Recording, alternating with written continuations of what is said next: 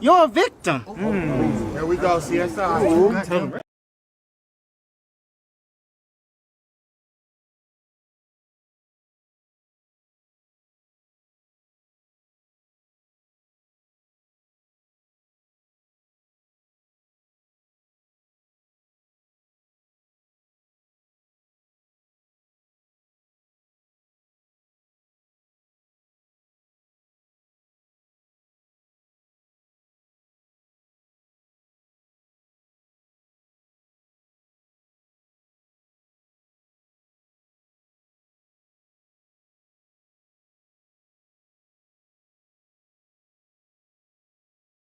And I am your gracious host with the most, DJ Kuda, right back at the helm of today's show. My bad, y'all. I had to cut the music a little bit. I had to cut it real quick. We're going to throw it back in. It's player talk. Let's get it.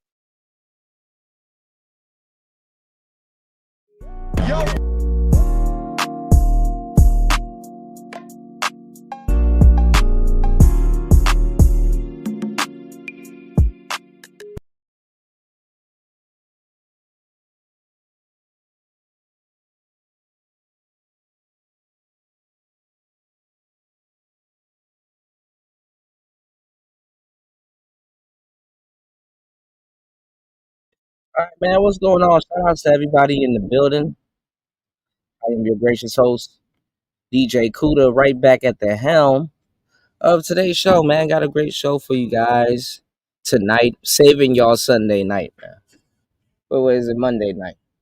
Well, Monday morning. Saving y'all Sunday night, Monday morning from the buffoonery. I said I was going to be back yesterday, but so much stuff started happening. So I end up getting caught up in the night. I had to go run some errands and then had to kind of stop back. You know what I'm saying? I'm like, damn, you know what? I got to finish doing the show. So I got here within the 24 hours. It was a double hitter. I had a crazy little nap, but I need you guys to do me a huge favor. I need you guys to hit the like button, share the show, and support tonight's show. Brought to you in part by the supporters like yourself. So don't rob yourself by not supporting the show. I need you guys to head over to my Discord if you already aren't in the Discord. I gotta find another book. I dropped off 2 books in the Discord. So I blessed y'all like 3 times in January. So for the Forex cats, what we got over in the Discord is we got Naked Trading, which is a good Forex book.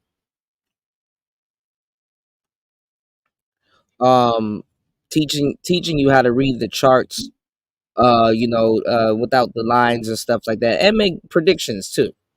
Just basically teaching you how to read a naked chart. You dig? Shout outs to Aaron B in the building. Shout outs to UFO Kamikaze in the building. What's going on with y'all players tonight? Got a lot to chop up on. Got a lot to chop it up about. But I dropped 2 more books, y'all. So what we did was I dropped the Forex book last month, and this month is my birthday month. So I said, why not? But there's actually 2 more books that I need to drop. But I think you guys know. Damn, I'm trying to figure out what the other book was. But I dropped 2 more books in the they're PDFs. You can download them or read them right there in the Discord. And I always wanted to read this book. I didn't know if it was good or not until it just got recommended to me. So I said, hey, let me share it with you guys because I will be reading it also. It's called "I Will Teach You to Be Rich" by Ramit Sethi. And I guess he wrote it the first time back in 1985. But I have a more up to date version, PDF in the Discord. So it says no guilt, no excuses, no BS. Just a 6 week program that works. And I dropped another book in the Discord for you guys called The 7 Strategies for Wealth and Happiness by Jim Rohn. I know you guys know about Jim Rohn. So basically, if you guys will head over to the Discord, go pick up those goodies and definitely, let me know your thoughts on it. You know what I'm saying? So shout outs to everybody here. Hit the like button. You can support the show at $ PTV888. That's $PTV888. That is $PTV888. Shout outs to everybody that has been supporting the show. So make sure you guys, if you need the link, I will drop the link in the chat. Make sure you guys head over to the Discord and go pick up those free books. Also, we got Andrew Tate's Hustlers University in the Discord. As a matter of fact, before I went live, I was listening to it. It's kind of hard for me to find out what chapter I'm on, so I just kind of just keep diving back into it, and I just make sure I listen to it, and I'm very familiar with what Andrew Tate is saying. And I'm not gonna lie, bro. Andrew Tate is dropping gems in that Hustlers University. So I got that in the Discord for y'all. Y'all go click that link and go download Hustlers University because it's a lot of game in that Hustlers University.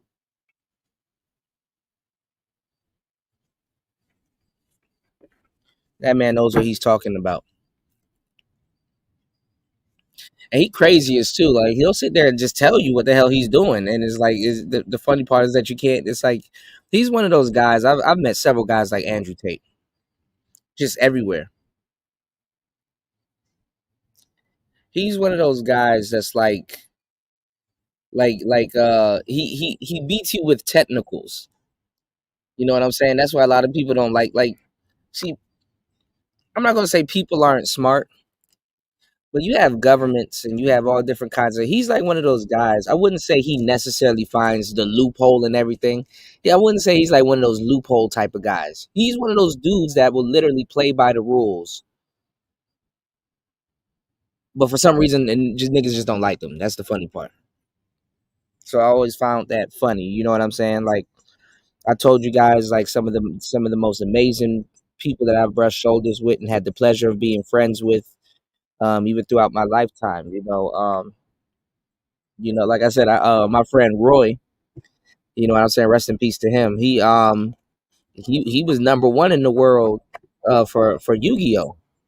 They used to fly him out to Japan, and he'd be just out there whipping people's asses, teaching people new deck, how to run new decks and all kinds of different stuff. He's revolutionizing the game. So I'm like, damn, but when I met him, he was number 3 in the world. They were getting in his ass about the technicals and all kinds of stuff, but it wasn't nothing bad. You know what I'm saying?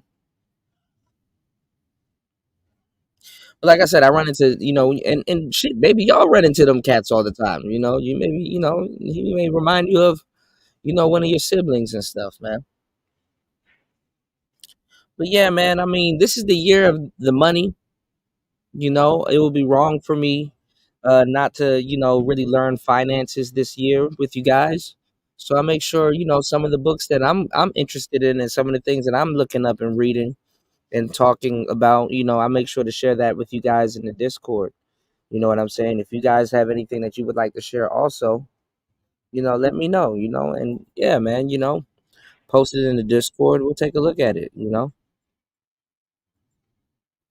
But this is the year of the money. So I think a lot of brothers should be focused on their finances, which I am definitely getting under wraps. So the another book I was gonna drop in the Discord, but everybody knows this book. But I think we should just get these 3 books out the way first. Is a Cash Quadrant, but I wouldn't advise anybody to read Cash Quadrant if they're not familiar with Rich Dad Poor Dad or haven't recently read Rich Dad Poor Dad. But anyway, let's get into tonight's show topic.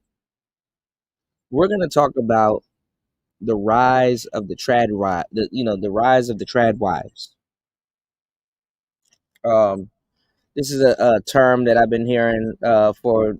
Actually, I heard this term last summer. They always. I probably heard it earlier. I remember hearing it last summer though. I just never. I was going to do a show on it. I just never did because it's just the same BS. What urban culture is doing also, because like I said, and I might pull it up on tonight's show. What urban culture is doing is twisting a lot of these like terms, you know.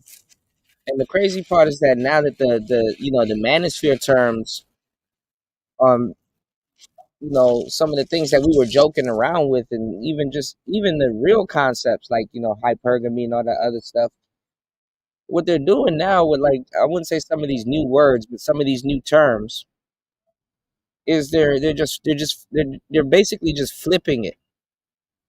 You know what I'm saying? Like they're trad this or con that, or hyper this or hyper that, and omni this and omni, like they just rearranging the words sometimes. You know what I'm saying? So there was this term, but there's a couple of terms for it. So there's a term called tradcon. You have it's short for traditional conservative, and then also you had women called tradcons that were faking to be like the wifey types.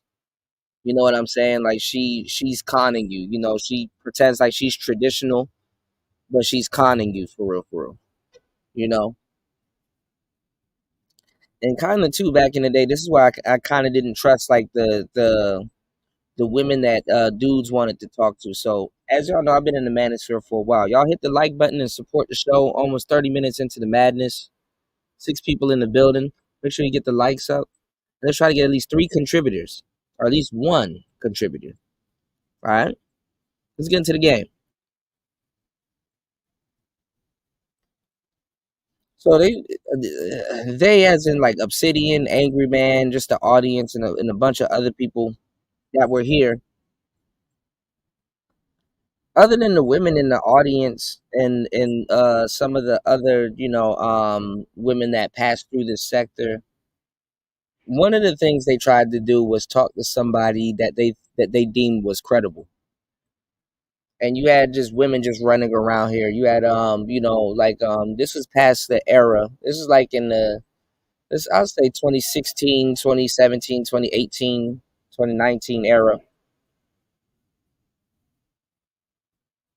We weren't talking to, as a matter of fact, we stopped them, to tell you the truth. So one thing that these newer cats that are coming in here and they using our vocabulary, and basically, I hate to say it, some of them are legit mimicking manosphere channels. Because I mean, and this is no slight. This is the truth. They're mimicking manosphere channels, and you guys got to know what's going on too. Because how can we talk to y'all about women mimicking wives, where a lot of the information you're gonna get is coming from somebody that's mimicking anyway? Y'all might get the wrong information. This is why y'all need to support the channels that's really been in the thick of it and been talking about this stuff and knows what the hell they're talking about. But that's neither here nor there. But listen, if you look at this whole TradWife thing, I'm gonna actually pull it up, just warming y'all up to the conversation.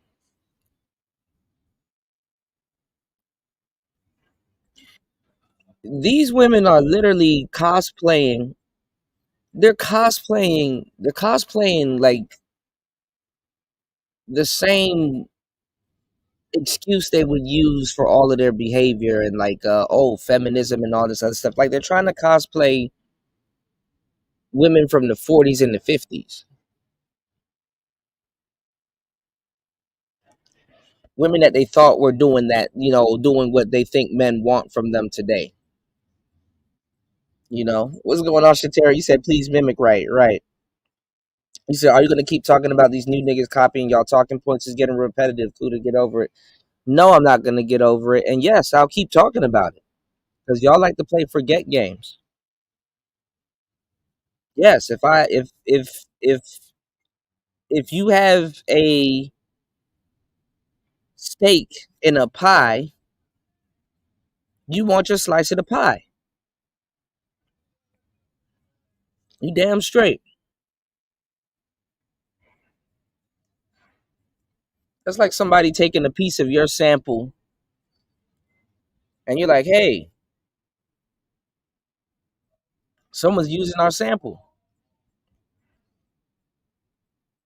and trying to flip it into something and say they're a mastermind. You said, don't nobody care about them invalid talking points. Obviously, they do. If it has enough value to be stolen and not cited, they do. Those talking points are making people a fuckload of money right now. Do your homework. Yeah, they're wearing like these Betty Boop dresses and shit like that. I'm like, what the bitch? Do you have on trousers? Like it's literally cosplay. It's a costume. Nah, this type of imitation ain't flattery. This type of imitation is theft. This is theft, bro. I'm gonna let that shit be known before anybody start beating on their chest. This is not imitation. This is theft.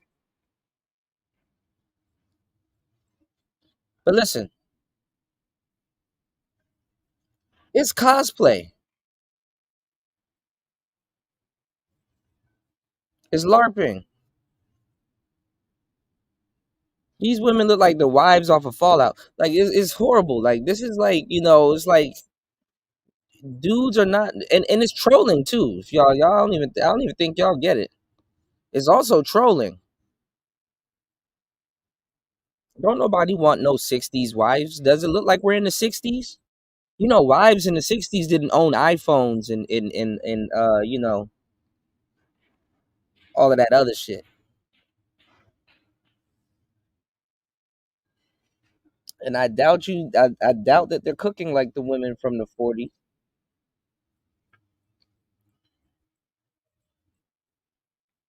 So I wonder what that is. You know what I'm saying? I wonder why they keep going to the women of that era, or why they feel that they want the women, or why they feel like men want the women from that era. Because honestly, that's not what dudes are asking for. I mean, they kind of are, but then again, they're not.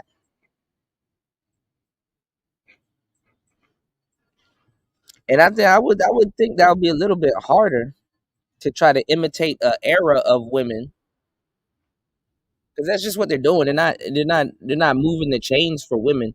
They're imitating an era, and it's not even low key. It's high key trolling. It's high key trolling. It's actually genius trolling if you think about it.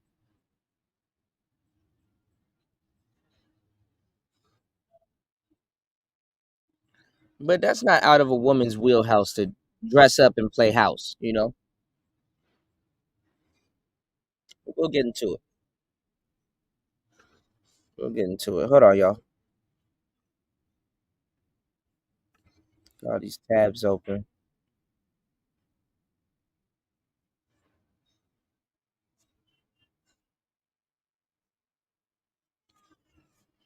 The world is getting strange.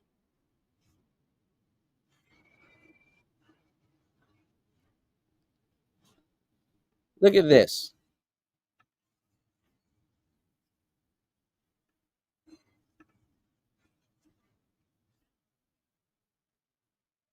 What's going on, James? You said once the money come into the equation, then you are. Yeah, I'm already hip.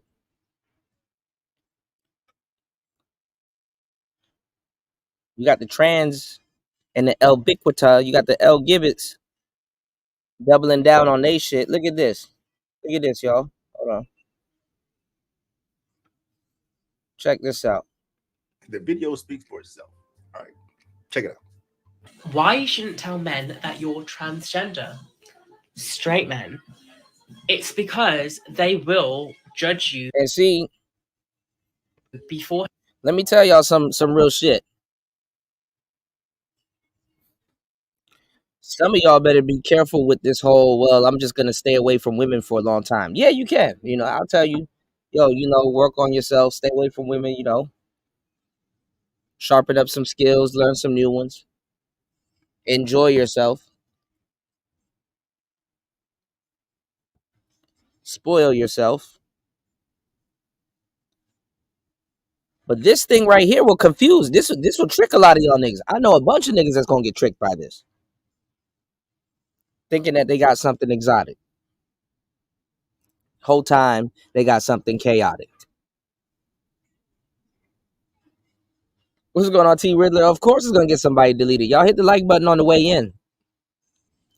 11 people in the building. Let's try to get at least 3 supporters. You can support the show via PayPal or $PTV888. I'm about to give y'all some real game on today's show. $PTV888. That's $PTV888. I think we all know somebody that's gonna get tricked by this. And it's sad. But hey, y'all better know their responses to stuff. All right.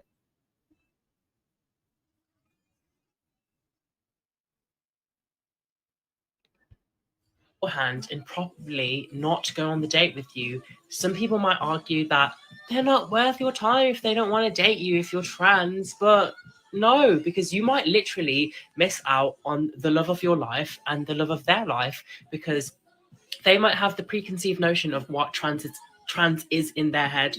Man in a wig, they're going to be called gay, they're going to be shunned from society, from their family, whatever. But that might not be the case if you get to go on the date with them first, wow them, and actually show them who you are as a human being first. So remember I told you guys, stop doing this online dating shit. Y'all don't want to hear nobody, but y'all see, this is how y'all gonna really mess yourself up. This is what's taking the taste of dating out of niggas' mouths. So I tell you guys, stop. Be careful when you better know how to dance. Pause. If you're doing this online dating shit, he's even telling you, get around this dude in person. They trying to monetize y'all in person. They said get around this dude in person and get him acclimated with your vibe, because if he likes your vibe in person, technically you didn't catfish him. That's what this person is saying right here. For those who can't read between the lines and maybe blind.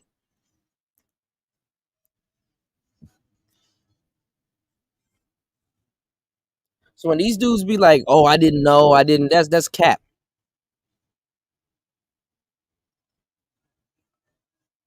She's like, "Listen, you don't have to catfish nobody. Get around this nigga in person, seduce him in person."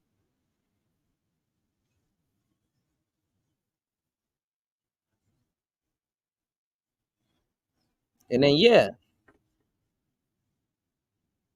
All right, they men too. They gonna strategize also, even harder than you. Y'all need to get with the get with. Rather than sexuality, sexualness, whatever the fuck. Like, you just want to be seen first.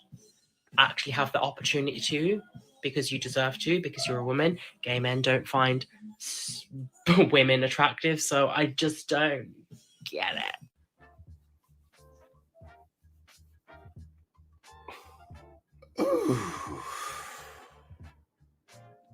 Yeah. It's delusion. It's delusion. Nothing more than delusion. Because anything outside of delusion is just doesn't make any sense. It literally doesn't make any sense. This shit is horrible. And as much as these LBGTQIA websites exist, I think since they want to go around and censor medical advice and all kinds of different stuff, when you try to tell the truth, they censor you. I'm gonna give y'all the game. Why don't they censor this type of stuff? This is even horrible to tell a kid. You dig?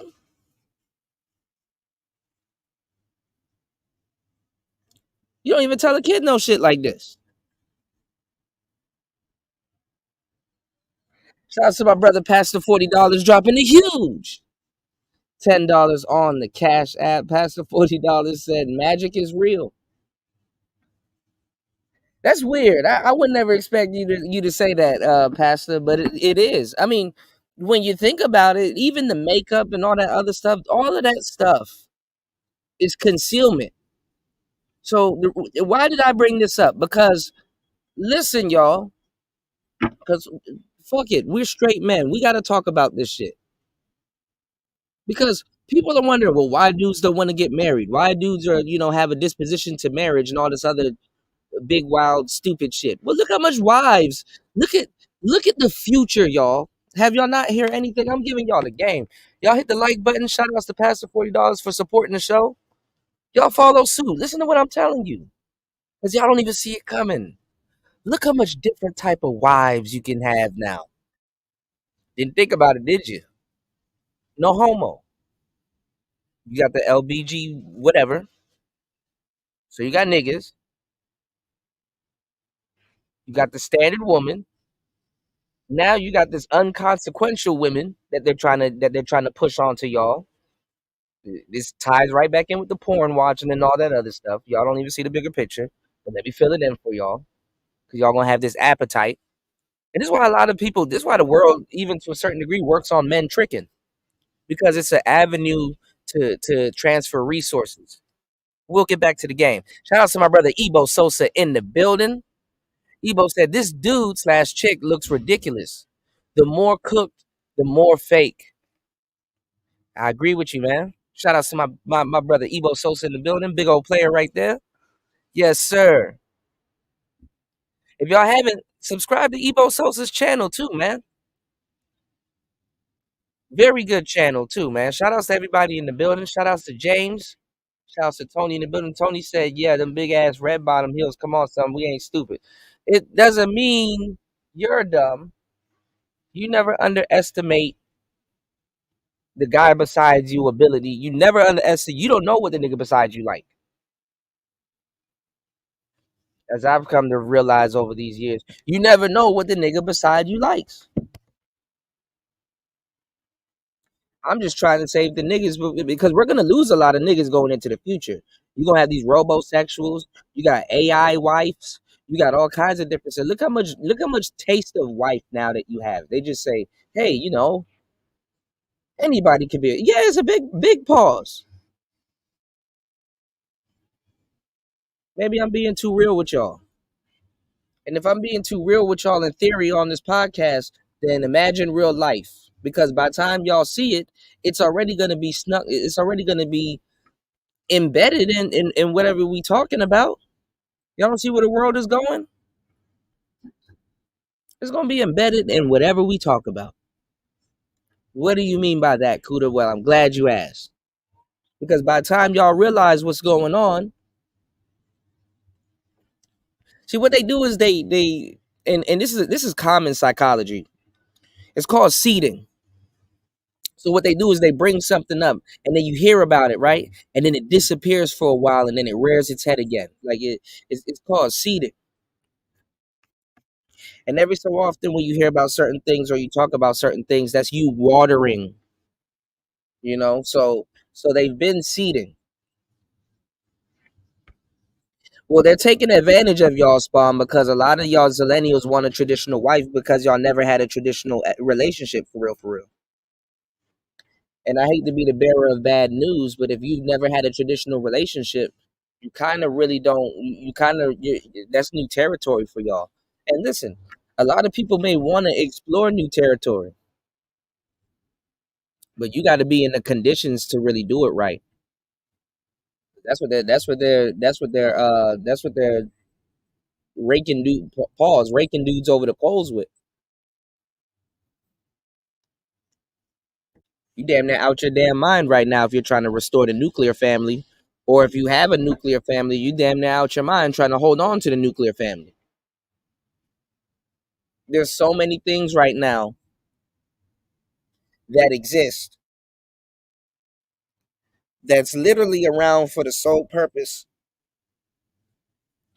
of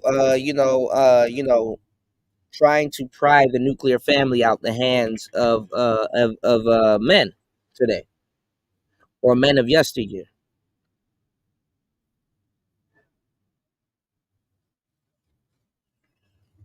So they're in it, and the women are running a fucking troll campaign with this. They did it with the soft life shit, and they're doing it again with this trad wife thing. And you know who was pushing it? And I didn't think about it until I really fired up tonight's show. Pearl. She literally has a program called Wife School.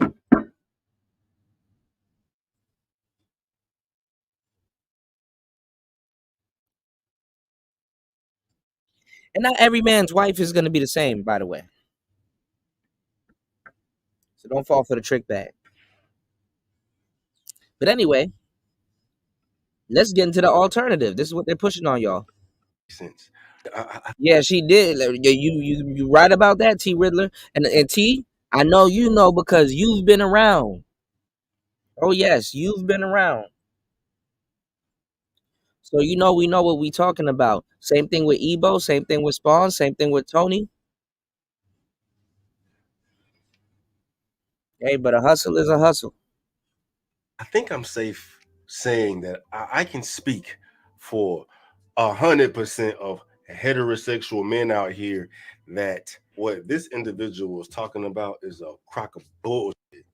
It's bullshit. It's either delusion or See, this is the thing. I don't know, and we're going through this phase again. The manosphere already been through this phase. Y'all are trying to turn a man's reality into a woman's reality, and you're acting like they're not gonna defend the delusion that they live in. Some of them,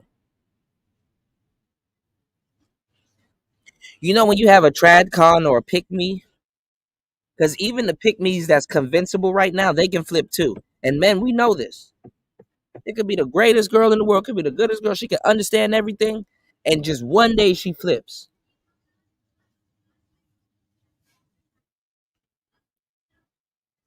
One day she flips.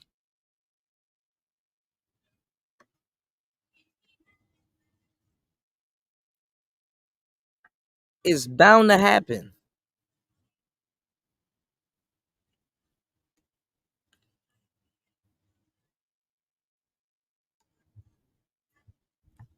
You know, you got Nawalt. Not all women are like that. Hell, women that are like that will even tell you themselves, "I'm not like those other girls. I'm not like those other women. Like no other women you've ever experienced." They'll tell you that.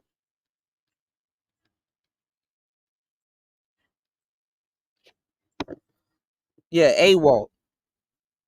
They just take the N off of it.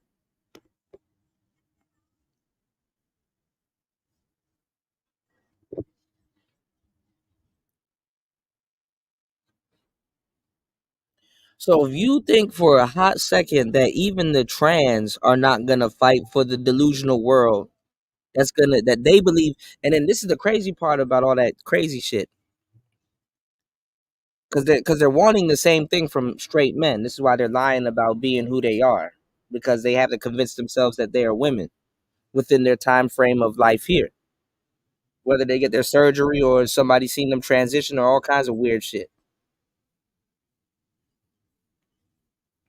This is some sick shit. But yeah, it is a honeymoon phase.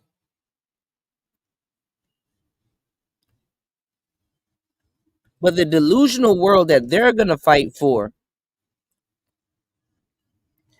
they believe it's better, or their job is to make it better than what they think women have, or what they know women have. So this is why I try to warn a lot of y'all sisters. I'm like, hey, look, them people ain't your friend, man.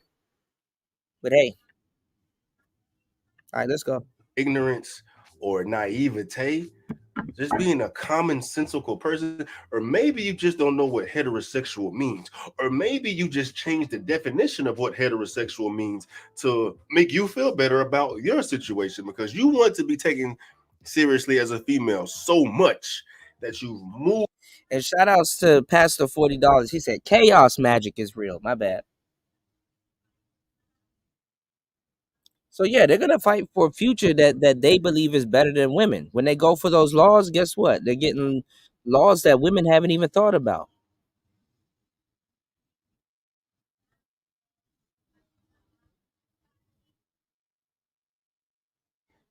So yes, I'm telling you as modern men, you need to get this game and you'll thank me later. Whether y'all support the show or not. You need to get this game and you'll thank me later because guess what? Regulating your dating pool and figuring out what you finna do right now from this day forward is gonna be a big part, a key part in your development as a modern man. Don't say I didn't warn you. All these people out here posturing and stuff like that, and they going after the same thing. The person that's at the top of the food chain, you. So, hey, Moved the meter of what heterosexual means to accommodate your feelings. But I'm sorry to tell you, sweetheart, that's not what heterosexual is. And I feel confident in speaking for 100% of heterosexual men out here. it don't matter. There's so much new kinks coming out right now.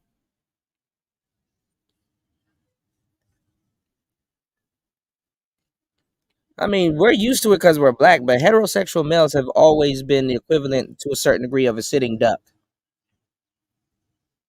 All right, let's go. When I say get the fuck out of here with that take, because you are putting that man's life in jeopardy by doing what you're doing, and you're putting your life in jeopardy by doing what you're doing. But I wouldn't even take it there, man. I wouldn't even take it there. You see, this is the thing. They want the government to regulate that. So if they do stuff like this, the government is gonna, So this is why I'm warning y'all ladies. Y'all ladies got to take back y'all images because y'all are now seeing things y'all never seen before. Now they're actually writing bills that are holding women accountable for paternity. Now they're writing bills and they're talking about writing bills for when women ruin a man's image, should she get charged in the court of public opinion, or should she face some jail times for false accusation. Now they're going in on women. We're going into a society right now where women have tried to be the victim so long that society is just going to start undermining women, and there needs to be a new it girl. The problem is the new it girl might not be an actual biological woman. Y'all not listening. Y'all not hearing. That's the fucked up part.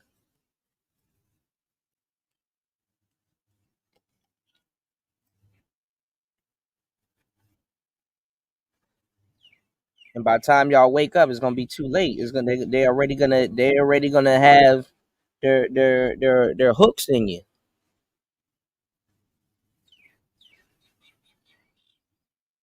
I can say what I can for men because men have always been at the top of the food chain or on the chopping block. But yeah, this gonna be new territory for y'all. So the least thing you're ever gonna be worried about is trying to look like some pinup girl from the '40s.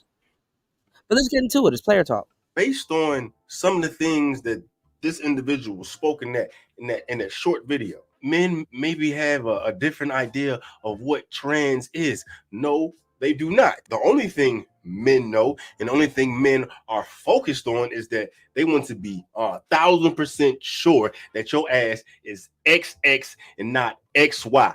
That's what trans is. It ain't got shit to do with a woman in a wig, woman in face, none of that. They just want to make sure that your ass ain't got the same shit that they got. The same DNA, the same testosterone, the same urges, the same thoughts, the same experience. British thinking about that shit is disgusting. Well, depending upon when you started your transition, the fact that you may have had a goddamn hard on before, the fact that you may have ejaculated before, but they want what they want so bad that they don't give a about What's going on, how Izzy? the heterosexual man is gonna feel, right? And then it's so far gone that they can demonize a man for having his preferences, bro. Or demonize the man for walking the biological destiny that was set forth for him in the first place, and not allow your trans ass to get in the way to create an obstacle by lying to the motherfucker, making him think that you are woman when you're not. What else did they say? They said you could possibly miss out on the love of your life if I tell you that I'm trans. Nah. So what they're doing is they're trying to meet up with you guys in person and basically like physically monetize y'all. They're gonna monetize y'all. That's why I keep telling y'all need to deal with all these people in person, because you'll sit up there and be rizzing up a nigga the whole time.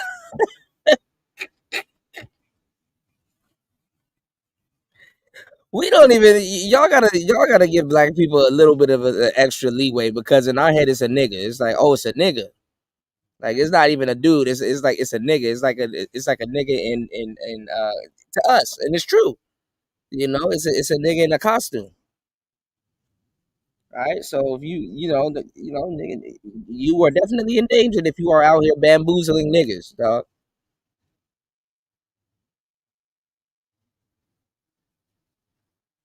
And you dudes are wild freaky to be trying to talk to everything online. Y'all need to establish in person, y'all.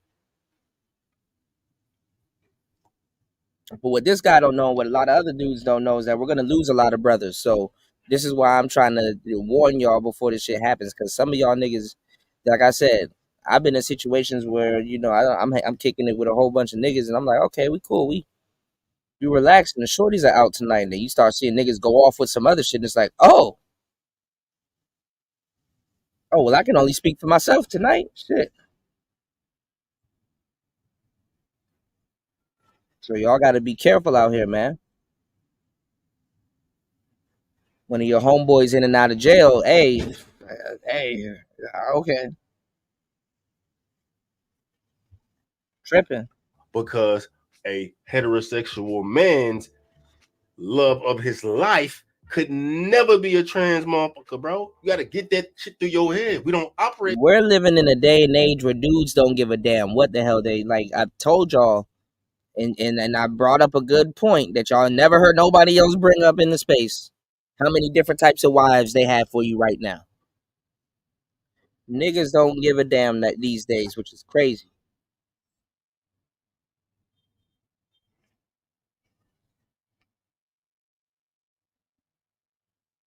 A glory hole. How much times I gotta keep telling y'all? A glory hole has y'all niggas figured out. That's simple. A glory hole. You don't know what's on the other side of that glory hole, but you can get compelled to the point where you just gotta try it out. It might not be you personally, but it'll be somebody around you.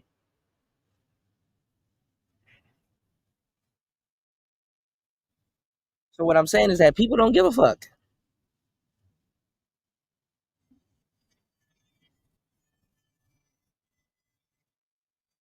That's what the future is ushering in. It's like, well, dude, who cares?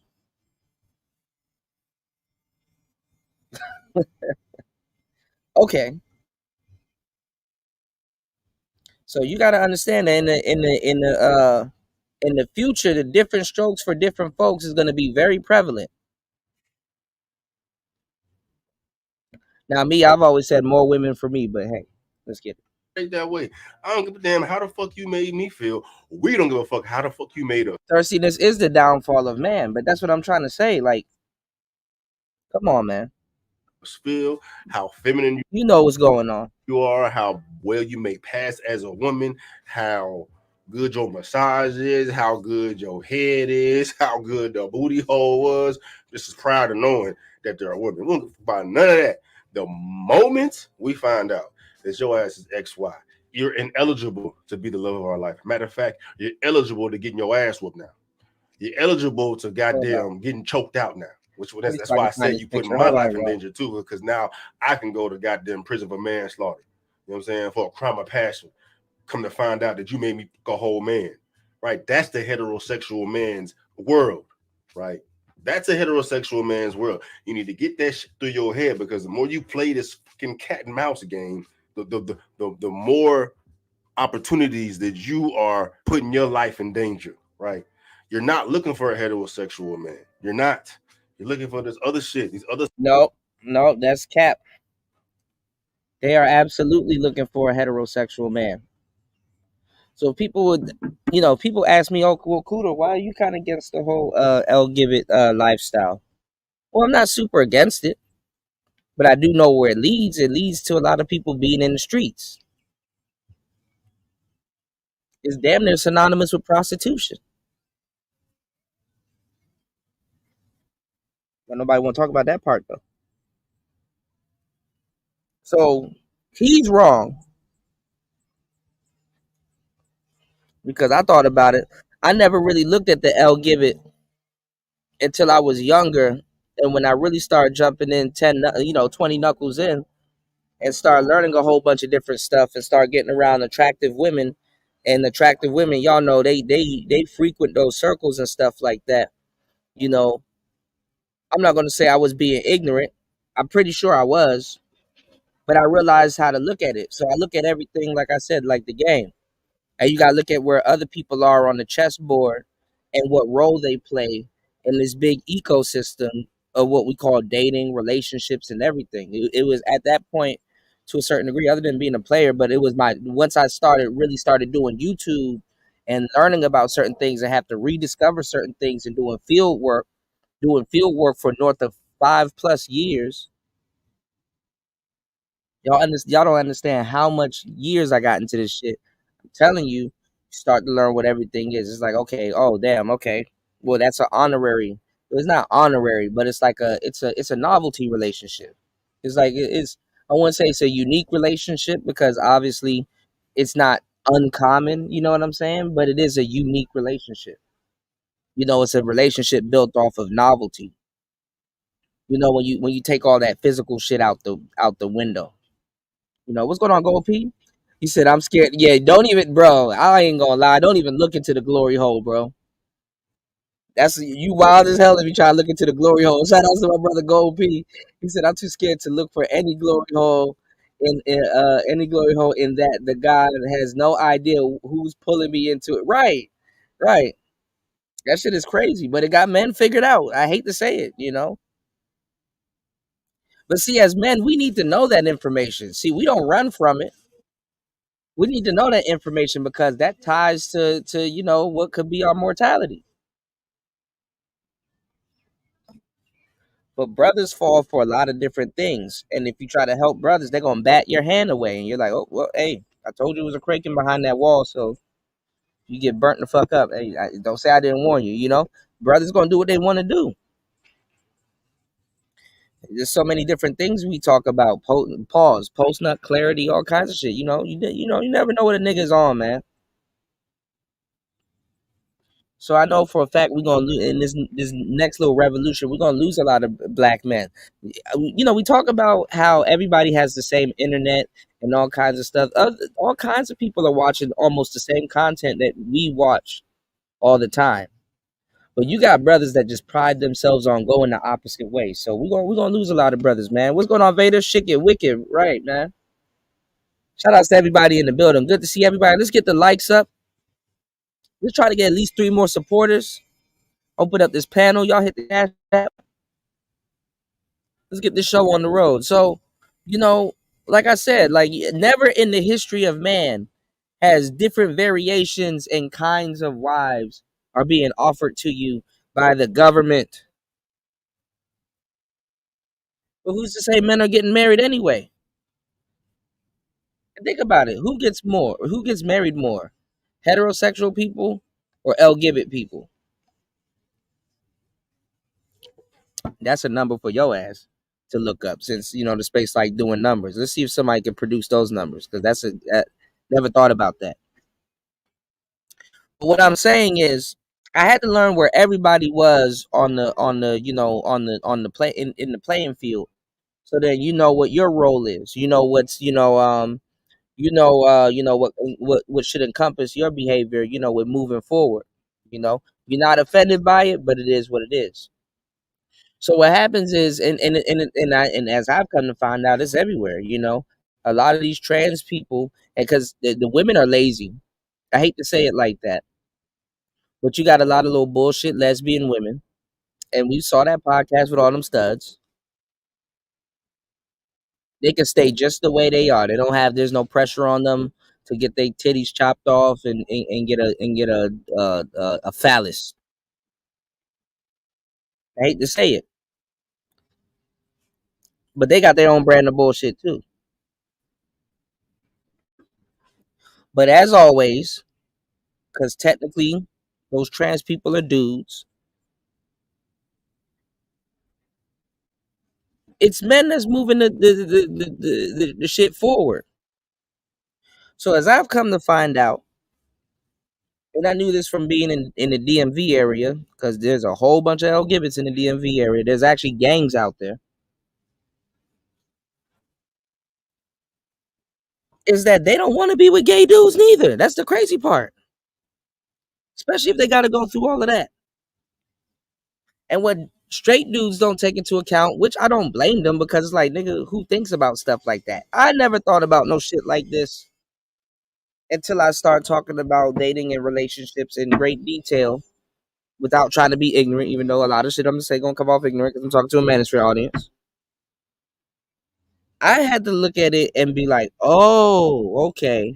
So they've been dating a whole bunch of weird ass niggas on the way up to get these little surgeries and shit like that. They've been seducing and reducing them niggas.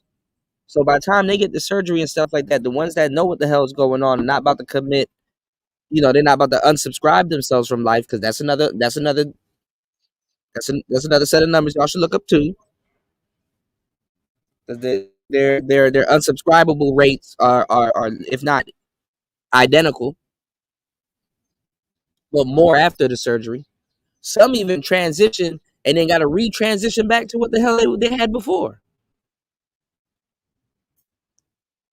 That's what happens when you indecisive, trying to play God and got money. So I'm so glad I'm a heterosexual man, because I'm like, bro, I'm and you doing all of that to be some woman? Oh, you out your damn mind. Anyway, so a lot of the progressive ones, by the time they going to go get them surgeries and stuff like that, they're straight men are on their radar. They actually lean on straight men. Now, why would you say something about this, Kuda? Because this is the thing. I'm telling y'all about women and social dynamics and intersexual dynamics and stuff between men and women. Well, there's a variable that's being added to the table, and they want the same thing that quote unquote biological women want from men, and probably even more.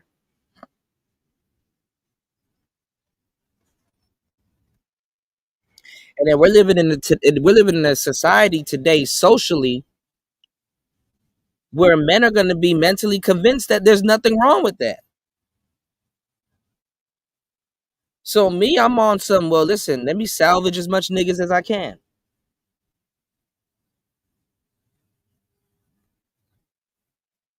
And go to the extent of sounding crazy on the fucking internet. Man, y'all support the show, man. Y'all have no idea the type of sacrifice some of us be laying down for this bullshit. Nigga, hit the like button on the way in and support the show, because there's not going to be too many people in your life that's going to be warning y'all about y'all. Hey, do what you want to your own peril, man. Because when y'all start seeing it around, when y'all start seeing what I'm saying play out in front of y'all, don't say I didn't help y'all out or didn't tell y'all nothing or didn't put y'all onto no game. I don't want to hear it at that point. I want to hear y'all get mad. Don't be sending me no links. Don't do. I told y'all this is gonna happen. Y'all living through a raft right now. Some shit that I told y'all was gonna happen. And I told you you already got lesbians going their own way.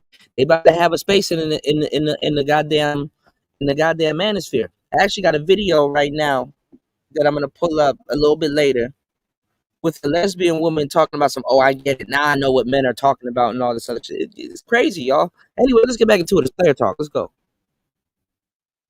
The sexuality that y'all got made We're up between gonna both of we're gonna talk right? about con women, especially if we're talking about the TradWife. even entertain this whole concept of a sexuality spectrum. Like, I give y'all that, bro. I give y'all that. And when I say I speak for 100% of heterosexual men, like, I speak, let me digress. On this heterosexual spectrum, I'm talking about homosexuality and heterosexuality. I ain't talking about all this other pansexual, transsexual, both sexual shit. I ain't talking about that. I'm talking about homosexual, heterosexual, right? 10 being heterosexual, 0 being homosexual. But when I say I'm speaking for a heterosexual man, I'm speaking for the 10 out of 10. The 10 out of 10 feel the way that I'm talking. Yeah, we'll get into it, Gold P. Let me save this comment. We're gonna have to get to it. Because the thing is that they're dressing like 1940s fucking it's a troll, y'all. It's really a troll, to tell y'all the truth. But I can see right through it. Women wearing fucking pantaloons and blouses and fucking the women are wearing goddamn trousers and shit. Like what? Shit, if y'all gonna be playing with costumes and shit like that, you might as well let the nigga pick what character he would like you to walk around like, you know? Chun-Li or something like that. Nobody wants you to walk around like no Marilyn Monroe. All right, let's get it. Motherfuckers, it seems like your ass is going at, right? The heterosexual straight men. No, you don't want them. You don't want them, right? You want the Those fucking girls are walking around like women from the 40s and 50s. Y'all gotta update y'all lexicon. Because every time y'all be trying to push those weak feminist talking points, or y'all keep going back to the girls from the 40s and 50s. It's like, bro, you weren't alive then, and neither was I. Shout outs to Shatera. Mimic right, please. Why you don't mimic right? the 6.7s maybe, or the 7.2s. You know what I'm saying? Like they you could look like a girl, but they okay with you being born a man and shit. That's not heterosexual. That's not straight. That's something different, right? So keep your energy for them. You know what I'm saying? But at the end of the day, regardless of what their sexuality is or where they are on the spectrum of sexuality, you need to be 100% upfront and honest of who you are and what you're coming as. You're only thinking about yourself. Only thinking about your self-interest. They get and it's kind of worse because they got this thing that men and women have. Like they're technically a nigga, so they probably still have approach anxiety or a disposition towards rejection. And then women, they can't handle rejection for shit.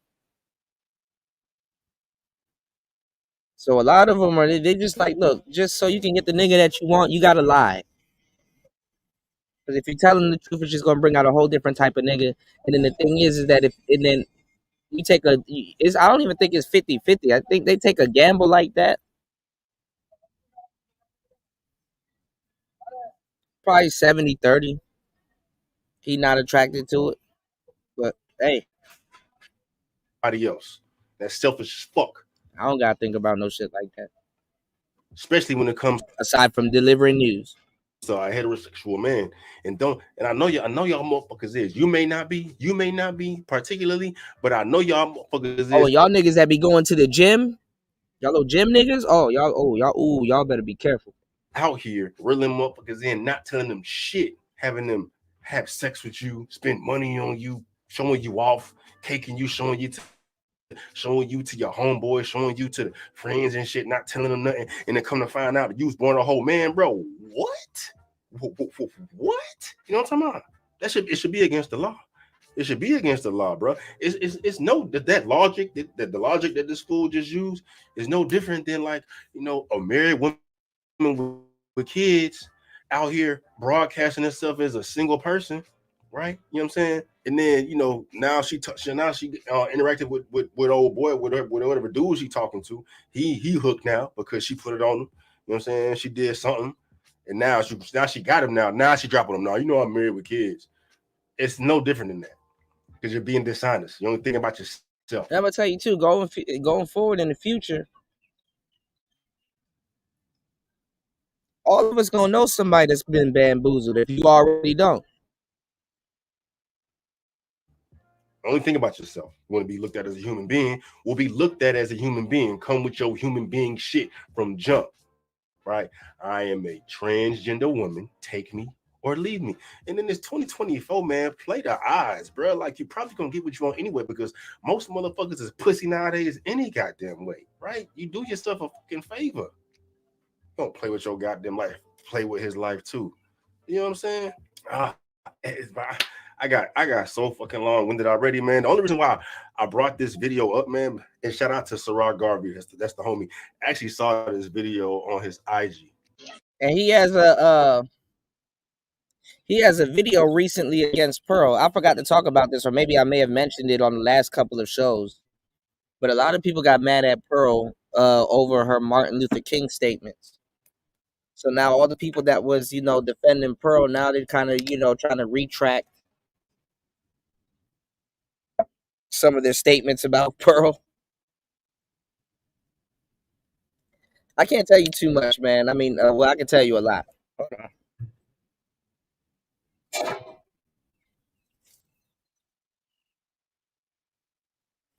Black people get real fake when it comes to Martin Luther King. He was a grifter, but he was gonna grift in, his last couple of days. He was in his mind, his head was in the right place. They just couldn't have him hanging around Malcolm like that. But they're playing like old videos from Pearl. Like, y'all be wanting a privileged white kid to really come save y'all. No different than some nigga in the house on the plantation and stuff like that. Which Pearl is Pearl. I mean, y'all. I mean, didn't nobody ask y'all to have somebody like that to come save y'all. But then you got people talking about she could get in Candace Owens' ears, and she may be our pipeline to the political shit. It's like, bro, if you don't stop it, you can't force somebody that's privileged that may agree with you to try to feel your pain. Niggas up there asking her questions like, well, if a group of people went through something, do you think they should be compensated? Of course you're gonna say no. The fuck? What else is she supposed to say?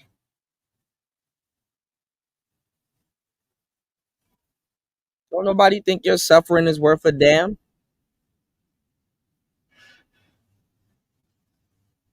I gotta stop it, man. Some people don't even think you suffered.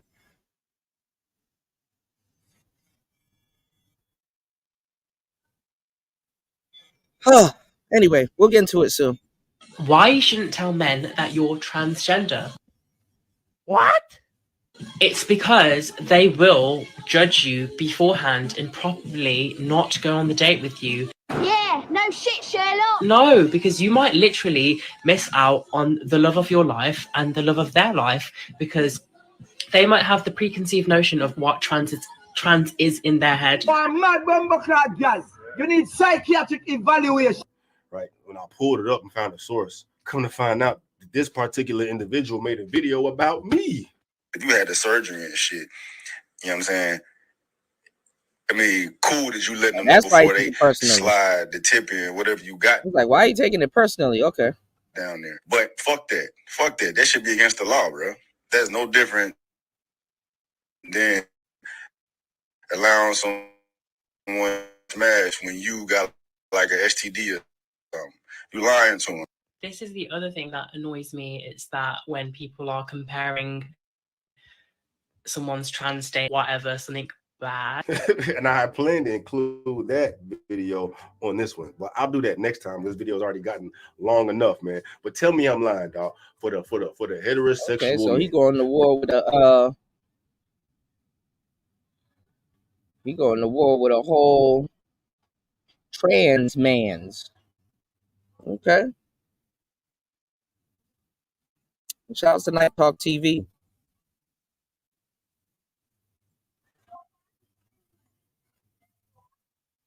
1 hour and 21 minutes into the madness. Y'all hit the like button, support the show. You can support the show at $PTV888.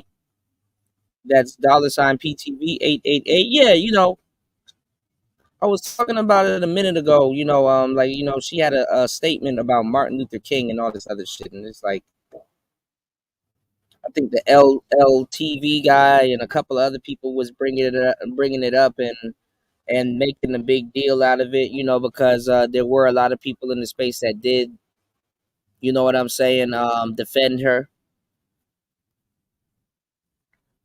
But with a lot of the newer cats, probably they did and they probably don't, because they be religiously watching the space and acting like they don't. But with a lot of the newer cats, what they thought was, because they kind of still believe that you know, guys in the manosphere are still looking. It's funny because now you got guys like, you know, grifting off the whole passport bro thing, right? But they still kind of believe that guys in the space are like on the whole pro-black shit. But it's funny that the guys in the space, like the BGSs and a lot of those older cats that literally were on the pro-black shit and was on the pro-black shit for a good minute, and recently kind of grifted to the passport bros side of the things. The majority of the pro-black people, the quote-unquote pro-black, I'm talking about, they talk about the diaspora, the diaspora, they talk about all of that stuff. All of them supported Pearl. People was getting on Angry Man. You know, he does got a lot of acronyms and he has switched up a lot. Like, he rebranded a lot. You know, the Beano, you know, black in name only. But then you got people calling him you know, a tether and all this other stuff. You know, it's just weird, man. That's why I kind of don't really entertain those politics, because it's like niggas just don't know what the hell they talking about. And then at the end of the day, everybody's biting off of Tariq Nasheed.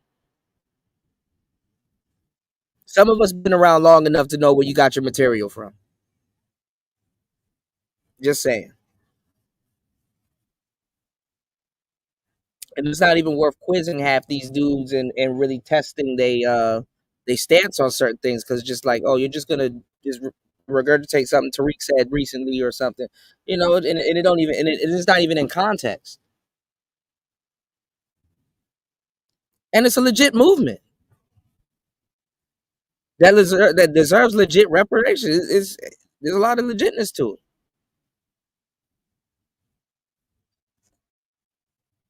But all of the pro-blacks, for the most part, especially in the manosphere, I wouldn't even say the FBA guys or the Umar guys, they all endorsed Pearl. BGS endorsed Pearl. He's an Ibmore. A lot of the guys in the same sector, they endorsed Pearl. O'Shea Duke Jackson, before he flipped on her, he endorsed Pearl over the space and promoted Pearl over the space.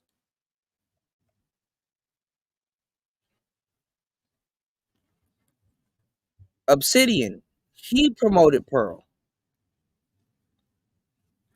And it wasn't a thing where I'm like, okay, well, these guys believe in Pearl. No, it was kind of like, okay, well, I get it. You know, she has a tie to Kevin Samuels, blah, blah, blah. Dudes are getting over the death, all kinds of whatever, right?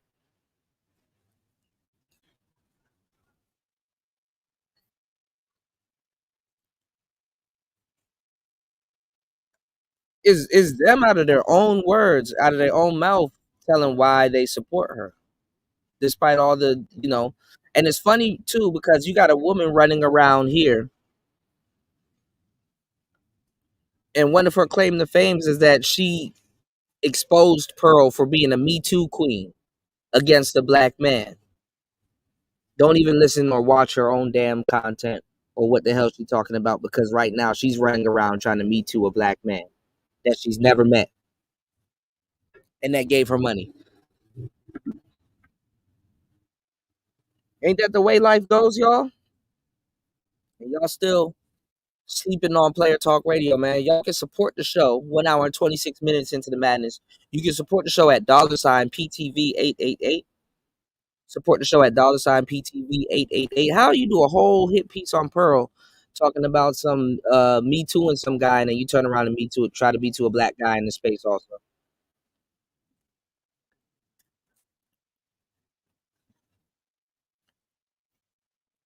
That's why all renegade samurais and dudes that were renegades, Ronin, they weren't always respected. That's a lie that a lot of people tell. They be like, "Oh man, I'm a Ronin. Most Ronins weren't respected because they served no master, and they'll serve any master.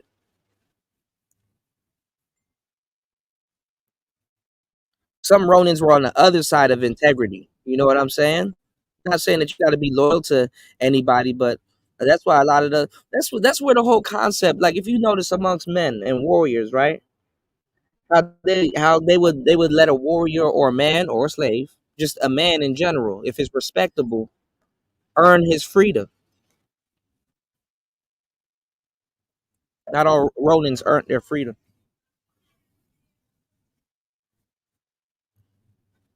so they be making questionable decisions. But definitely not no goddamn woman.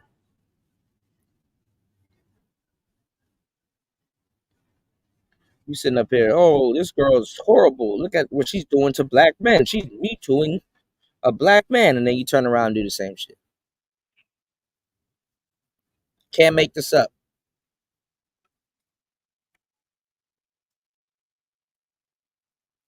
God damn it! You can't make this shit up!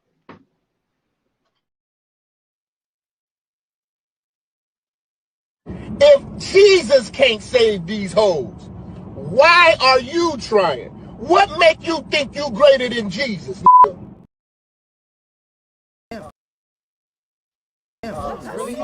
You're a victim. There we go, CSI. And then do a video on this brick girl scamming. It's like you scamming. You scamming. Anyway. In your 9-to-5, burdened by deadlines and extensions, so much so that you thought you should give it all up. Have you ever been stuck at work feeling trapped in your 9-to-5, burdened by deadlines and extensions, so much so that you thought you should give it all up, find a nice guy and settle down? What sounds better, working for a terrible boss or baking cookies and pies for your beautiful son? After all, being a stay-at-home mother is the easiest job in the world, right? Right?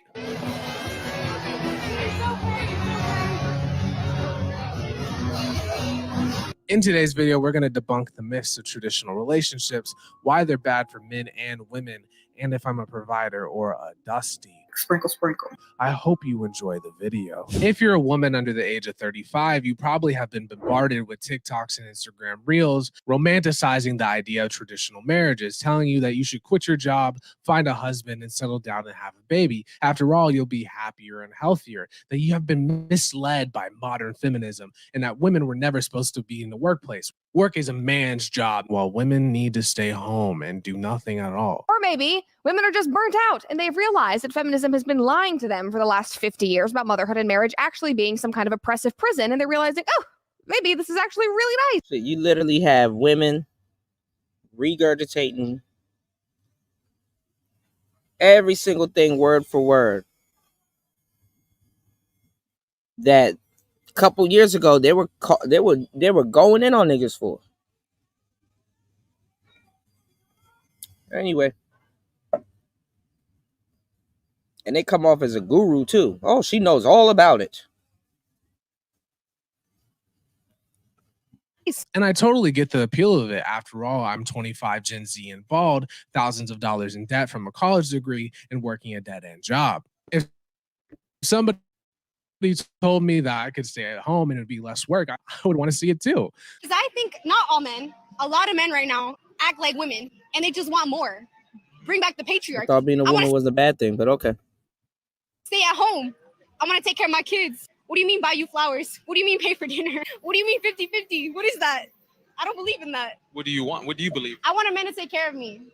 And shout out to Ugly Money. He recently did a podcast about the 50-50. We might get into that later on. Ready that the show gets supported. All right. It's Player Talk Radio. Y'all hit the like button, support the show. Saving y'all Saturday, saving y'all not Saturday, saving y'all Sunday night, Monday morning. Let's get it. Sadly, it's just not true. Total fabrication. Now, your second question might be, if it's not true, then why do you keep seeing it on social media? And I'll answer that in a second. But before I go through the stories of women who ended up regretting their traditional marriage and why it's bad for men and women, first I have to prove to you that it's actually not a real thing. Firstly, the term traditional marriage isn't a static thing. Throughout human history, women's roles and expectations has changed. A woman in the 1800s had a lot of different. This is the thing though. This is kind of like a step, because the step is to have a nuclear family, but guess what's on the way towards a nuclear family if you're doing it right? Marriage. As a matter of fact, marriage comes before the family. So if you get rid of that step, and you can still technically have a family, to a certain degree, you still destroy the nuclear family. But anyway. Job responsibilities than a woman in the 1950s. To show you this, I want to use these two women as examples. This first woman runs a YouTube channel where she goes through the daily life of a woman in the 1800s. As you can see, it's clearly hard work and she puts in a lot of time to it, which is one of the reasons why it's not romanticized, but we'll get to that later. A common misconception is that the housewife of the 1950s was the norm. It's not. For the majority of human history, women worked as hard as men. So look at these women that are dressing like they're in the 50s, basically in a damn costume, which is no different to women today to wear a goddamn costume. I mean, shit. Remember that era where you had like the broads wearing lingerie with jeans? Oh, that was a horrible era. Looking back on it, horrible era. You think this woman give a damn wearing trousers, pretending like she's Marilyn Monroe? She's actually making fun of you also.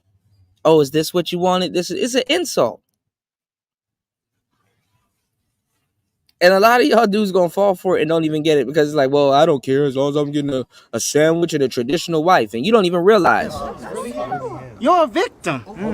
Here we go, CSI. I don't got, what is this, Fallout, bitch? I don't got no 1940s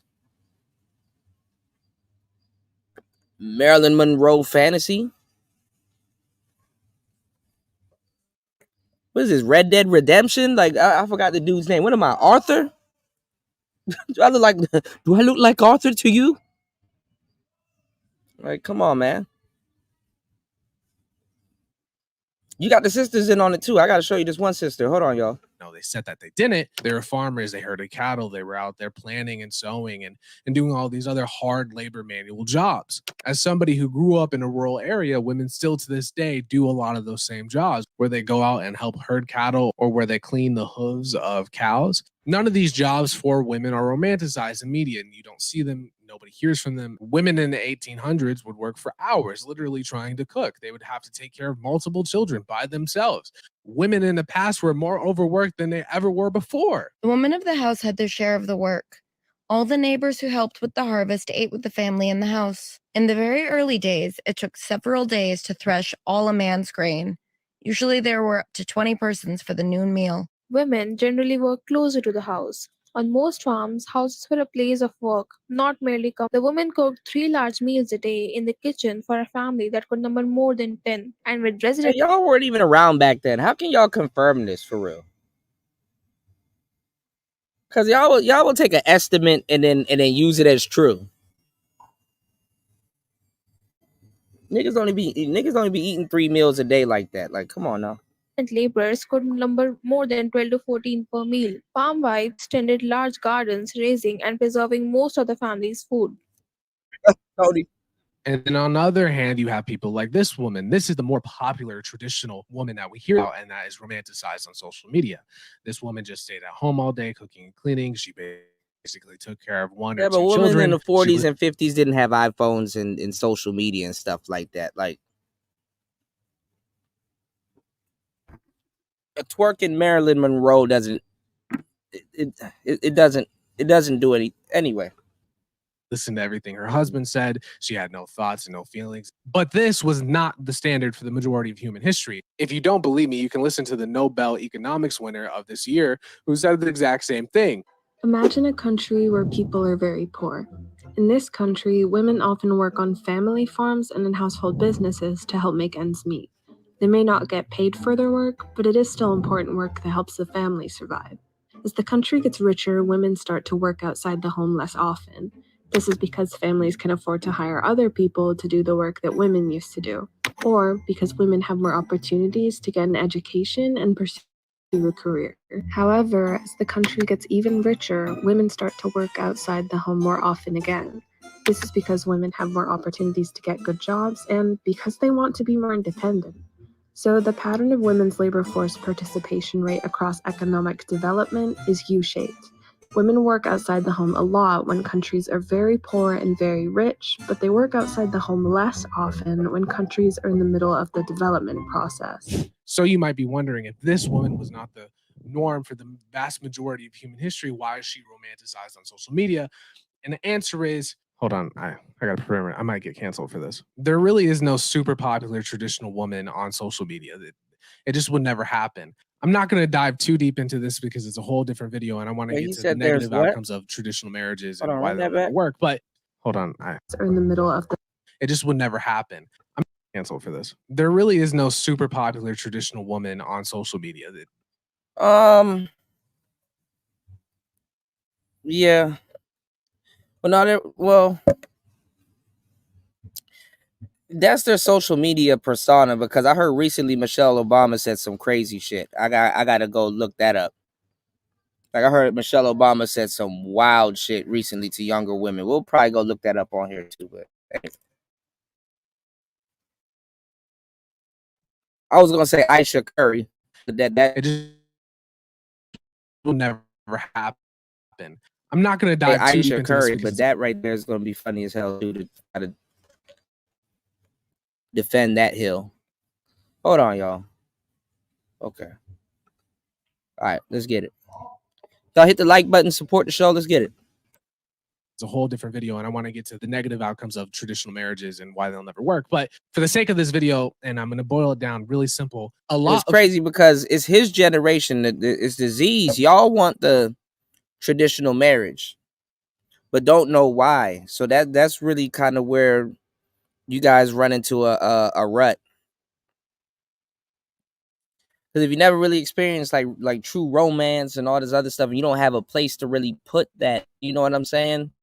It's gonna kind of be, it's kind of hard to fight for something where it's like it's taboo. Like, there's really no use for it right now. It's not like somebody used it up and then there's like not a market for it no more. It's like, no, it's just people don't do it anymore because they don't know why, or the world's not set up. You know what I'm saying? I said something a minute ago and a lot of people didn't catch on to it, but I'm like, damn, what people kind of want right now out of love was given when the world was going through more harsh times. Maybe everybody's getting robbed when you think about it, because who's to say that the world ain't going through a bunch of harsh times right now and that type of love is needed. But in this case, there's a social society lockout. So maybe I might do more content on it later, because it may be a different type of. Anyway, let's go. Of women to become famous influencers have to appeal to men. A real traditional woman isn't going to be liked by a man, or the vast majority of men. You can see this on TV shows where guys will fly to a different country. Nah, a man will say he wants one, but by the time it comes down for him to get around one, he's not gonna want one for real, or know how to handle one. But he's listening to the older cats and these dudes in the manosphere that's telling him that's what he should want. And to a certain degree, he might want one. But the reality of one is different. So yeah, and then in an Arab household, the man usually is the provider financially. That is just something I wasn't prepared for. Most Arab women expect that. Just like most American people expect the woman to contribute. When women ask them to be a provider, they get mad. The closest example I have to this is the Dusty lady. She's hella popular amongst women, and men hate her. But she's a traditional woman. She just wants her man to provide with money, and she'll cook and clean and do whatever he wants. And if he can't, you're a Dusty. You're not. I was just talking about Michelle Obama and Fast Attack. And then secondly, a lot of traditional women are religious and very conservative. So, you playing games and not working out, you're going to be seen as unmasculine. And I promise you, you guys would not like what traditional women would have to say about unmasculine men. You know. Now that's cap. That's cap. Because that's where the whole term for the man cave comes in. Even if you're playing games and you're providing, you know what? So that this doesn't happen and you need your own space, you go to your man cave. If she has a she shed, that's funny as hell. She shed is hilarious. She can go to her goddamn she shed. But you go to your man cave, and no matter what you're doing in your man cave, as long as you producing results and you getting paper, don't nobody got to worry about that. A minute ago, remember, coming up as a millennial, people used to laugh at you. But guess what? Us millennials made it possible for the Z's, the zillennials, to be at home all day playing Minecraft and get paid. So you can get paid playing video games. And let me tell you something, if your girl doesn't think you're masculine, do it. You get another one. Go get one that thinks whoever's masculine playing games all day, cool, as long as you providing. Shit, there's hotter women at Comic-Con and all these, anything with the name con at the end of it. But you don't go for the Comic-Con, bitch. You go for the traditional conservative. She got a different con in her name. At least you know the con that you would get at, like, let's say at an event and stuff like that. At least you know she's in a real costume. She likes video games and she's doing what she's doing. Not no fake ass broad dressing up like Marilyn Monroe in a costume trying to fool you, but really fooling herself. So at least you can get a real woman that's dressed up in a costume conning something, okay? Shout out to my brother Brian Will in the building. He said, Kuda, curious. You know exactly what type of relationships trans women are looking for. You said, aren't they wanting the nuclear hetero men of any race, or do they tend to date each other? No, they want the nuclear hetero. What I was telling you guys in the beginning, and I mentioned it, I don't know if you were here, Brian, but what they do is that they date their type. They date their type, and they date a whole bunch of gay people on the way up, a lot of times before they get the surgery. So by the time they get the surgery, the ones that's really active, they're tasting their mouth for their own type. They don't even want to date their own type by the time they go get the surgery. They're fully convinced that they are women. So what they want to do is that, depending on how long it takes for them to transition and turn over, that is the blur in their life to say those years they spent it blossoming into a woman. They have to convince themselves that they're an actual woman. So that's what the visual aesthetic is for. That's what all them estrogen pills and all of that other crazy shit is for. That's what all of that shit is for, y'all. Is to convince them.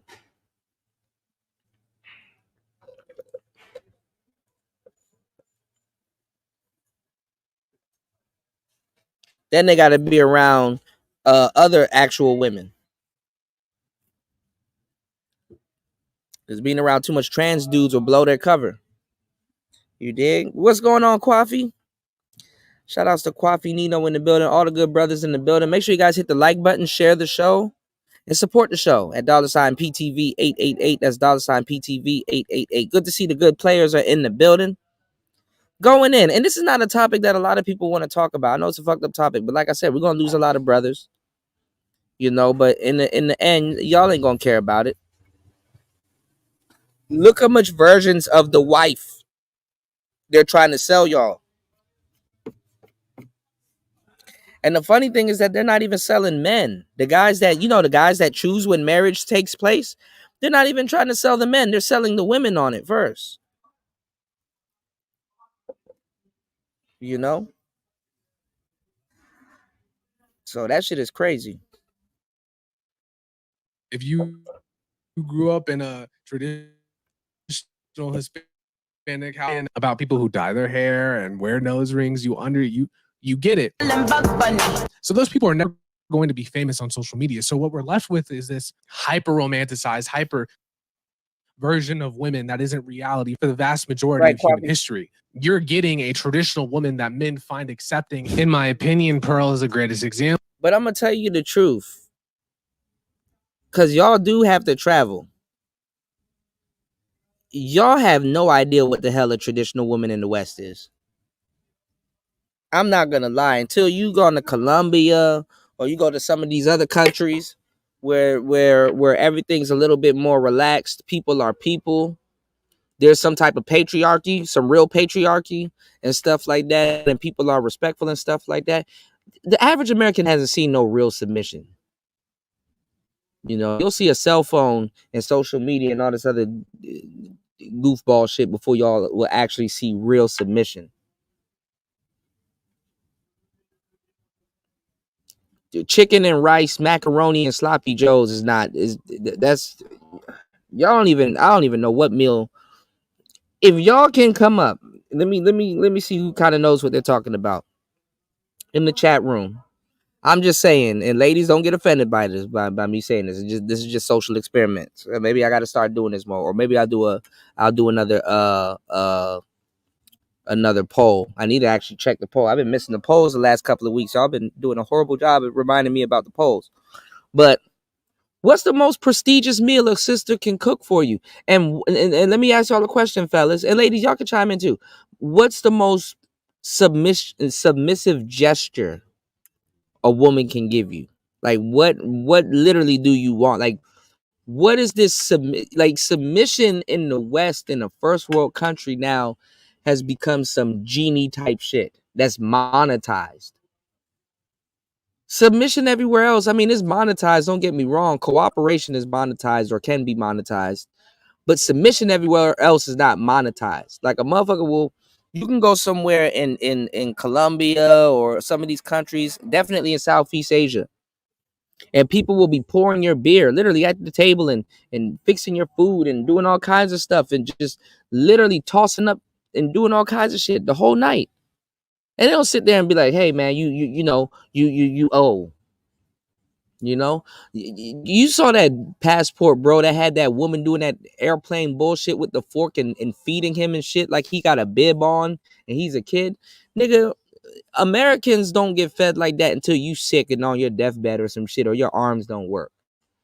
And honestly, I don't want that type of submission, but this is something that a man has to figure out for himself. I mean, y'all have all of these standards and stuff like that. Y'all need to know what type of submission you respond well to.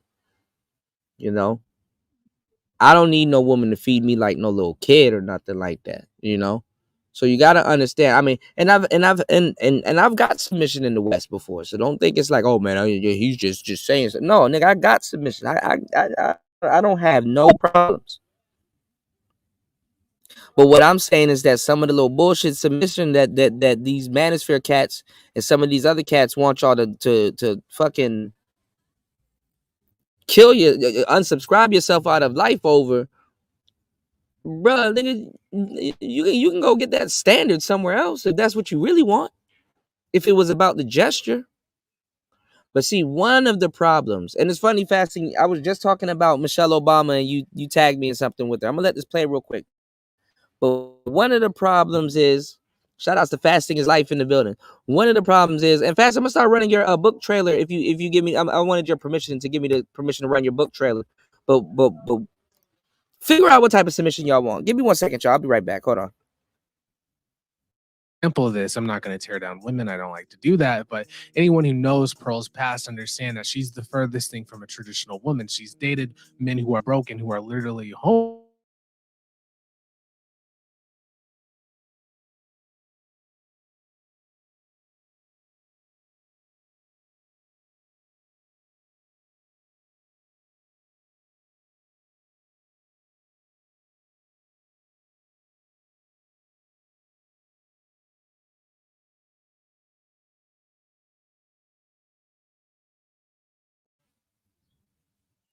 Everything acting dumb right now. Hold on, y'all. She said she got catfished by an obese man. Yeah, they're trying to get this girl up out of here too. That girl that looked like an NPC. I heard she got an OnlyFans, which is funny as hell. Hold on, y'all. Dated men who are broken, who are literally homeless. Last year, Pearl tweeted about a breakup she had, so I decided to go ahead and check the archives. And it turns out that Pearl actually got catfished by an obese man with 2 children on TikTok. And yet she's one of the biggest influencers strictly because she just appeals to men and only demeans and tears down other women. And keep in mind, conservative women don't even like her and think she's gone too far, but that doesn't matter. As long as you appeal to men, you can be famous on the internet as a woman. On the flip side of that, the dusty lady who says she needs a man who's a provider. If you can't provide, she doesn't want to talk to you. You're dusty, you're worthless. If you cry, you're not a real man. If you show emotion, you're not a real man. Even though she's a traditional woman, by definition, she is never going to be famous or have a big platform because men don't like her and men won't promote her content. The last example I have of this is when a traditional influencer said she can't respect men if they cry in front of her. She got ratioed like crazy. Why? Because it's okay if you tear down women, tear down feminism, tear down modern women. You said yes. Why? Yes, because the whole point of feminism is to eradicate the importance of men. But if you ever go after men and demand that they be traditional, be hypermasculine, be a provider, you're a gold, you're mean, you don't care about men's mental health, it's not equally distributed. And again, you want divorce to be made illegal? Yes. Why? Yes, because I don't think what we have today is really marriage. I just wanted to explain why we're getting hyper-selected versions of traditional families. Years and we still ain't moved out or have a ring, and currently he has no job. Then you're a prisoner. You've been kidnapped by a broke man. The traditional women you see on your timelines and social media are hyper-selected by men to push a certain agenda. You're never going to see a traditional woman who thinks broke men are worthless and not worth your time. They're never going to be the most famous. If you're trying to be a traditional woman influencer who holds men and women to a traditional standard, men have to be providers, men have to be strong, they can't play games, whatever, you will never succeed. It will never work. You will always flop. Speaking of things that aren't going to work, let's talk about the economics of traditional relationships. The cold hard truth that many people don't want to hear is that it's just not economically possible to be in a traditional relationship for the vast majority of you. And any man who tells you that he can do it is probably lying. I'll get into why they're lying later, but for now, let's look at the numbers. In the cheapest state, Mississippi, it costs $15,000 per kid to raise each one. The average income is $25,000 and the average household income is $45,000. The average house is $70,000 to $100,000. This literally means it's objectively impossible to have your suburban big yard golden retriever fantasy. It's not possible. The traditional lifestyle is only available to 10. So again, y'all hit the like button and support the show. Dropping some gems off on y'all on today's show. The reason why I say Gen Z is the free generation is because they're the generation that America knows they can't trick no more, aside from the millennials. If it's hard for home ownership for millennials now, and millennials, for the most part, have to do 50-50 relationships. Man, that shit is a pipe dream for a zillennial. It's a pipe dream. Yes, sir. Yeah. I'm on TikTok, Coffee. You'll actually do good on TikTok, depending on what you post, because TikTok be tripping. But you can add y'all can follow me at DJ Kuda. And I run another channel. Well, I can't tell y'all the second channel. I'll give it to you behind the scenes, Coffee. I got you. It's because I'm experimenting. Shout outs to JR in the building. He said Bradford. I gotta catch up. But yeah, now it's up back to you too. I'm starting to build it back up, but I got to figure out what niche I want to niche down on TikTok, because I do lo-fi, but I'm going to niche down on something else. Oh, okay. But this is the thing. The Z's are the free generation. Millennials, the problem with the millennials is that we halfway still believe in the American dream. The Z's definitely don't believe in the American dream like that. You know? Not to the extent that a lot of millennials probably would have. But that's a good thing. That makes them free. But it can be depressing. So, one thing millennials realize, and the Z's are realizing it too, and this is the problem with America to a certain degree. If you want to play the game or you don't want to play the game, is that a lot of people realize that there's no such thing as ownership. And then the crazy thing is that if you do believe in ownership, Well, then you got to play the game. But when the game is so fucked up, it gets to a point where you're not even playing. You're not even thinking of. I mean, you're not even playing an ownership game. You're just playing a tug of war.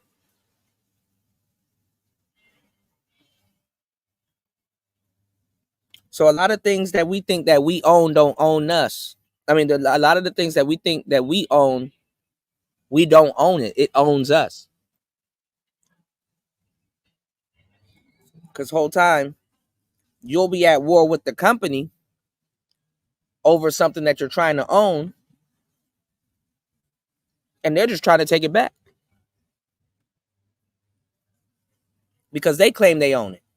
And then let's say you own it, but you lose your life, they still take it back as if you never made a payment at all. Some really dirty work, y'all. So figure it out. But a lot of disease have it figured out. But it doesn't stop anybody from wanting a nuclear family or the white picket fence or whatever they seen the internet imitating that used to happen in real life. I feel sorry for disease. A lot of disease, they haven't experienced romance like that. Like romance right now is a bullshit gesture. And one of these little motherfuckers try to be romantic with you right now, I swear to God, the thought in your mind of being set up has probably, you probably paranoid as hell.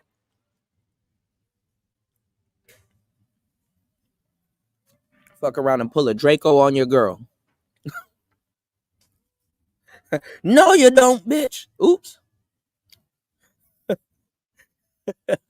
Anyway. 10% Americans, if I had to guess. A Harvard law professor and her research team had been crunching data from thousands of bankruptcy records and doing hundreds of interviews with filers. And in the early 2000s, they published their findings that having a child had become the single best predictor that a woman will end up in financial disaster. They also found that two earned middle-class families with children were the group most likely to declare bankruptcy. Not because they were going on lavish vacations, but because they were burning through money on childcare costs. This isn't out of the norm. This is a completely regular thing that happens with a lot of traditional marriages. Sooner or later, you as a man cannot fulfill that traditional role. It becomes almost impossible. Your family gets taken from you.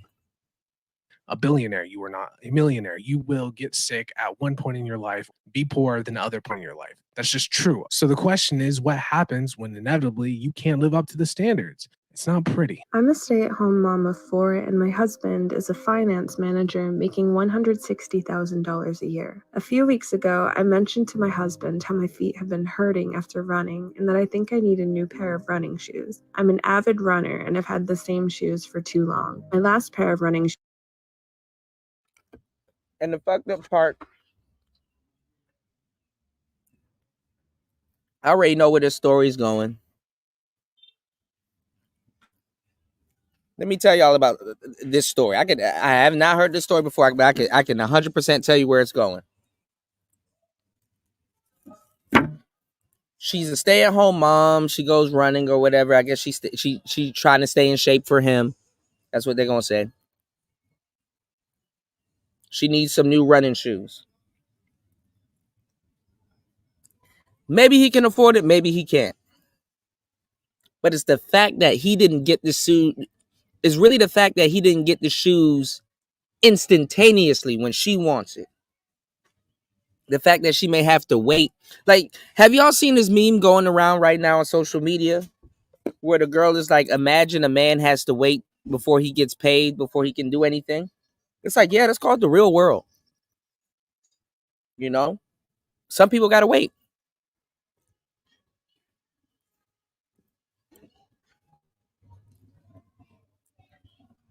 But it's the fact that he didn't get it for her when she wanted, at the time she wanted, or a timely manner. That's what they get off on. Because let you have the money. Women won't even be tripping off of that you have the money. They'll be like, you just didn't get it when I needed it, when I asked you. It's like, they'll just find something else to bring up. So I don't know how he worked his way into this situation. But let's see. I might be wrong. shoes was over a year and hundreds of miles ago. My husband launched into a rant and continuous questioning about why I couldn't use only new insoles or use my regular shoes, or maybe just stop running. He ended his rant with how I should get a job if I wanted all these luxuries in life. I walked away and ordered my running shoes. They were $160 because I got one designed to prevent pain, and my huge feet make selection limited. His excuse for saying to me to get a job is, he explained, that apparently...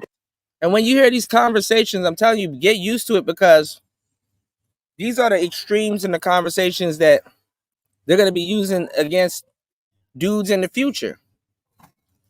You see, if you pay 100% of everything,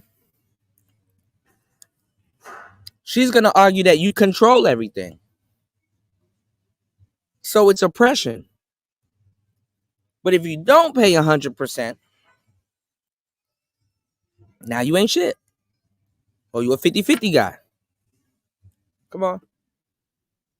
There was some confusion because he thought I would use my joint credit card. But instead, I used my personal account. He deposits $200 a week in for me with the purpose of being able to spend money I need on the kids and myself without having his questions. More background, we have fought so much about money in the past, and my so-called allowance was a solution to having me come to him and ask for money every time I needed it. Now I despise my allowance, and it makes me feel like now it makes you feel like he's controlling you now. So 1 week after that incident, the kitchen was a mess because I cook most of our food from scratch, though we do clean it nightly. Sometimes it's just messy when he gets home. He comes home from work, goes in the kitchen, and says that he wishes he would get a job in the kitchen so you can learn how to operate efficiently in a kitchen, and rants about my keeping the kitchen clean. I can't get over this, and I don't know if we can move on. I'm now sleeping in the other room, and we aren't on the same page in communicating. It's clear to me now he doesn't view my contributions to our household as worth anything. I know money is one of the most sitting at home a little bit too much because you're going to think your way out of a good situation.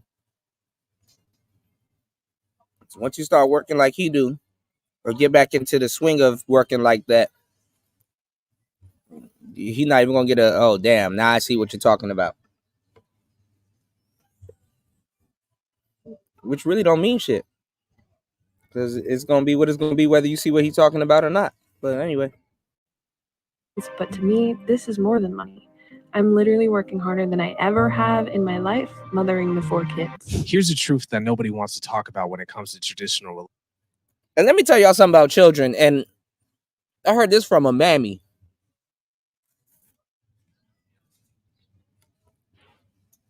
You literally have 1 or 2 kids. And then guess what? The other kids raise the other kids. It's fucked up, but it's true. Kids be raising the other kids.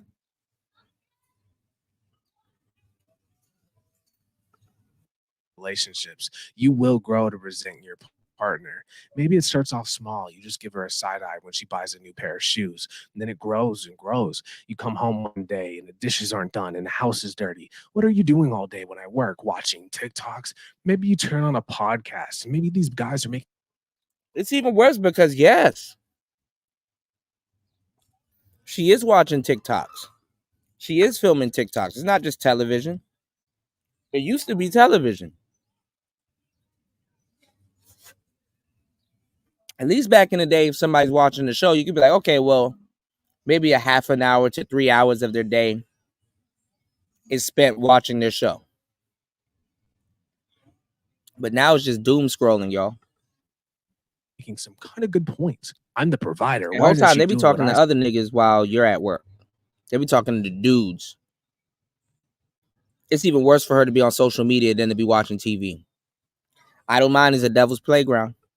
Say, why is she so lazy? Why is she dirty? Oh, I think most traditional relationships set up an unhealthy dynamic. And I'm not defending abuse because you can always just leave. But I feel like it's worth explaining that a lot of traditional relationships start on bad foundation. And I think that there's really 2 types of men. No, there's really 3 types of men who want to be in traditional relationships. Guys who are lying to themselves, guys who are abusive and toxic, and the like 3% of men that exist who live for everyone See, else. but you can't say that though. Not as a Zen, not as a Selenial. Because if you never had it, you can't really tell what type of guys really. Anyway, go ahead. Who doesn't care and they want to just see you happy and they're spending whatever money to make it happen. You have, what is that? You have a 66% chance of winding up in a horrible relationship. Why would you do that? I'll talk about the toxic dude in a second, but I want to focus on the normal guy for now. I will never be a provider. I know what I want in a relationship. I want a real partnership and not like a 50-50 kind of thing. See, there you go.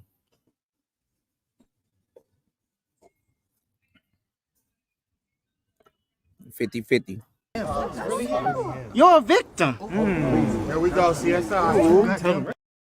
He wants a partnership. See, the Z dudes are saying the same thing as the Z women. They want a partnership. Where she does all the domestic work and a regular job. I'm talking about like I can cook and do a job and she can help clean. Because in all honesty, I'm terrible at cleaning. If you could see my room right now, you'd be disgusted. Thank God you can't. And because I'm a computer science. You're a victim. Here we go, CSI. If Jesus can't save these hoes, why are you trying? What make you think you greater than Jesus?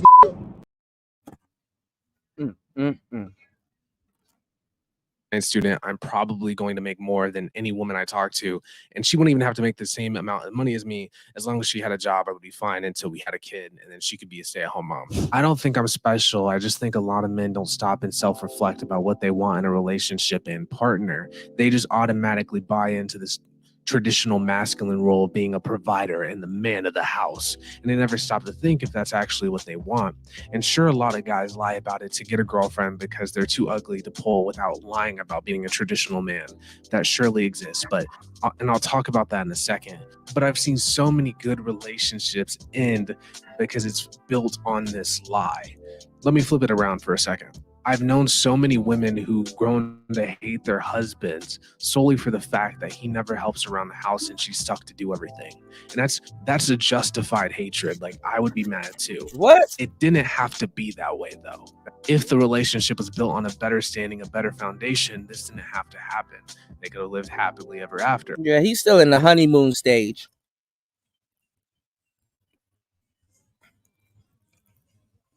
If you go to work and you do stuff, I mean, I'm not gonna say the house gonna be clean every single time you get back home,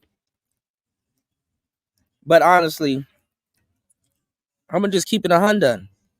Anybody, even yourself, if you cleaned the house yesterday, and every time you do something, you don't create this big mess, it should be somewhat fairly easier to clean and maintain the day after, and the day after, and the day after, and the day after, especially if it's just you and her. So if a woman left her relationship because she was mad he never helped around the house, that would be perfectly fine with me. I'm pro leave. I tell everyone to leave, but that's one of the reasons I'm not in a traditional relationship. I don't want to grow to hate my wife. I don't want to grow to hate the love of my life. And lastly, and this one is the most important to me, if she doesn't love me anymore and she wants to leave, I want her to have the freedom to do that. I don't want her to feel like she's trapped with me, because that's when the bad things happen, when people feel like they can't leave. And that is the perfect segue to talk about the most important part of the video, why traditional relationships are a trap and how women fall for them. I have been with my boyfriend for 3 years now, and it has been wonderful. We have been talking about marriage lately as it felt right for the both of us. Over the course of our relationship, we often talked about what our goals are and what we wanted our future together to look like. I was always vocal about how I wanted a more equal, non-traditional relationship. We both work. We both don't want children. I expect to have a joint account with him and pay our expenses proportionally based on our income. I do make more than him, but I don't mind since I believe us to be a team. And for the last 3 years, he's agreed with me, or so I thought. These past 2 to 3 weeks, we have been setting a timeline on our wedding. Why the hell are y'all doing business? Why are you teaming up with a woman to do what? Team? plans and all, basically talking about all the concrete steps and little details. And so I asked him again how he wanted our marriage to be like, but in more detail. He suddenly told me that he wants us to have traditional gender roles, and I was so confused. These past 3 years have not been that way. I am so confused how he just expects us to change after marriage. I've made it clear since day one that I want to maintain what we have now until forever. He has never told me that that was not the case for him. Now I feel tricked/lied to. In my previous post, I mentioned that I have seen him binge watching alpha male podcasts recently, and I don't know if he has always thought this way or if it's recent. Right. The rent is too damn high. The rent is too goddamn high, bitch. You want me to maintain what?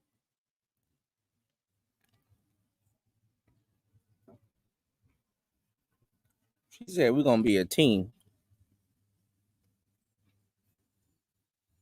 Yeah, alpha male podcast. You know, you just been acting crazy ever since you took the red pill.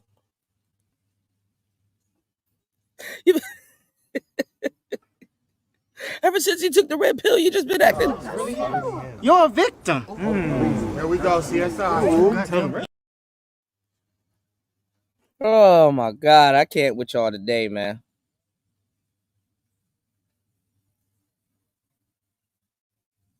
Can't with y'all today. This cartoon is not for children.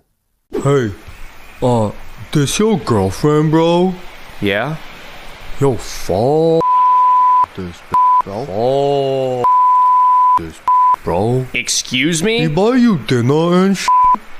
Yes? Oh. What she bring to the table, bro? Hey, guess what? He bought me this dress too. She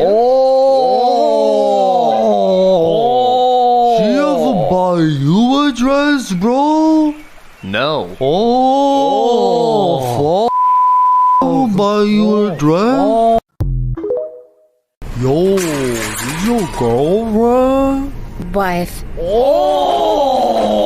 Yo, you pay for those groceries? Yes, I buy food for my family. What she bring to the table, bro? Bro, what? Bro, what's she doing, bro? She's giving birth! Go away! Oh, bro. Oh, a baby gonna come out of her, bro? That's how it works. That's what babies come from. That's what babies come from. Oh, always. Yes!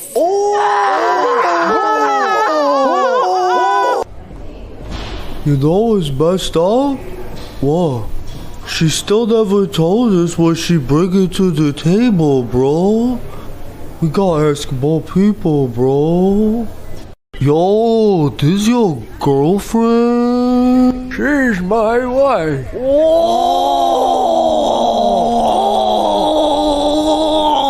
We've been together for 60 years.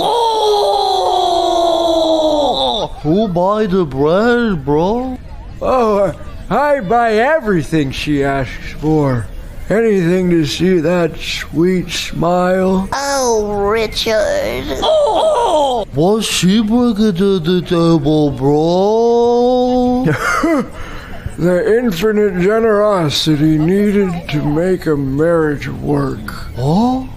You smaller words, bro. Love.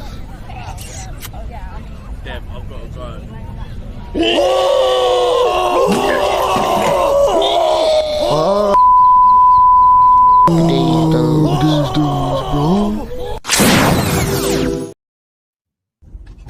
Hi. Hey, how you doing? Nice to meet you. You too. Oh my God, this car's old and dingy. It's stinking here, and I'm cold. How do you get around in this thing? Jesus. Where we going? Did you make reservations? Yeah, I'm vegan. I can't just eat anything. You know what I mean? I'm gluten free. I got a lot to watch my figure with. Here we are. This is the restaurant this right is here. it. Okay, you gonna change? You gotta put a different jacket on. Let's go. Come on. Hurry up. What are you doing? Get out the car. Bitch.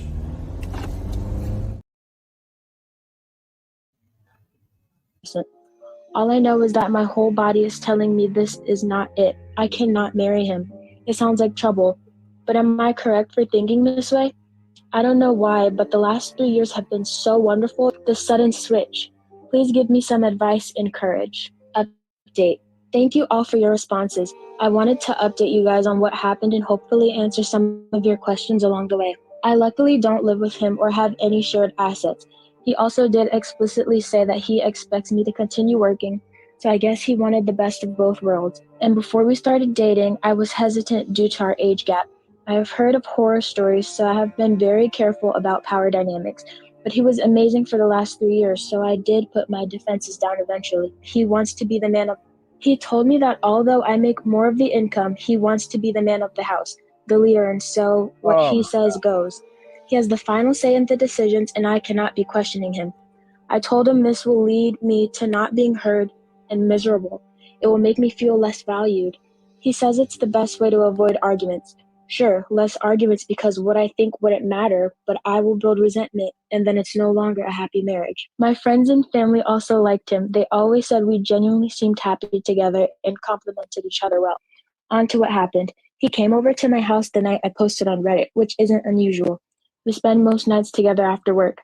As soon as he came in, though, he tried to initiate intimacy, and I said no since I was not in the mood, understandably so. He got angry. He has never done this before. We've always had a very healthy, fulfilling relationship. But now he kept trying to convince me and ask me why I was putting my need over his, that I can just force myself to do it for the sake of our relationship. I said I wasn't feeling well. I know I shouldn't even have to. It seems like why he wants to be in control is because he knows that she flip-flops. And then how she's kind of posing this is like he's flip-flopping. Because this is her side of the story. That's why sometimes you need to hear from the guy first. But then again, he shouldn't even be in this situation. To justify, though. He said that even if I'm not feeling well, it's not an excuse. I was disgusted. Yeah, I don't know about that. I fell out of love that instant. I mean, I was already in the process of it, but this really did it. I also felt very unsafe. I stood my ground, told him that this is not consensual and that someone's health is more important than his need. I kept repeating it until he eventually stopped pushing. But he didn't leave I told my friends and family everything. They support me in my decision to break up and helped me prepare my speech. I asked him to meet me in a public space the next day as one of the comments suggested. My friends were nearby keeping an eye. He was still angry at me because I haven't been... I refused. He asked me why I expect him to take care of me when I'm unwell, but I didn't give him yesterday. I decided to not waste my breath in explaining something so basic. I went on with my breakup speech as prepared, where I told him everything, how disrespectful he's been, all the podcasts. See, in the reality, though, they're leaving out that she could be talking to somebody else anyway. Because that's just the reality in this situation. When it's like time for them to step up, it's so quick for them to leave, but a guy, he's supposed to weather the storm. But anyway, let's get it. Etc. He suddenly looked so scared and begged me to take him back. He said he understands what I'm saying and that I'm right about the podcasts and that he will work on it. He was trying to convince me not to break up, but I did not believe anything he said. I held my ground and I told him there is no room for discussion. It's over, and I left. Now I feel a weight lifted, but I'm also heartbroken. I know this was the right thing to do. I just feel defeated. I saved this video for last because it's emblematic of everything that we talk about. Being in a traditional relationship is appealing, but it's a trap. If you remember at the start of the video, I had a girl who said she just wants to be loved. That's why traditional marriages are so appealing to a lot of people. They feel like it's love. You feel like you're doing everything for your partner. And a lot of women, even strong, independent women, feel the allure of that trap. According to my YouTube analytics, most of the men have stopped watching, so I can say this without them misinterpreting me. But I'm friends with a lot of feminists who would love to be in a traditional relationship. They just don't trust men enough to do it. Yeah, we can tell. As a lot of Z's are. One of the biggest misconceptions that traditionalists have is that they think that we're inherently against the idea. I mean, I am personally, but I'm not a woman. But a lot of women, even feminists, aren't against it in principle. They would love to do that. They just don't trust men. If you remember back to the 3 guys I talked about, this is the 3rd one who wants to be in a traditional relationship, the toxic dudes. And so what a lot of guys will do is they'll put on this mask. They'll pretend that they want an even relationship, or even that they'll be in a traditional relationship and they won't get toxic. And then slowly and surely they start stripping your rights away one by one. And then there's nothing. Stripping their rights away? What the fuck are you talking? Okay. Left, because a lot of men will say you should just choose better men, but that's almost impossible if the guy you're talking to is a liar and pretending to be somebody else. So what happens a lot of time in a relationship is you agree to a traditional marriage or whatever, and then slowly your rights start going away one by one. It's like, hey, don't buy. Slowly your rights start going away. Listen, can't nobody take nobody's rights. The relationship you have with your man is between you and your damn man. Your rights? The fuck out of here. Your rights go away? Buy things without asking me first. And that's reasonable, I guess. And it's like, hey, why aren't the dishes done? You just stay at home all day. What are you doing? And then it's like, hey, I'm gonna sell your car. I like how dudes act like at some point they're never gonna ask or question this with their wife or whoever they're gonna be dealing with. Like this won't go off in their head even if they don't openly ask about it. Okay. Car, you don't really need a car. I can drive you everywhere. Guess what? If you have kids, right? And this is a kid. And it's the weekend. And you help your kids do your homework, but you're letting your kids do their homework by themselves. And you go to work and you come home and you still see the homework sitting on the table and you're like questioning. Because at this point, you're taking away your kid's rights by his logic. Yo, why? Like, you've been here all weekend. I went to work, came back. You haven't moved or not solved one equation, solved one problem. Why is your homework still sitting on the dinner table not done? You're going to have to question that. Oh, but if you ask your kid about that, oh, you're being oppressive. You're taking away your child's rights. You should let him fail. Okay. Because you don't want his rights to be taken away. Okay, gotcha. And then the last one is like, my needs come before yours. And then your relationship becomes like where you're scared. And that's the thing. Because when y'all start dealing with women, they're always going to get you at some point. Any relationship you get into, they're always going to get you into this little thing where it's like they believe their feelings are more important than yours. Women literally think that their feelings are more important than a man. They don't even acknowledge you have feelings. Their feelings is paramount. Like, a woman will try to hold you accountable for how her feelings made her feel, and then get mad because her feelings didn't make you feel the same way her feelings made her feel. And then now you're talking about feelings all day, and it's like, bro, what the fuck are we talking about? What are we talking about? What are we talking about? It happens in almost in every single relationship. Hook, line, and sinker. Then it gets into you didn't take what I want you to take seriously when I wanted you to take seriously. So now it means that you don't care, and all that. And then it's like, bro, this is whack.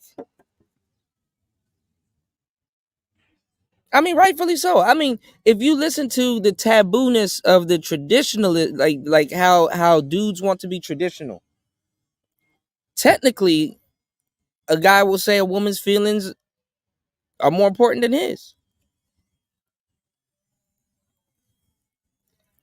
But that's not the way it works, y'all.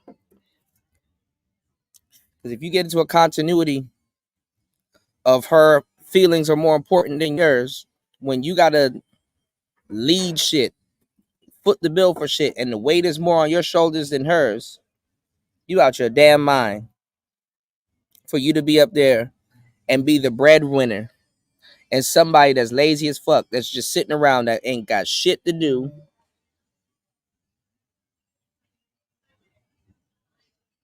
is sitting up here questioning you and what you provide, and the best argument they can come to you with is feelings. Oh no. Oh no. Oh no. Oh no. Oh no.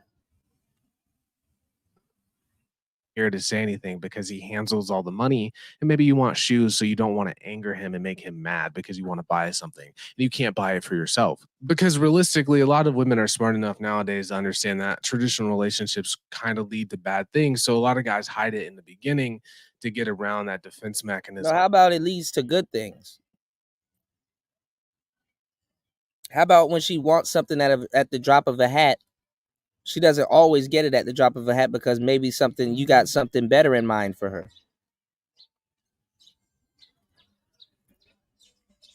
How about that? How about it might be a form of protection.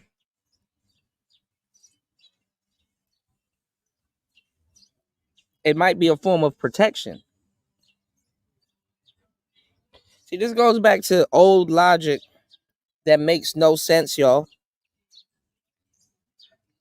Obviously, if you get rejected, a lot of people don't like that. Oh, somebody told me no, I don't like that. Oh, I didn't get accepted here, I don't like that. But guess what? You might get accepted somewhere else. If you waited a little bit, if you practice a little bit of patience, something better might be coming. So that's another part. That's another way how we look at things in the West. We look at if something doesn't go on our type of time, it's not worth it, or it's bad. You know what I'm saying? When you're not always right, when your calculations aren't always correct.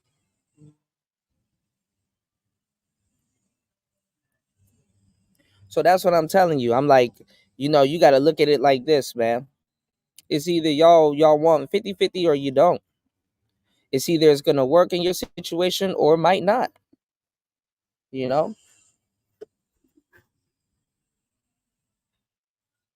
not even 50-50, a damn marriage.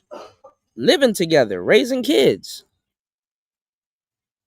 You're going to have to do a whole bunch of things that you may not want to do, or when you may not want to do.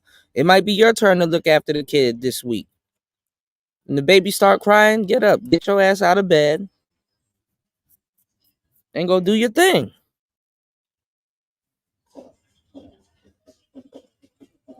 But I ain't gonna lie, having to come home from a long day of work and you got kids and broads in the house and both of them got phones and all kinds of shit, and certain things aren't done, and you provide the bread and the food and all this other shit, and then you got to come home and it's not cooked and stuff like that. I mean, other than communication, I mean, I understand the day goes by real fast. You end up falling asleep. Dinner got started later and stuff like that. Ain't nothing wrong with communication. Y'all acting like dudes come home and be, and you know what I'm saying, and be doing some foul shit just because dinner didn't get started at 4 or 5, 6 p.m. It don't work like that. So that's why I'm telling y'all with this TradWife thing, it's a troll, because women can only think as far. They don't know any other generation of women to even bring up, even in theory, when it comes down to like, debating or arguing something. But the women's from, like, let's say the 40s or the 60s, and they barely even know what the hell they're talking about then. They just say the same thing about the voting and the stupid shit that nobody gives a damn, and it got nothing to do with you. And if they do bring up any other women, that's why they bring up like lesbian women, or just Amazon, or some other stupid extreme that nobody gives a damn about. This is why Kevin Samuels was very effective when he asked women to name 5 female inventors, and then he throws out Madame Curie. All of that is all a routine. Pearl does the same thing. She throws out Madame Curie. It's because a lot of women don't look up to actual other women for the most part. Now you may get some that'll say, "Oh, Madam C.J. Walker," or maybe somebody else. And let me tell y'all something too. I'm gonna tell you the truth. If they do start naming off women, a lot of them be feminists. Bell hooks.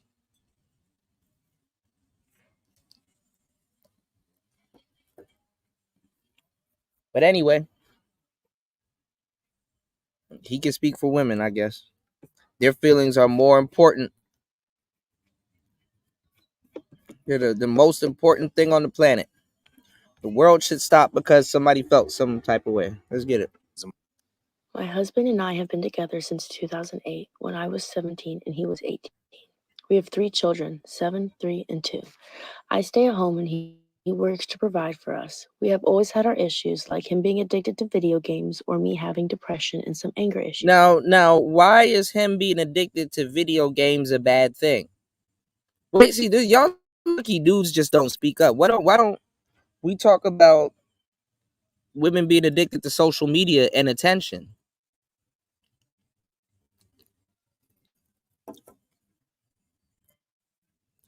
And actively try to stop that. But a guy playing video games is bad. Gotcha.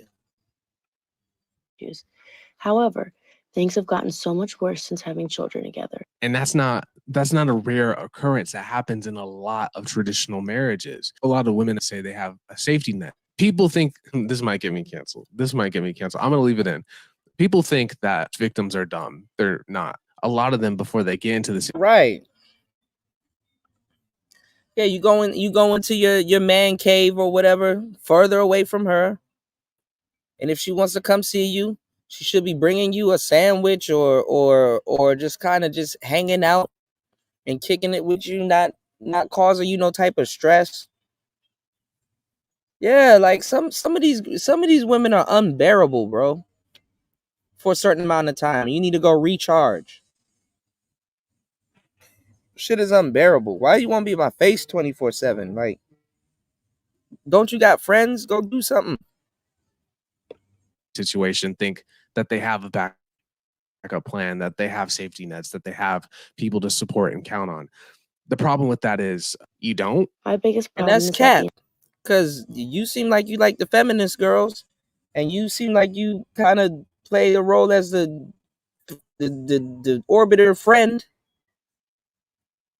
These girls y'all be letting these girls get away with murder. They be having boy best friends, orbiter friends, co-worker friends.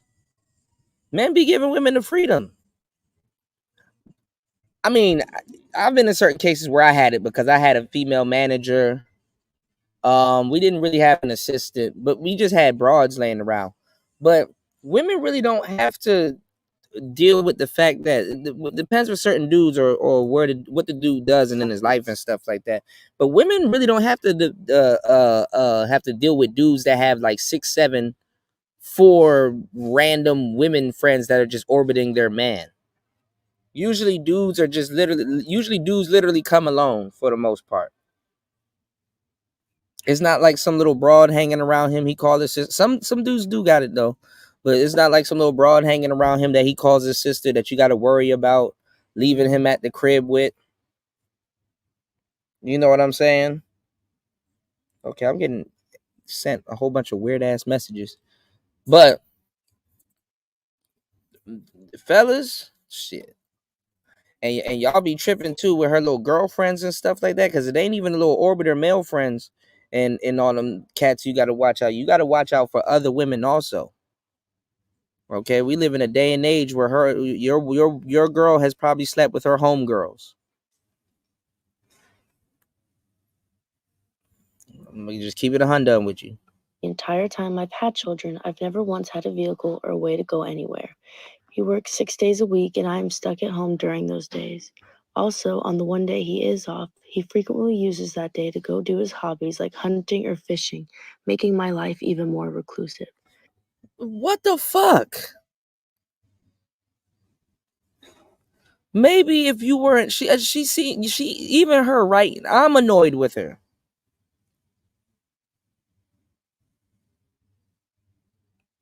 Will you go hunting and fishing with him? Right, fast, and that is why Africans have a bunch of women. Like, are you gonna go hunting and fishing with me? And if you please come, can you just kind of just be on your phone or just kind of just chill? Like,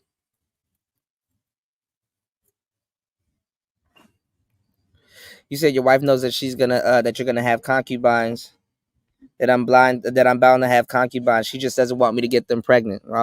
Well, hey, that's what you guys got set up. This girl just wants attention 24/7, and she talks about being at home like it's a damn punishment.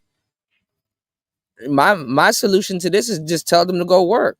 She'll to a certain degree she'll be a little bit more respectful when she get out there in today's workforce and go work.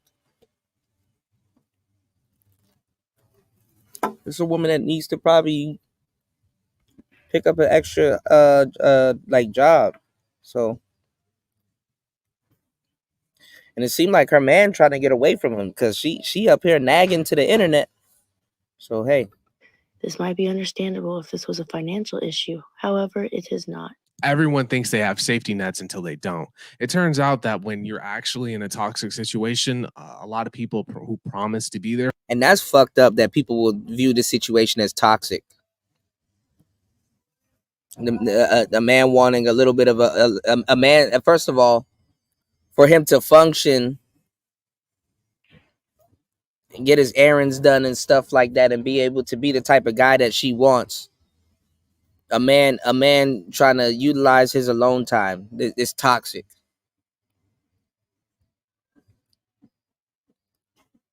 And she'll sit there and be mad all day, arms crossed. He didn't even do this. He doesn't want to do that. It never crosses her mind to say, hey, you know what? Since he goes fishing, let me get his tackle box ready or make something for him before he goes. Cause I ain't gonna lie, I mean, a lot of dudes actually like being around their women if they got good ones. For real, like, at least if a guy likes being around you ladies and he wants to do something, every so often, even if y'all been living with each other for a long time, he'll take you out with him.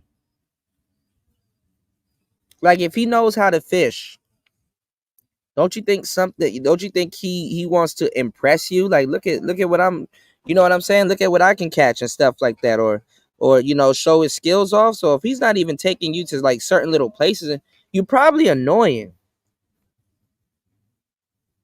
You're probably annoying because dudes take their girls with them to a lot of places. So this chick, I hate to say it like this, but this chick seems like it's annoying. But now all of a sudden, when she needs time to take care of her womanly duties and stuff like that, she get all the time in the world because she's at home all the time. But when he wants to recharge now or decompress and play the game, now all of a sudden it's bad. So yeah, maybe the 50-50 relationships ain't for y'all. Therefore, you actually leave. And that's why it's a trap. It lures you into a false delusion Or that you can have all these backup plans traditional and that you will be safe even if you get into a traditional marriage, and odds are that you won't. It's not possible to walk anywhere. I have issues even taking myself or my kids to the doctor. What the If fuck? an emergency happened, I would have to wait on an ambulance to make it to our rural area. Why? He works 45 minutes away, so that wouldn't be ideal in an emergency either. His excuse for me not having a car, that I don't keep the house clean. I admit my house is very messy. I want to do so much better at it, but Because even if you have a safety net, even if you have a family, a lot of the times it will work to get rid of that. I am not on his bank account. I do not have a card for his account, and I cannot see it. I do not have credit or income of my own to purchase my own vehicle, or else I would have. My life feels like a prison. He really you have a whole phone.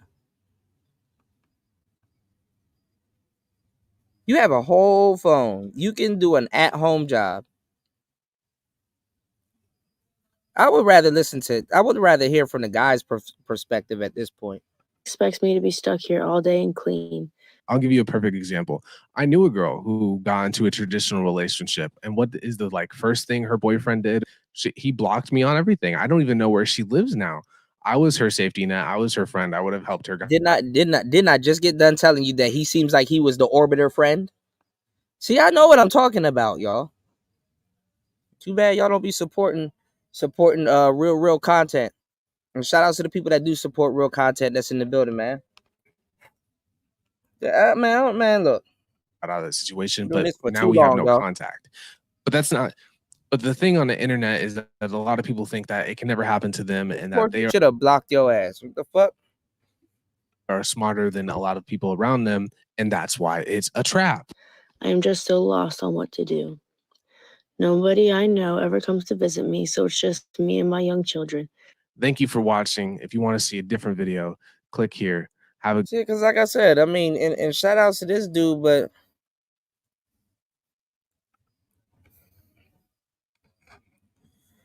it's not even that. I think the girl, she just didn't want to have kids with him, and she's like reneging on what it's like to be a stay-at-home parent. That's what that shit is. But it looked like she ain't even responsible. Like you can, your family can, you can get your family. I'm not even your family, but you can get a little at home gig. Go in one of the rooms. You don't gotta dance for OnlyFans, but you can get a little side income if you set, especially in the United States, if you set it up right and go get your ass a car. Like, you don't have a car. She probably don't even have a license. And let me tell you something. Somebody that's just sitting around and don't got shit to do for real, they're gonna start moving on an unrealistic time and then start looking at you as to why they don't have a. He didn't get me a car. Do you have a license? No. So you're mad at him because he didn't get you a car. You don't have a license and you do not know how to drive. So any car that he could have gotten you, now you and the kids are at fault. Are going to get, you know what I'm saying? You and the kids are in danger at this point. Because if he gets her a car, then guess what? He has to get her a car seat, and then he got to make sure that, you know, that she knows how to strap the kid down in the car seat.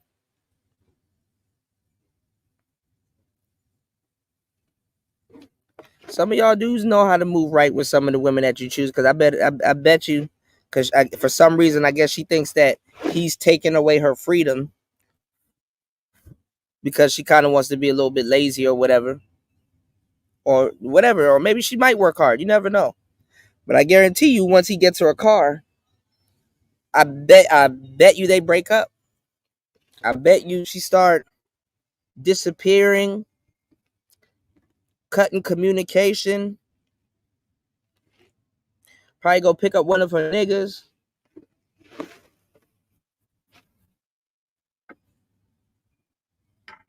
Hey man, you can't be just frivolously just giving people shit away. I gotta find this video. I don't know if you guys see it. It makes its rounds, right? This girl went over her homegirl house to get her hair done. And while the girl was getting her hair done, she called her man while she was sitting in the chair. And she was saying that she was there getting her hair done. And she told her friend to say that her hair costed $300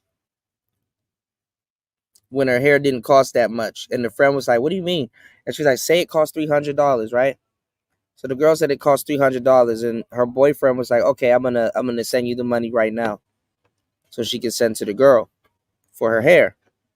Basically, the girl was robbing herself, you know. They were saying, should the guy break up with her or stay with her? Basically, she's lying about the price to get her hair done, so he ends up paying a little bit more so she could take the money and go do whatever. Basically, robbing herself and taking advantage of a generous guy. And then women wonder why there's you know, guys are you know, acting and responding the way they are. You know what I'm saying? I mean, if you would do that to your own damn self, or while somebody's being generous to you, hey. And then the girl kind of made it seem like she didn't want the girl to do it, but the girl said, don't worry, I'm going to give you a cut. So once she said that she was going to give her friend that was doing her hair a cut of the money, she was okay with it. She was okay with it. She was like, oh, okay, well, if you're giving me a cut, yeah, go ahead and play that nigga. I said, damn, that's cold-blooded. Cold-blooded. What else we got on the docket today? All right. The first lesbian breakup couldn't have been that bad. She broke up with me on the day of my last law exam, 2 weeks after we moved in together, in the middle of a global pandemic. So we were stuck in the same flat together. It actually turned out that she was cheating on me for 8 months with a man. She was a die-hard lesbian. Clearly not. It starts. The man was a drug dealer. He was 10 years older than her. He was her co-worker. And he Yeah, was his studying to be a sound effects therapist. on the screen. Wait. He was a drug dealing therapist who was 10 years.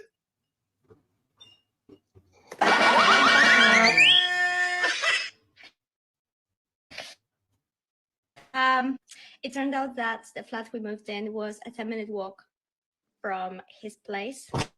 So she took her daily walks, COVID walks, to his flat. She was getting COVID? Oh my God. One time she made me buy a pregnancy test because she was too ashamed to go to the pharmacy herself. I fucking did it. But she's your girlfriend. How is your girlfriend buying you a pregnant? That. Yeah, see, I mean, women are attached to sex like that, but looking out, they're not. They can, but looking out for other women like that is not really in their nature. That's why I try to tell y'all. It's a novelty relationship. Okay. Breakdown because I didn't want her to go to his flat. She told me that she was going to kill herself and that she was going to write a suicide letter. And she was going to put in that suicide letter that it was my fault. They are married now. I have no words. Woman not believing all the details, fabricating something, not saying all the details, or even lying, right? It simply will never faze me. It really won't. As long as y'all keep making the statistics as high as they are, what the fuck you gotta say? I need y'all to get that through your noggins, all right? Through your noggins. And why it really won't faze me is because you know we weren't wrong about? That black teenage girl who got killed, who got stabbed in England. We weren't wrong about Toyin. We weren't wrong about Keke Palmer's bum-ass subordinate. We weren't wrong about X Down and Night Moon Peterson. We weren't wrong about Cassie. We weren't wrong about Tina Turner. Not wrong about Whitney Houston. Actually, y'all were. And the funny part is that it's kind of in y'all best interest to know what the hell a mammy is. Especially if y'all are LGBT. Because then y'all be able to see where a lot of y'all trauma comes from. A lot of the LGBT people have been in the lifestyle, y'all. Don't ask me how I know. I just know. Not wrong about the black woman who got killed because someone thought she was trans. Not wrong about black trans women getting killed. Not wrong about R. Kelly's illiterate ass and the plethora, dozens of black girls and black women who've been victimized under his control by people helping his bum ass. Not wrong about the plethora of black But they're not victimized under any of the mammies. Okay. therapists who've been doxxed and harassed because they dare tell their experiences dealing with men and how they need to go to therapy. Not wrong a couple months ago when I had to stop a 16-year-old boy hitting on his 16-year-old girl in the middle of the streets of Brooklyn. Not wrong a couple weeks ago when I got to wake up at 2, 3 in the morning to hear a black woman screaming help, call the police because her boyfriend. Now you saved one black woman. Now you're the savior of all of them. Okay. Has beaten her ass in the middle of the street. And not wrong about how black men online constantly. And what is up with this whole I gotta be the savior of black women group of sisters that's coming up right now that's like really not even helping the sisters for real. Where are all these new sisters coming out of the woodworks talking about I'm the black woman savior?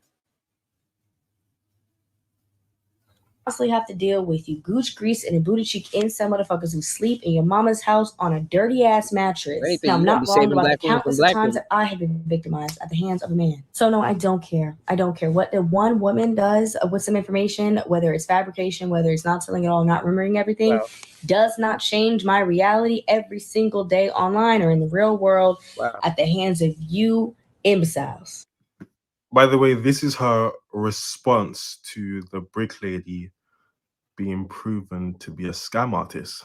Now, if you don't know this woman, you're in luck, okay? This is scum, bottom of the barrel. She is a vile, disgusting human being, some of the things that she said about black men.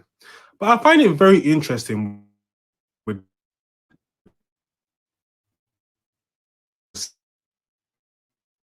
they'll always focus. So, as we want to talk about, why don't we talk about how women abuse children? What's going on, in such Tyrone? high rates compared to men.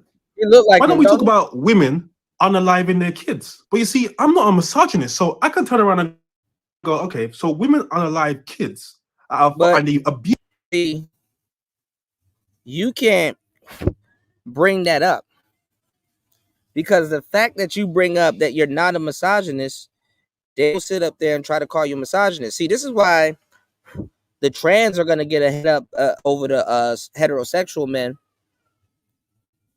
because if you're not something that's, you see how like now if you misgender somebody, they even trying to write laws that, hey, we're gonna you know, we can legally do something to you if you call me something that I'm not. Men don't even have a law or anything in place. All this power we got, right, with the patriarchy. Men don't have a law in place that if you say, hey, I'm not a misogynist, basically telling that said woman to call you a misogynist even more, she'll still do it.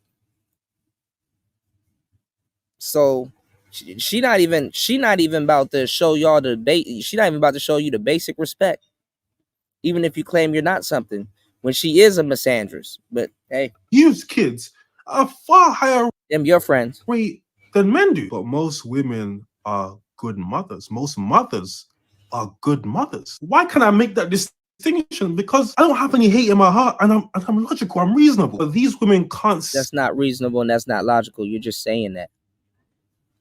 What if most mothers weren't good mothers? Separate the fact that, yes, do a lot of men commit these crimes against women? Yes. The numbers, the raw numbers, but as a percentage. Yes, but a lot of women like criminals. Would they be truthful to talk about that? A lot of women like criminals. There's actually a term for it. It's called hybristophobia. Most men are good men. Most people are good people, but they can't make that distinction. This woman is, not only is she retarded and scum and bottom of the barrel, she's also a narcissist. Can't admit she was wrong. Can't do it. Can't. At least. Someone needs to only one that has noticed that men are not like how they were when our parents were growing up. Like I grew up, I don't know if it's because like the Italian values or what, like I grew up like the man is supposed to take care of the woman. The man is supposed to go up to the girls. Like the man is supposed to have drive and initiate everything. Like I feel like now it's so hard to find guys that like even just in general have drive in life. Like I feel like it's so different. And I don't know. God, like why every word you're gonna say has like a question at the end of it? I don't know. Why are you bothering us to tell us something that you don't know about? That makes no fucking okay. Like I personally never get approached. I never. Maybe something's wrong with me. I don't know. Something is But wrong. I feel like then like whenever I like talk about it, everyone's like, oh well, they want the girl to like go up to them. Like what? When did this change? When did this change? Because I want a man. I don't want to be the man. Someone come up to me. Anyways, I just feel like there's no manly men. I just don't think so. I think every guy I've met is like honestly super emotional. And that's fine. Like, I'm all That about you are. feelings, whatever. Like, I'm an emotional person. So, like, that's okay. But I feel like it's definitely, like, sometimes worse than girls. Like, I'm not even kidding. Like, it's crazy. Anyways, so if anyone knows if manly men still exist, let me know. So firstly, I don't believe her. Okay, the idea that no man approach me, nonsense. A lot of these women, they don't even consider the guys they find unattractive to be humans. They don't even exist. So she's probably not even thinking about the guys that she's had to turn down, maybe in clubs or whatever the case is.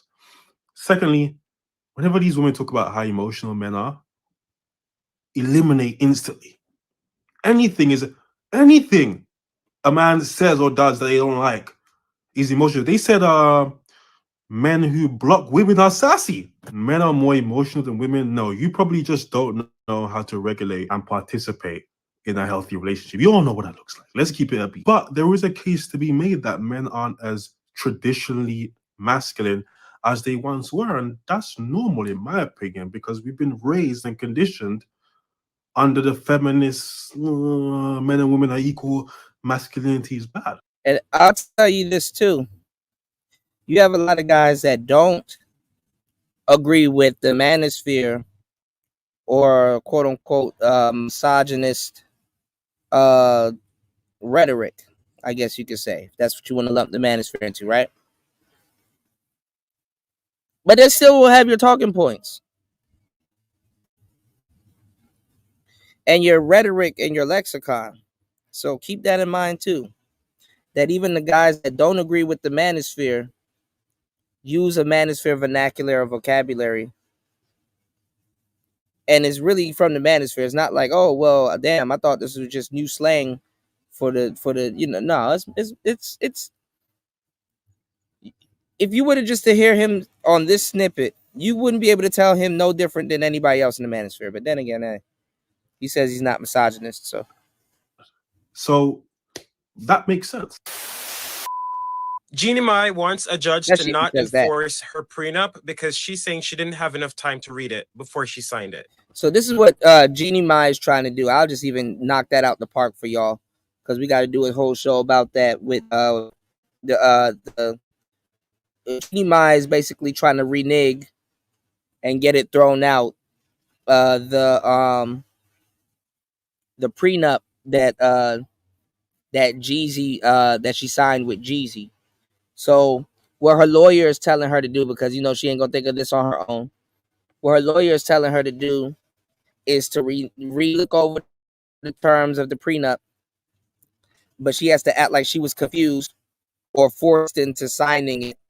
So then they say that when she signed it, she was under the wrong impression and she was under what's called duress. Okay, hopefully I'm back. Basically, they want to make it seem like Jeannie Mai wants to make it seem like Jeezy forced her to sign the prenup, and when she signed it, she was under pressure. So basically, she's trying to get it thrown out by saying she was under duress. That's what that's for. All right, stay woke. What? Child. Anyway. So Jeannie decided she was going to use the Ashley Darby defense, which is, I didn't have enough time to read it. I just signed it.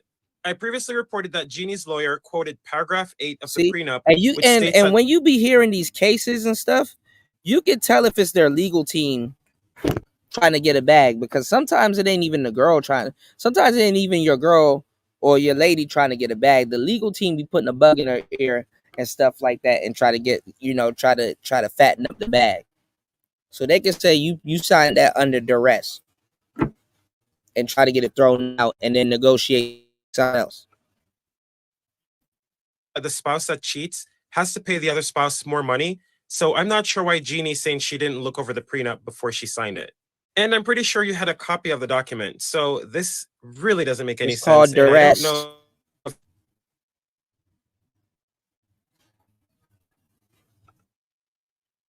the judge is going to listen to this. According to TMZ, Jeannie filed a request Thursday afternoon in Fulton County Superior Court asking the judge to either deny Jeezy's motion to enforce the prenuptial agreement or at least hold off on enforcing it until the parties can exchange info about it. In the documents, Jeannie said that the prenup process was so quick and they only started negotiating 5 days before the wedding. She's saying that she wasn't able to properly do her due diligence. She's also saying that she didn't get a chance to properly go through Jeezy's financial disclosures. According to her legal team, Jeezy only handed over one personal financial statement. They're insisting that Jeannie is legally entitled to go through all his documents. If what Jeannie's saying is true, she should fire her entire team because they clearly weren't doing their job.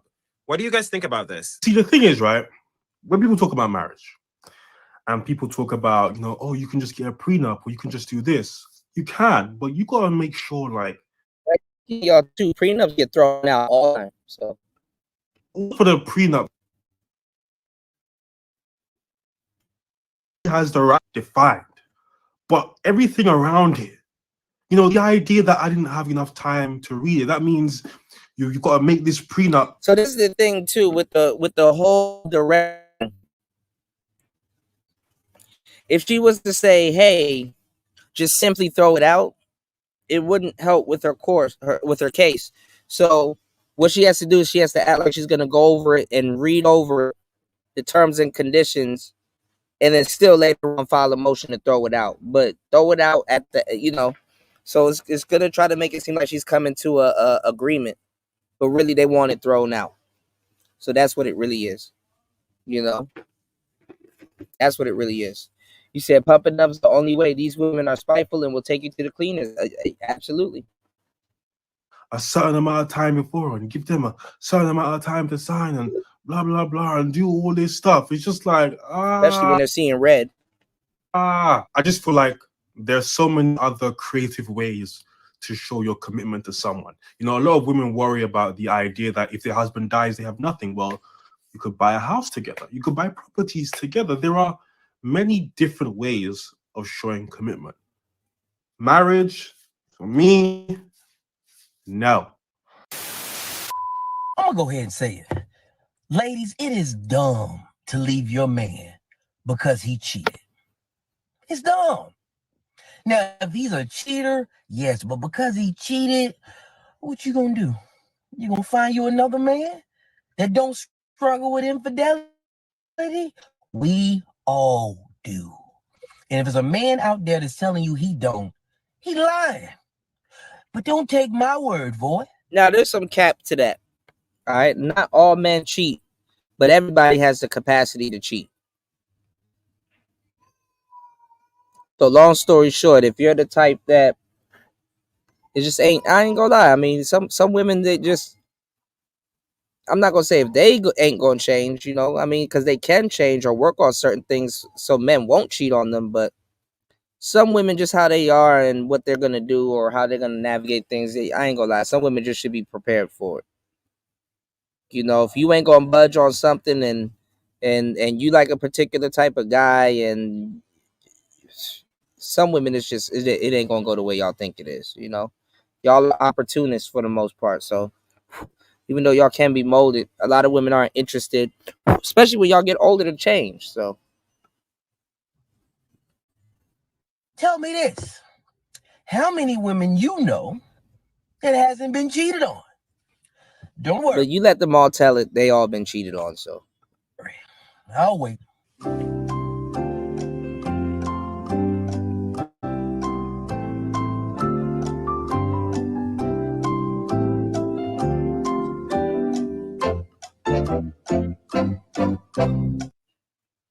Exactly. Because I will tell you, I know some faithful dudes too.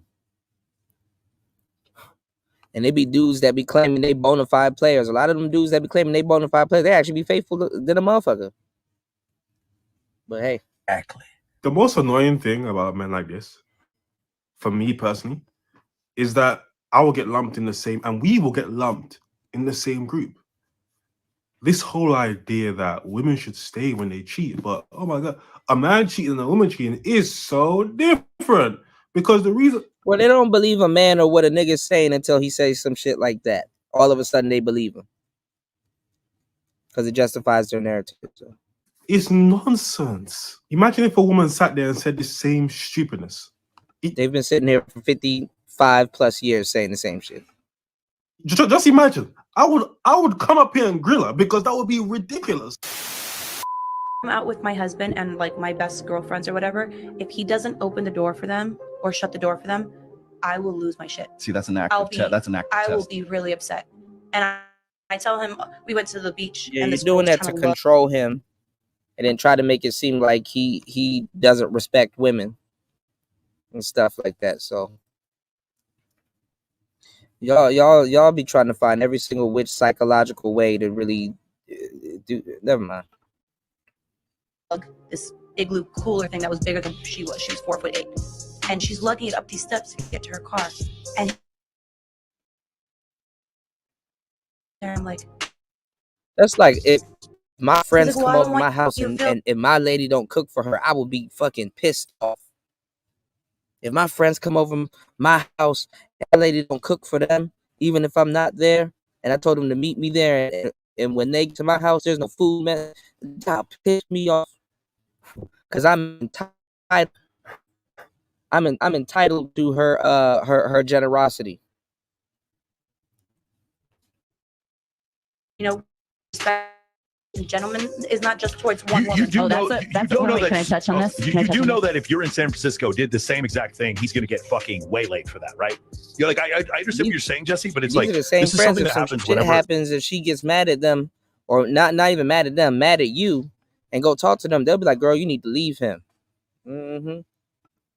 Sometimes I deal with women is they're like, I feel very strongly that men should do this. And in the last relationship, he was with a woman who felt the complete opposite. So we spoke about this before, and it doesn't make any sense. Her logic doesn't make any sense. A woman's a woman, a man's a man. Are you going to be feminine? Are you going to give your feminine courtesy to all men? No, you're not. So why would you expect me to give my masculinity and my generosity to all men? It doesn't. Because she's entitled to it. That the line of logic doesn't make any sense when you flip it again, because these women only think about themselves and from their perspective. If you wanted a man who was super generous and super chivalrous, and a man who, you know, he just helps everyone, and that's who he is, fantastic. But don't tell me to do shit. You cannot dictate how I act. That would imagine being the woman who looking at you and telling you, "Oh, why are you not helping?" Because I don't want to. Maybe I got a bad back. I don't know. Don't ask me to hang out with you if you have a boyfriend. I'm fed up with y'all. Okay? I'm fed up. Let's talk about it. Hey y'all, a little disclaimer. I'm all for love. I'm all about love, but I do believe there's a certain respect you should have for your friends while you're in relationships. I've been in relationships. This is no shade to those in relationships. Okay, bye. It makes us feel like crap when y'all can't wait to leave us to go be with your man. Or we done made these plans. We done got hyped for them. You could wait to go out with me. I couldn't wait to see you. And as soon as your boyfriend leaves, you leave. Or the whole time you talk about how you can't wait to leave me to go be with him. What?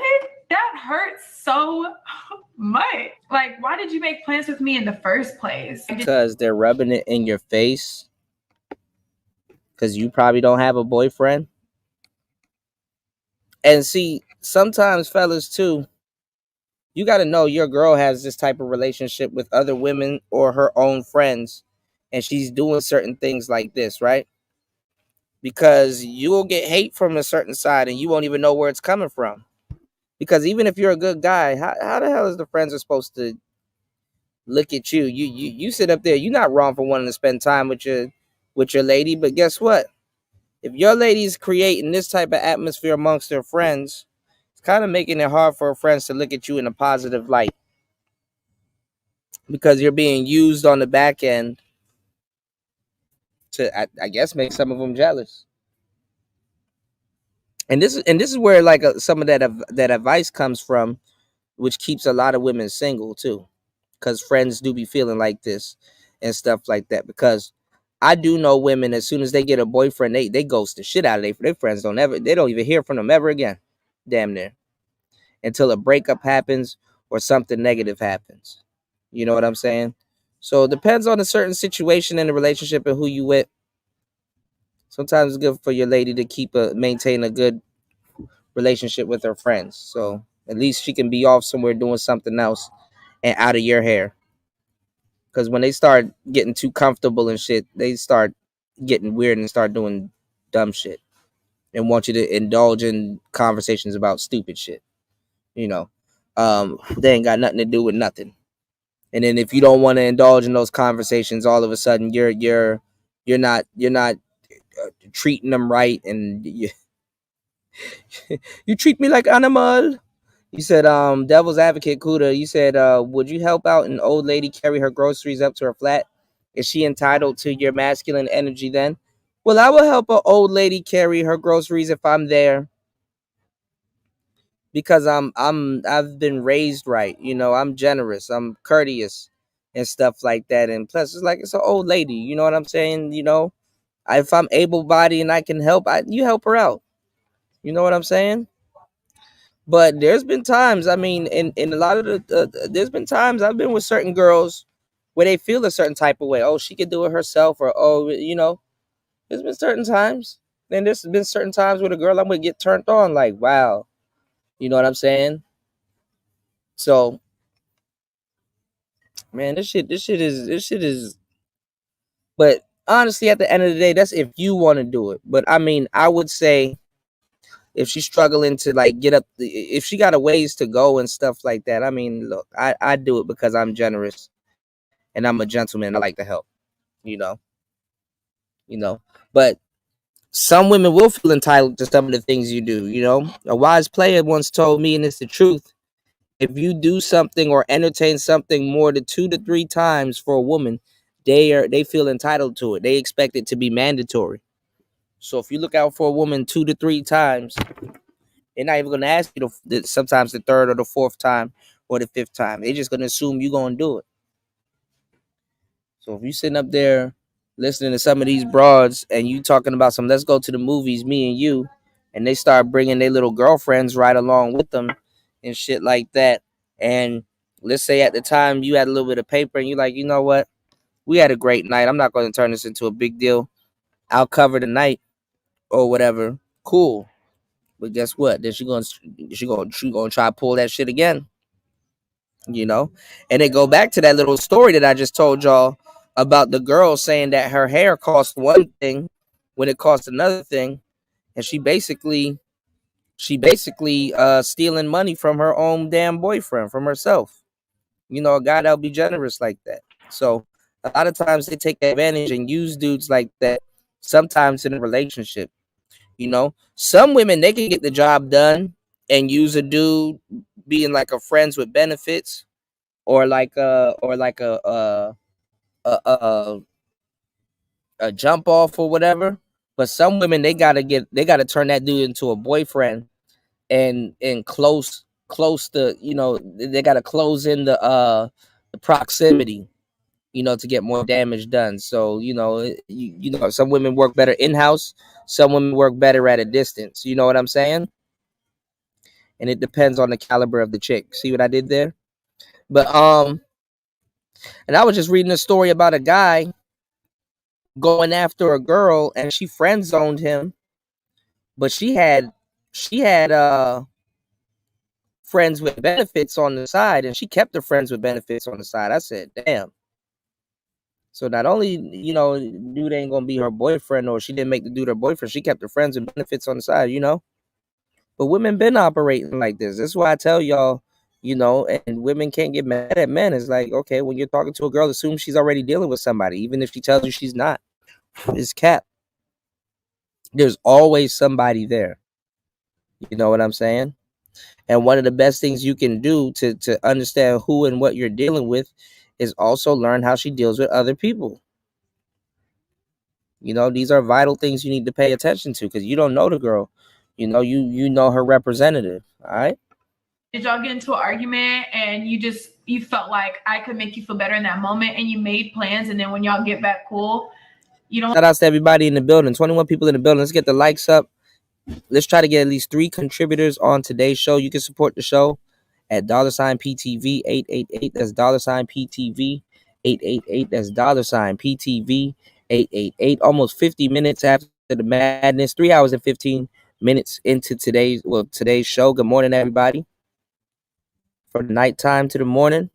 Player Talk Radio. Let's get it.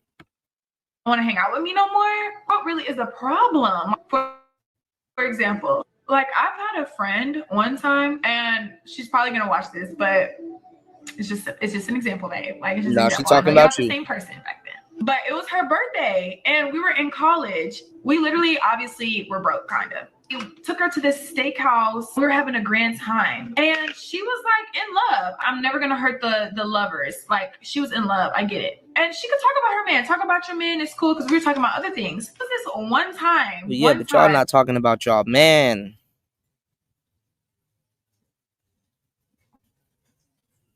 And everybody paused when she said it. She was like, I can't wait to leave you guys to go back to blah, blah, blah. Huh? Yeah, because at that point, y'all are like third and fifth wheel. Yeah, this is funny. We all looked at each other so crazy. Like, did she really just say that? Because we literally spending money we don't have to celebrate you on your beautiful day, and you're talking about how you can't wait. Yeah, but she wants some birthday sex. She ain't trying to be around y'all. I mean, but like I told y'all, fellas, y'all better be careful because you don't know if she slept with her girlfriends. You got to be able to pick up on this shit. Oh, that's why she got mad. Oh, that's why she got an attitude. Y'all messed around before. And you talk to this broad, you know, the one that like to go to the internet and start talking. She'll tell you a story one day when you cross-reference, or your girl. You might could even get it through your girl. Oh, one time at grad school, you know, we were at a dorm and we kind of had a bottle of liquor and we were just messing around. You start getting all these weird stories, man. Oh, one time we went to Miami and the dudes wasn't choosing, but we was in the room drunk as hell and one thing led to another. And so y'all paw my back. The heterosexual males got a lot of shit to think of, just even trying to date a regular quote unquote heterosexual chick. To leave us to go. If you really wanted to be critical. This is why most players just let the chips fall where they are and relax. You dig? What's going on, David? Yeah, man, I'm about to be in the gym later on today also. Y'all hit the like button. Support the show. I might go live at the gym a little bit later. Do a little bit of calisthenics and some cardio. Cuddle up like that. That was the biggest slap in the face. I'm literally in the comfort of my home. Don't invite me somewhere to hang out with you. And then as soon as we're enjoying ourselves, you're like, you're ready to leave. I had this one girl invite me out for drinks. I didn't even want to go get drinks, but I'm like, see? You know what? Let me go be social. Let me go see what's up. Order our drinks, right? We weren't even there for 25 minutes. I take a sip of my lychee martini. A sip. And she goes, you ready to go? You ready to go now? You ready to go? Can we have the check? I'm like, bro, what? I'm like, what's going on? She goes, oh no, my man just got home. What? Fam, it's not even funny no more. Like, it's just sad to see. Like, what do you mean? They're probably trying to tell you need to get a man. I would not be surprised if they're trying to tell you should get a man. And I drove 20 minutes.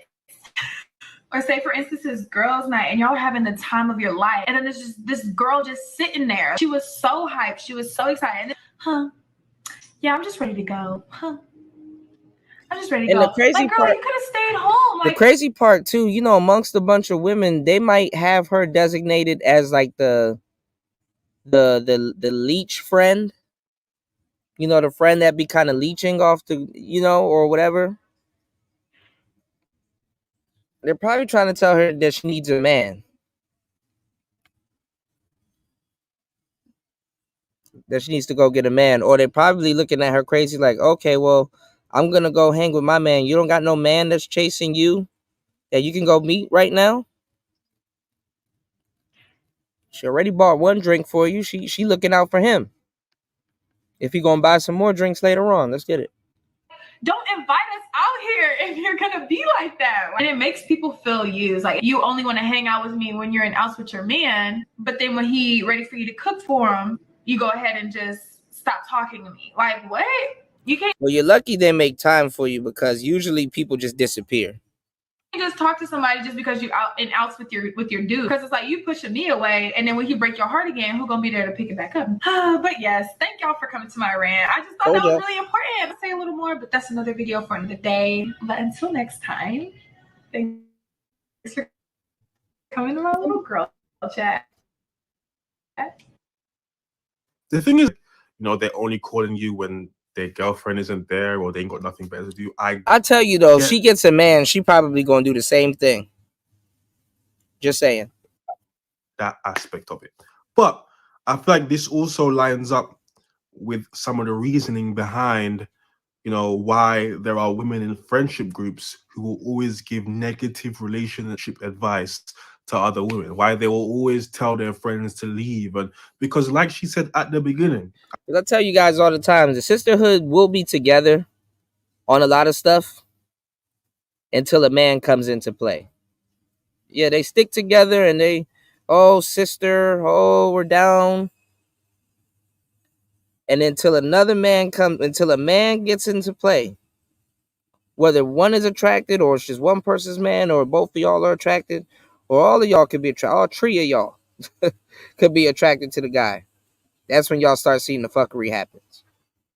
Hook, line, and sinker. And what got me, they feel like shit when you're happy to leave and go home with your man. Even if you went out with them and, the night was done. You guys went out, you barely mentioned your boyfriend, and the night was done. And you're just like, the night was great, but I'm so happy now I get to go home to my man, whatever the case is. They would be upset. It's true. See, it's uncontrollable joy. And women know how to keep things to themselves. So the thing is that they kind of, if that's what she keeps running into, they're sending a message to her.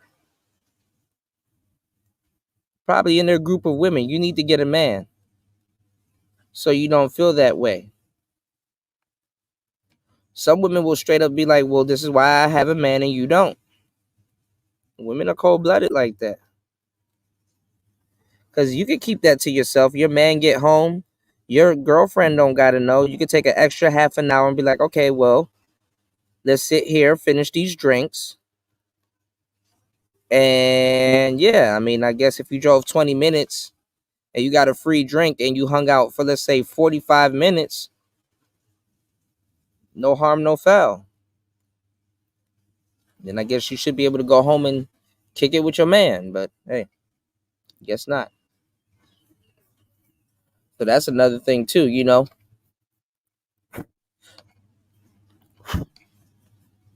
Friends take up time also.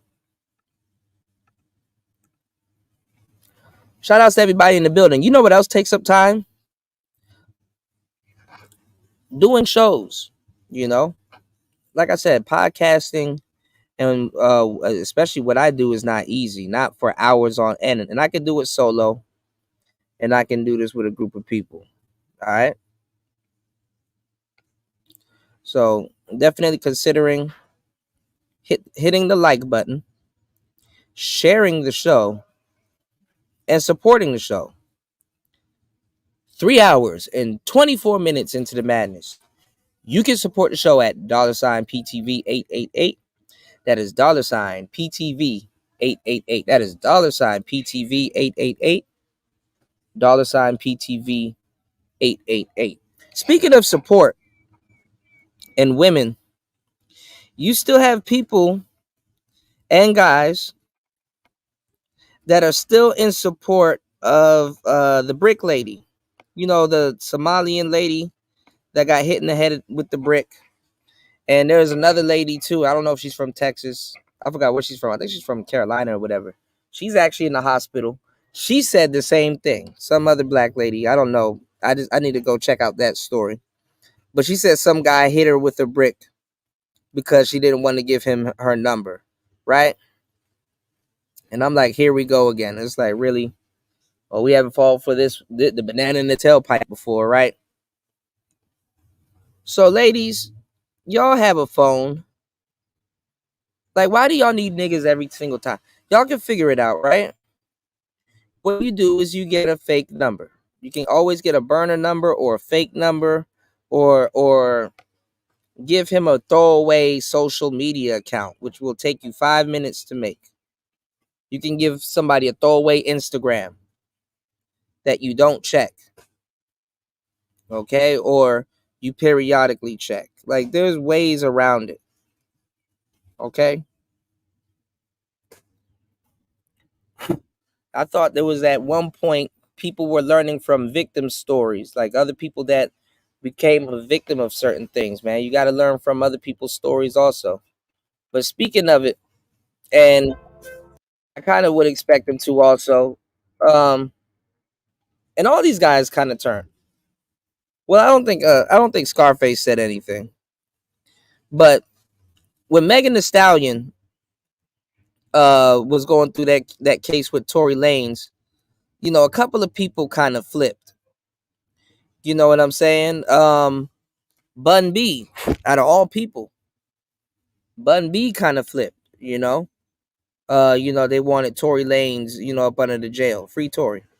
Bun B flipped. I think Willie D flipped, but the brick lady, Willie D, he's still protecting her. So I haven't checked it out, but a lot of people have been talking about it. So let's see what Willie D's point of view is after they said that she's quote unquote scamming. But okay.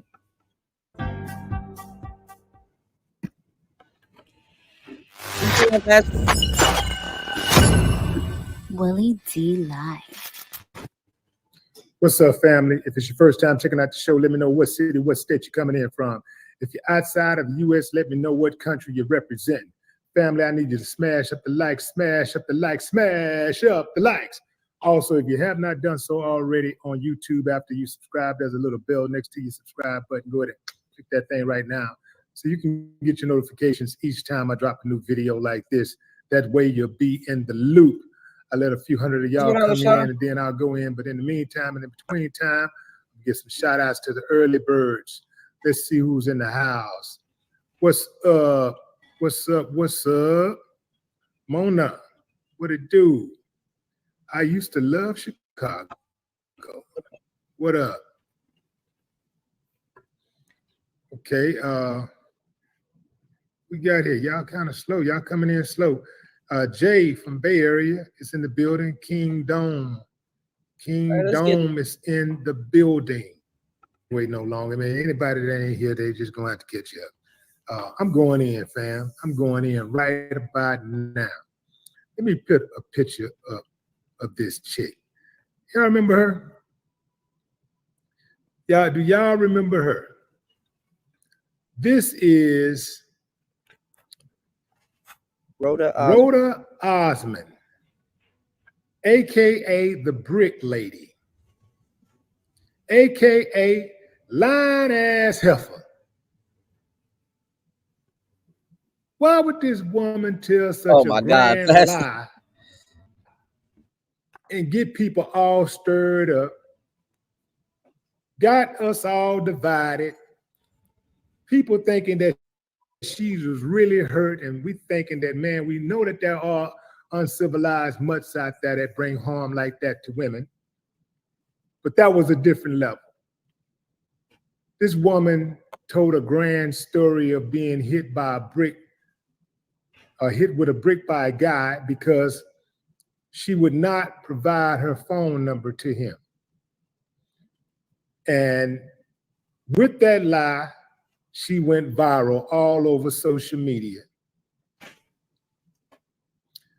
Now, the Houston Police Department has concluded their investigation, and they have determined that Rhoda Osmond was lying all along. She's been charged with felony theft by deception, according to charging documents. She raised at least $40,000 through a fraudulent GoFundMe page she started in September that claimed she was the victim of a similar attack more than 3 years ago. So they were trying to say the swelling on her face, which her face looks crazy. They were trying to say the swelling on her face is saline solution, like it's like water and like salt or some shit. I don't know, y'all. I don't know. How? Because I told you guys, if you get hit in the head with a damn brick. Now, I don't know if y'all came up watching karate movies and shit like that. But nigga, the side of your head gonna be ashy as hell too. Unfortunately, bricks have dust, and the side of your head would be ashy as hell.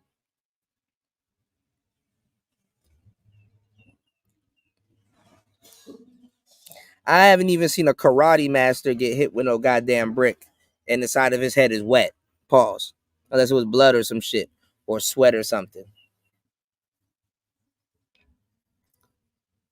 You know? Because, black people, we be worried about the wrong shit. You get hit in the head with a brick. It's like, okay, damn, let me kind of wash my face before I go live. Side of my head, ashy as hell. So she got a shiner. A shiner, y'all. I don't come up with these nicknames, y'all. Can somebody please fill me in what the hell a shiner is? Unlucky could one person actually be? That's the GoFundMe. Over $42,000 raised on a lie. And what type of, because I thought it was a joke. Why is she posing with a watermelon? What in the caricature is this?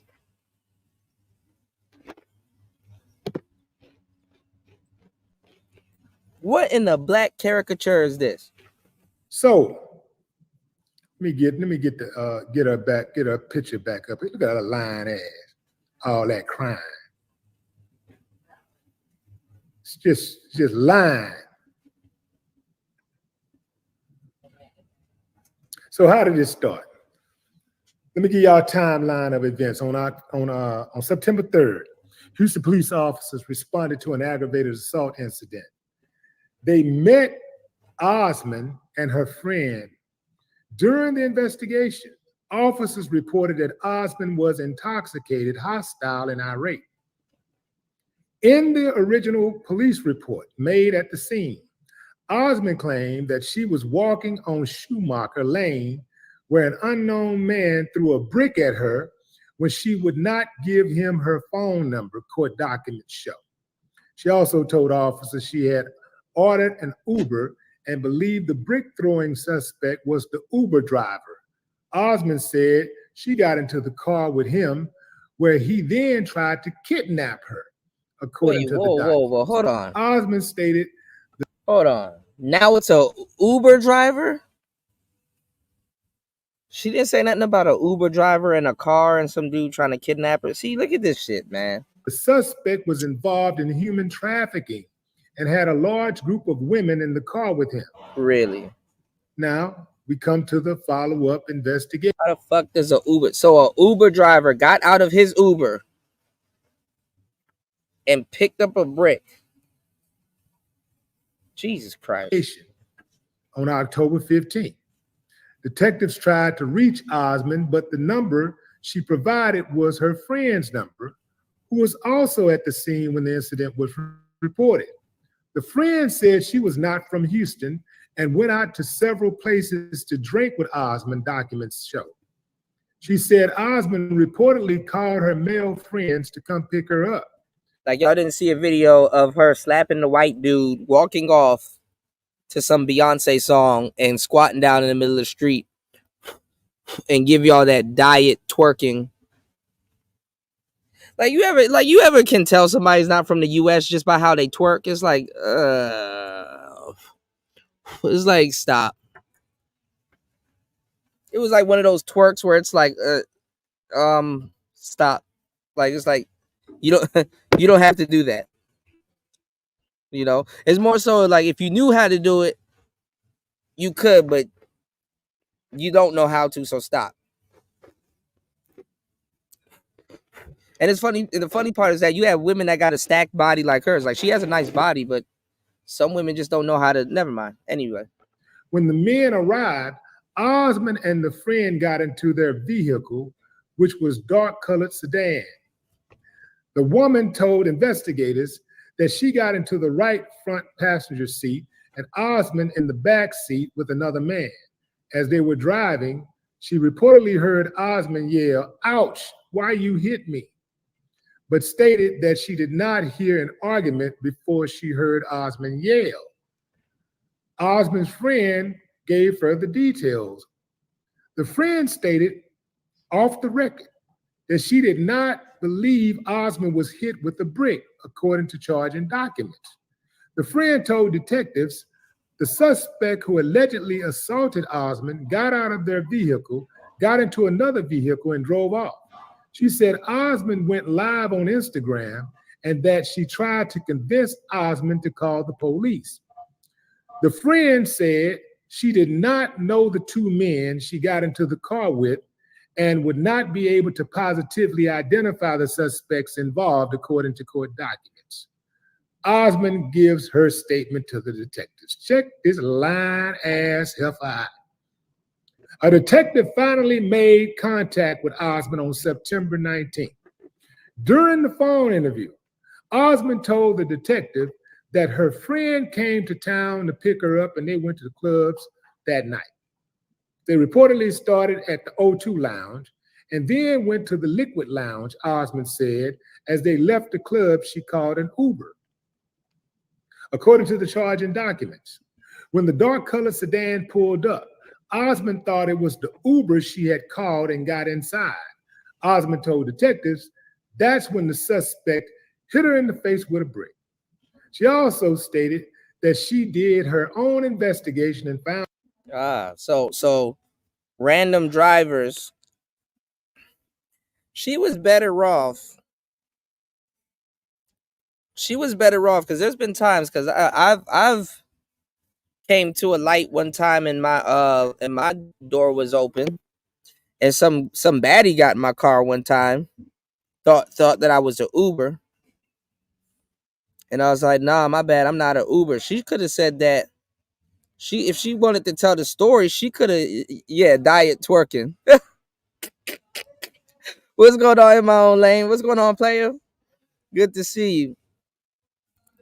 No, but it's like she could have said that the person was mad because, you know what I'm saying? She probably got in the wrong car, and or I don't know. First of all, I shouldn't be telling stories anyway.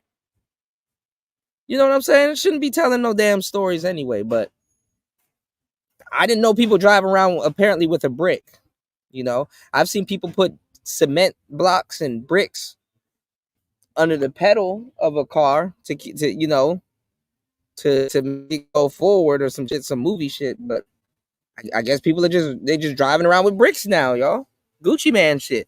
All white bricks, like 10 bricks. Just hit a brick for 50 more bricks.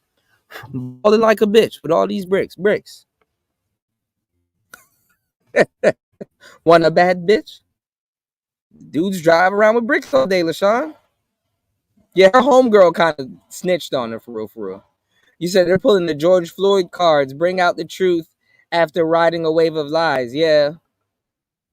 Found out the man was named Olin Douglas. That's who assaulted her. When Osmond was asked where was her friend at the time, she reportedly became upset and said her friend was far away from her while talking to another guy. Osmond then changed her story to say she was assaulted at the Liquid Lounge Club. After more questioning from the Houston police detective, Osmond became upset, asked to speak with the detective's supervisor, and then hung up. The detective said he still provided her the name of the sergeant. On September 20th, check out the surveillance camera. Watch the surveillance do his job. Watch the surveillance do his job. Y'all remember, family, Big Brother is always watching. And sometimes when he goes to sleep, Big Sister is watching. On October 20th. Shout out to everybody in the building. 3 hours and 40 minutes into the madness. Hit the like button, support the show. You can support the show via PayPal. You can also support the show via Bitcoin. And you can also support the show via Cash App. That's $PTV888. That's $PTV888. That is $PTV888. Let's get it. Yeah. Houston police detectives canvassed the area where the assault was reported. Because everybody was asking her, okay, well, where the brick at? Did it break? You know, you got a nice shiner there. Why isn't the side of your face ashy? And spotted surveillance cameras in the 5600 block of Schumacher. The company that owns the cameras provided detectives with footage from then. Charge and documents show. In the footage, the man that Osmond claimed hit her, Olin Douglas, was also identified. Detectives said Douglas, Osmond, and her friend were seen talking amongst each other and walking toward TikTok Garden Lounge, located in the 5600 block of Schumacher Lane. They all reportedly went inside the club together. About 20 minutes later, the video shows the trio walk outside the club, then walk toward a white Maserati that was parked directly on the side of the business. Douglas was reportedly seen leaning on the right front passenger door while Osmond walked toward him. According to the documents, the surveillance footage shows that Osmond started dancing on Douglas. Check it out, fam. Osmond started dancing on Douglas while her friend was in front of the vehicle talking to another man. The video then reportedly shows all four people get inside the Maserati. The unidentified man got in the driver's seat. The friend got in the right front passenger seat, and Osmond and Douglas entered the back, according to the documents.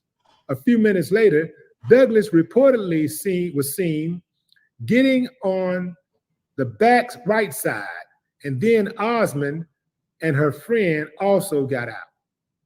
According to charging documents, Osmond and Douglas were in an argument, and Douglas reportedly swung his right hand while holding what appeared to be a plastic water bottle and struck Osmond in the face. Detectives said Osmond then sat in the front passenger seat of the vehicle while Douglas stepped away from her. He reportedly got into the back seat of an Audi A3, then had pulled up. Now I think they have a I Uber drive with my Mazda. I had a Mazda 6, but I didn't do actual Uber. I did Eats every so often. But what was I about to say? But I don't know no Uber driver. I was just about to say a Maserati is not no goddamn Uber car. What's going on, Deacon? Shout outs to everybody here. Y'all hit the like button on the way in. Support the show. So I don't know about no Mazzy. That's the last car I would use to fucking do Uber anything with. So when Osmond got out of the vehicle, detectives said the unidentified man was driving and it took off. The footage captured the incident. I'm doing my best to read this, family. It's a lot of grammatical areas. Basically, she just said that she basically lied on her brother, for real. I mean, maybe, I don't think he should have swung on her or nothing like that, but then again, I mean, Shorty was out there punching at people and doing all kinds of fuckery too. I guess she thought she was going to fix him, so. Errors here. The footage capturing the incident did not support Osmond's recorded interaction. Charging documents show. Now, here's when the Brick Lady story went viral. When Osmond went live on Instagram after the incident, she went viral on social media. On September 4th, a day after the alleged... See, her problem is that they got the cops involved.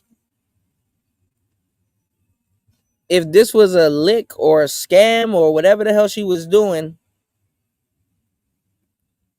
you don't get the cops involved. But the way that she was complaining, it left people no choice but to say, yo, call the police. Do you know the guy? What the hell? A brick? So she shouldn't have got the cops involved like that. But hey. Assault was reported. That's what the other blogger wanted to do. They wanted her to, get the cops riled up and then, A GoFundMe account was created and listed Osmond as the beneficiary. The account raised $42,302 as of October 25th, 2023, according to charging documents. It stated that she was attacked by a black male as she was walking down the street because she declined to give him her phone number, the report read. The page reads, woman gets hospitalized after allegedly being hit in the face with a brick by a man she refused to give her number. The alleged incident happened in Houston. She says she was surrounded by men who did absolutely nothing. She says the men got in the car and left the scene after assaulting her and is afraid he will never get caught. The viral video link on the GoFundMe still directs to an Instagram account. The video received more than 1 million likes. A link of Rhoda's external injuries redirects to TikTok and currently shows the video as unavailable. The GoFundMe account is reportedly frozen after several donors reported it as fraudulent. During the investigation, detectives said they received a call from Daphne Sutton, a mental health advocate and blogger on TikTok. I mean, all she got to do right now is just put out another GoFundMe and it will get funded probably even more right now. Like, what are we talking about? And then jail time? She ain't gonna do no damn jail time. She got a nice little shiner. All they're gonna do is give her a nice little ankle monitor and let her go or fine her. She's not about to get no damn jail time. Oh, tripping. Who believe Osmond was conducting a scam of a situation that happened in Minneapolis in 2020. She reportedly provided detectives with another GoFundMe account that was created by or for Osmond in 2020 with the same narrative of a black man hitting her. Sutton made TikToks about the incident and said some of Osmond's friends and an ex-roommate also reached out to her to provide a statement. Detectives reached out to Minneapolis Police Department, and watch these dots get connected, fam. They reached out to Minneapolis Police Department to ask about the GoFundMe titled Help Black Muslim Mother Pay Her Medical Bill. The description stated, a young black Muslim single mother was viciously assaulted by a private security in Minneapolis, sustaining multiple facial contusions, a black eye, and injuries to her leg. She needs an estimated $5,000 to pay medical bills, legal fees, and a new phone and more. The Minneapolis Police Department told the Houston Police Department that it has not received any reports of Osmond being assaulted in 2020. The department stated that the last contact officers had with Osmond was in 2012 for public lewdness and disorderly conduct. The ex-roommate of Osmond also reached out and told detectives that she and Osmond were no longer friends after discovering Osmond was scamming people and she wanted no part of it. She said Osmond reportedly created the GoFundMe in 2020, claiming that someone hit her, but it was a lie. At the time of this writing, Osmond has not been arrested. Check out her criminal history. According to court documents, Osmond has several prior charges in the Virgin Islands, Minneapolis, Minnesota, Hennepin County, Minnesota, Williamson County, Texas, Travis County. She is Somalian running wild. In Minneapolis, she is Somalian running wild. Texas. Osmond is currently on bail for a separate offense from September 2020. Maybe she might get a little charge. I don't know. 2023 for the felony assault and domestic violence. She was charged with 2 accounts of misdemeanor domestic violence in Steele County, Minnesota. The Harris County District Domestic Violence Attorney's Office is asking the court to enter a $50,000 bail on the theft by deception charge she now faces here in Houston. Okay. Look at this uncivilized mutt. Caused all of this confusion and division. Lying, talking about somebody hit her with a brick. Yeah, but she got you, Willie. She got Umar too. She got all of y'all fooled, especially when it happened. Now you wish somebody would have hit her ass with a brick. That's funny. That's actually funny. That's kind of funny. Nah, but remember when it happened, brothers, we need to talk. Oh yes, you brothers need to stop hitting these women over their head. Y'all are violent. Y'all are ripping and running and tearing up the streets. Yeah, they saw her big booty and automatically believed her. Exactly.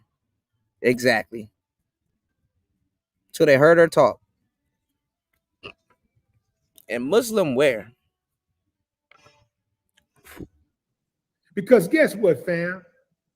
With that lie, she just made it harder for any woman out there, especially a black woman who gets assaulted by some uncivilized mutt, to be believed. It's people like her, and the women should be going in on her harder than the men should. See now Willie D sounds like a carbon copy of the manosphere.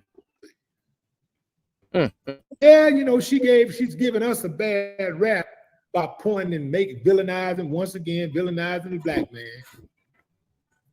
But the women who want protection, who need protection, y'all should be going in on our ass harder than we are.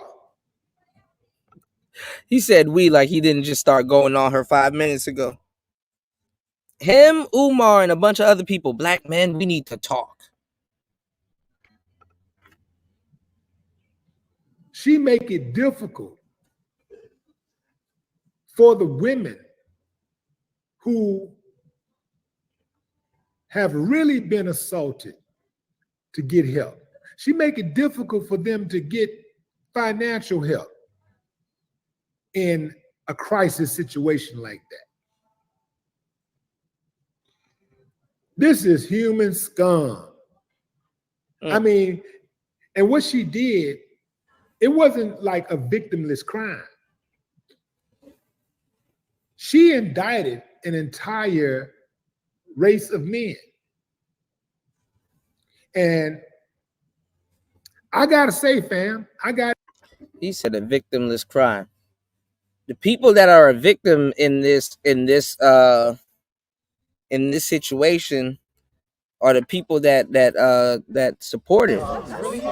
You're a victim. There we go, CSI. She wasn't a victim. You're a victim. There we go, CSI.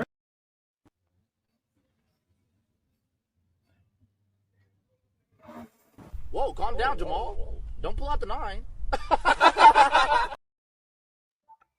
Shit. I admit, she got me. She got me. Yeah, she got you good. Well, let me put it like this. I was willing to give her the benefit of the doubt until some other stuff started coming out. And, one of these dudes jumped up and said, yo, man, this girl is a troublemaker. She go around starting fights and stuff, trying to provoke stuff. And then I started hearing about her scamming and stuff. So, yeah. But initially, I was willing to give her the benefit of doubt. And now it's stuff like this that make me hold my judgment. Now, I got to be like, hold on, man. Let's see what this is about first. Let's see what's going on. Can't jump to conclusions. Can't just go with any narrative, whatever narrative somebody put out anymore. You can't just go with that. You would think that somebody would not, we know people lie, but to create a scheme that grand. What's going on, Raven? It's like Carly Russell lying ass. Talking about she saw a baby on the side of the highway. Hold on. Y'all can thank the manosphere and the brothers that actually speak up that are adjacent or around the space. Because first of all, women that do stuff like this normally don't get caught. Women that do stuff like this normally get to go on other podcasts and brag that they got to do stuff like this and didn't get caught. So women normally don't get caught. They don't get caught. The police, the whole police force with no broads lying and don't do anything. They don't get caught. They'll be on camera. They'll be red-handed. Still not caught. Look how long this happened. And it's about to be February. And now they're just talking about some, man, we got to fuck out of here, man. You know you ain't finna get away with that. She saw a baby on the side of the highway. She would have got away with it. She got away with it before. Well, the Carly Russell thing, yeah, I don't know about that. That white baby on the side of the road. Somebody had like a picture of Tommy Pickles. It's like, who you saw on the side of the road? But she was cheesing hard too for that picture. Family, you know they gonna investigate that. You know they finna pull up all kind of surveillance cameras. See, this is what stupid, dumb criminals don't understand. Them Zillennial criminals hit different. What's going on, Kev? Zillennial criminal hit different, y'all. Crimes that you commit will be solved. There's certain crimes that law enforcement takes personal. They can solve just about any damn crime if they really wanted to. All they got to do is unleash those resources. You ever notice how they always solve a crime when somebody do something to a cop? They know how to solve crimes when they want to. They got the resources. All they got to do is have dedication, and they're going to catch your ass. So it's certain crimes that you commit. You're going to get caught. Oh, you will get caught. Carly Russell didn't have enough sense to know that, you know, if I say I saw a little baby, people, that's going to really, she knew his. Shouts to everybody in the building. Hit the like button. Let's get at least 3 contributors on today's show. Good morning, everybody. It's Player Talk Radio. We in the building. Let's get it. Willie D. She had enough sense to know that would touch people. And she had enough sense to know that her missing, acting, you know, coming up missing would touch people. But she didn't count on that. See, it was probably that her throwing the whole baby thing and that is what really got her, because it's, you know, a whole lot of missing women. Women come up missing every day. But she had that baby element. I saw a little baby on the side of the road. They were like, oh yeah? Well, why nobody else saw the little baby on the side of the road? She got this whole grand scheme where she calling her family members and all this stuff, man. People like, okay, we about to see. If there was a little baby on the road, we finna find out who that little baby was. Yeah, the baby. We're going to find out for sure. We're going to ascertain. Baby on baby on baby on baby. A baby was really on the side of that road. Certain crimes you commit, oh, you going to jail. They gonna catch you. It's like the Asian woman who they worried more about the baby than her. Black girl in Houston, in the Houston Galleria area. She was going to work her second job, and the chick stabbed her for her purse. Riding around on a bicycle, criminal, straight up thug. Saw this hardworking young lady, innocent woman, just going to work, trying to buy herself a car and take care of her baby. And she stabbed her to death for a purse in the Galleria. If you don't know about the Galleria, it's one of the richest areas in Houston. Your ass gonna get caught. Certain kind of crimes you do in Houston, and if you do it in the Galleria, oh, you gonna get caught. Just count on that. You gonna get caught.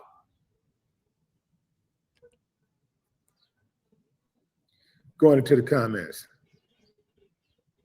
What's up, Ramal? Rainy, what up?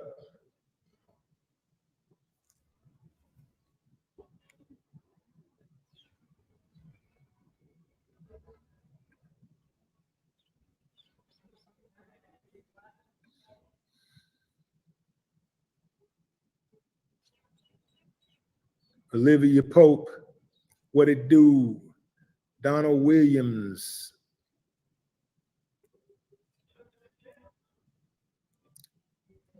Killer cow? Little Killer Cat. Killer California? What is that? Is that California? All right, hold on, y'all. Darnell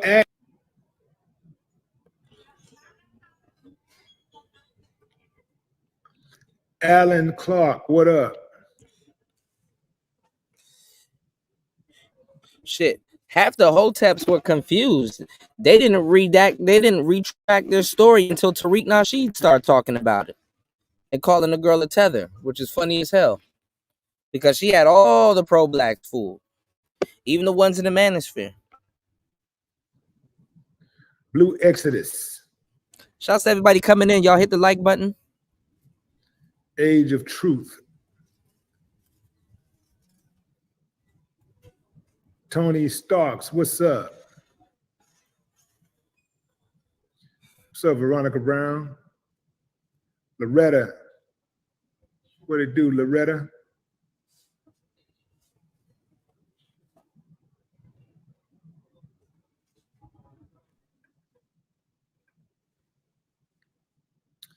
I want to let you know, I want to remind you, families, we got a lot of new people, new subscribers and stuff, but just want to remind y'all that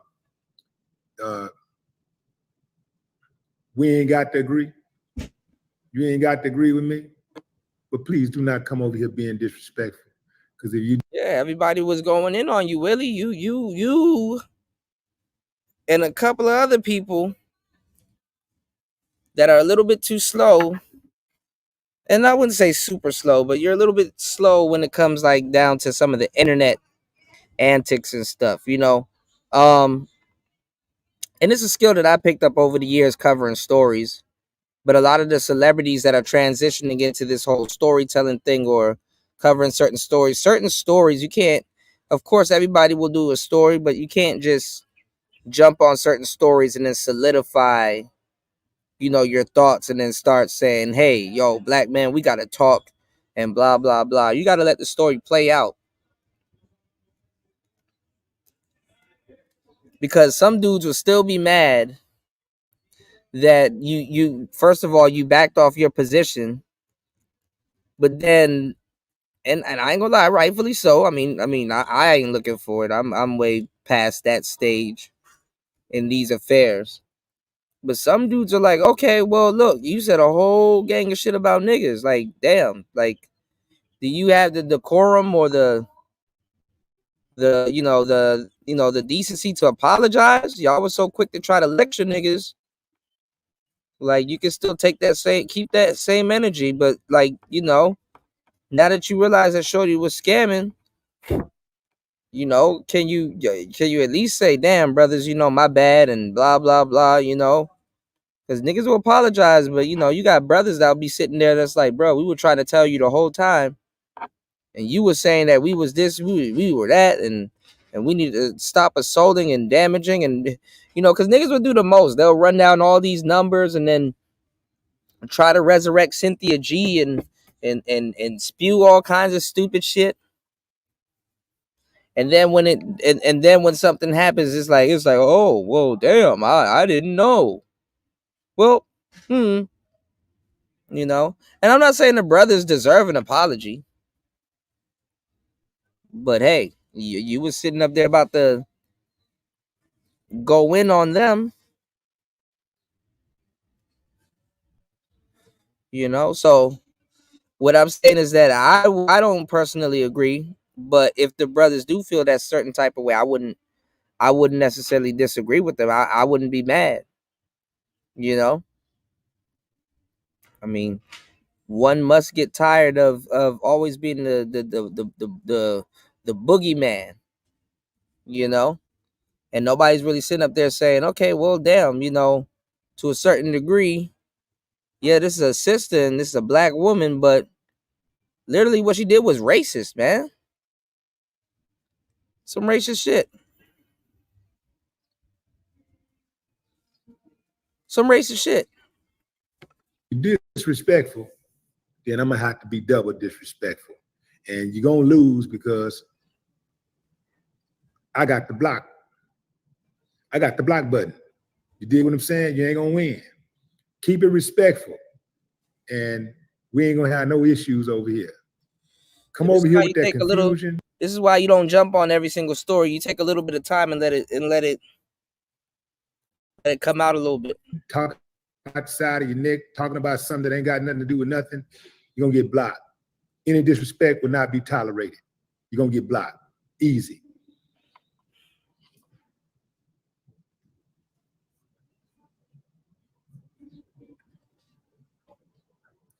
What's up, Miss Jazzy?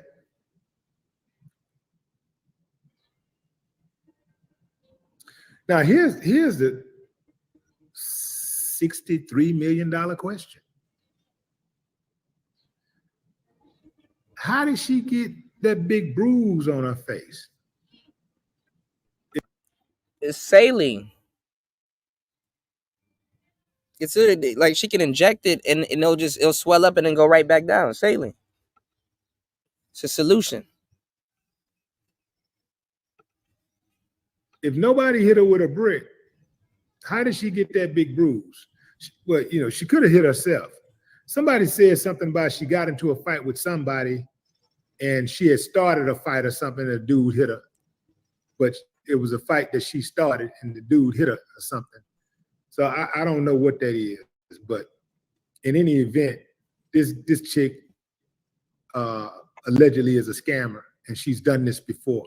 So she has a record, which means she's there's a pattern of her coming up with these type of assault cases and going to the public and asking for money. So anyway, fam, let's do a quick poll. What do y'all think the results are going to be? You know, y'all think is she going to do some jail time? Or are they going to slap her on the wrist? Thumbs up if you think she's going to do some jail time. Thumbs down if you believe that, nah, man, they're going to just pat her on the wrist and let her go on about her business. Thumbs up if you think she's going to do some jail time. Thumbs down if you think that they're going to pat her on the wrist and let her go on about her business.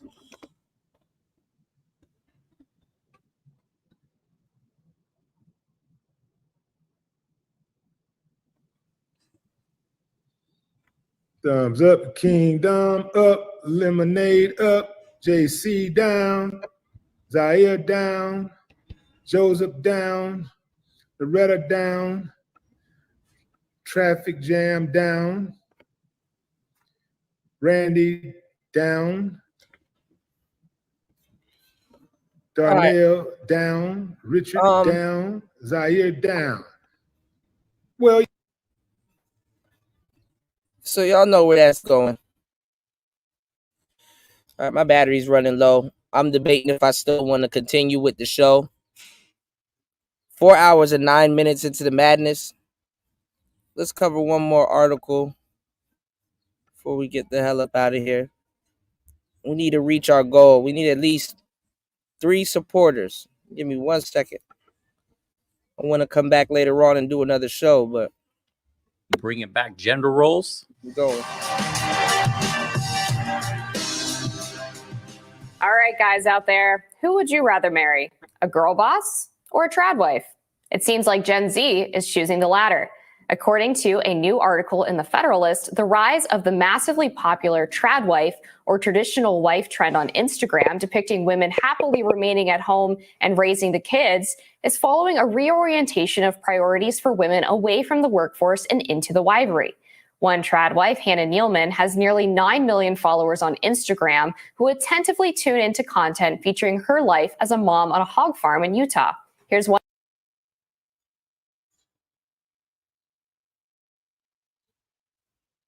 Okay, he done muted it.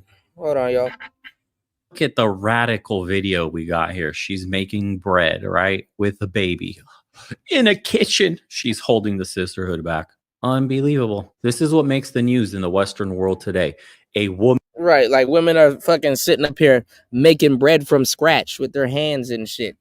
From wheat that they cultivated in their backyard. If you don't get the fuck out of here. Men choosing to be a. What's going on, Shannon? Y'all see what I got to deal with, man? Y'all hit the like button on the way in. Support the show. God damn.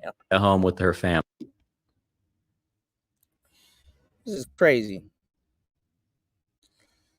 Hold on. She has no dollars. This has led to Ooh-wee. accusations that this lifestyle only works for the ultra rich. Others say the rise of the trad wife is just an excuse to push back on the gains made by feminists in the modern era and return women to a more subservient role. Here to discuss is author of this Federalist piece and a research associate at the Heritage Foundation. Shout outs to Emma In My Own Lane dropping the huge. Thank you, broski. 20 on the Cash App. Hold on, I'm gonna have to plug this. Oh, y'all, I'm gonna have to plug this in. All right, we'll cover this whole thing. Shout outs to In My Own Lane. Shout outs to you, player. You said the wife hustle is reaching the new heights. Listen, it's the hoes too, though. I want y'all to really pay attention. Don't sit up here and believe it's just the women that are trying to be wives. It's the hoes too. The hoes got to do maid duties at some point. Now, y'all some freaky dudes. I don't know if y'all are gonna accept a woman coming over to your house with a plate and she cleans up all the dishes, drains you, and go home. I don't know if y'all gonna accept that. It does sound like a deal, but then again, when you think about it, damn, do you want a hoe to really cook for you? Damn. Is she gonna clean your house or clean up the mess that she made, or it, or whatever, or does she gotta wash the dishes, or is it paper plates, or is she gonna take care of the other stuff in the sink, and then while she's on the way out the door, she gonna grab that bag of trash by the door and throw it down the chute, or bring it outside, or you know what I'm saying? It's like at this point, you might as well get a wife.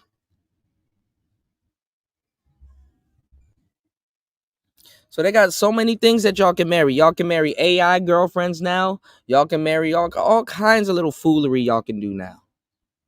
That's available. All right? Stay woke, y'all.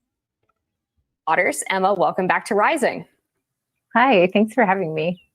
Right. So a lot of this trend, I think, started during the pandemic, and It's gimmicky at this point. Like, why are women that don't have guys that's proposing to them more happy to do this? It's like, don't you think you need to become a wife first before you can do this? Or at least be in a long term, or at least engaged? Y'all a little bit too happy to be single, talking about you about to be Marilyn Monroe. A lot of women ended up, and y'all need to, and it's a slight, y'all need to update again. I keep saying this. Y'all need to update y'all stereotypes of women. Women don't even update their own stereotypes of women. Because why do they keep using the 40s and the 50s as a staple, as the type of women that men want? You know, the women were submissive before the 40s and the 50s and the 60s. up leaving the workforce after their jobs went remote. And this is what they're not telling all those other women while they're trying to do this. Ladies, the majority of y'all now, because of feminism and y'all running y'all mouths,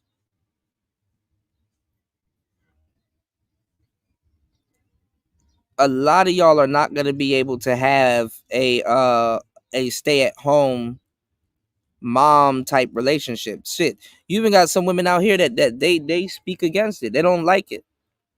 But the thing is that when you guys jumped into the workforce, y'all stretched the economy something serious. Okay?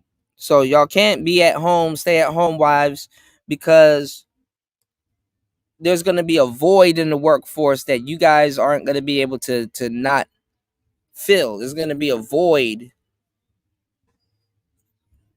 Basically, the economy, basically what I'm saying is that the economy doesn't work like a rubber band. Okay?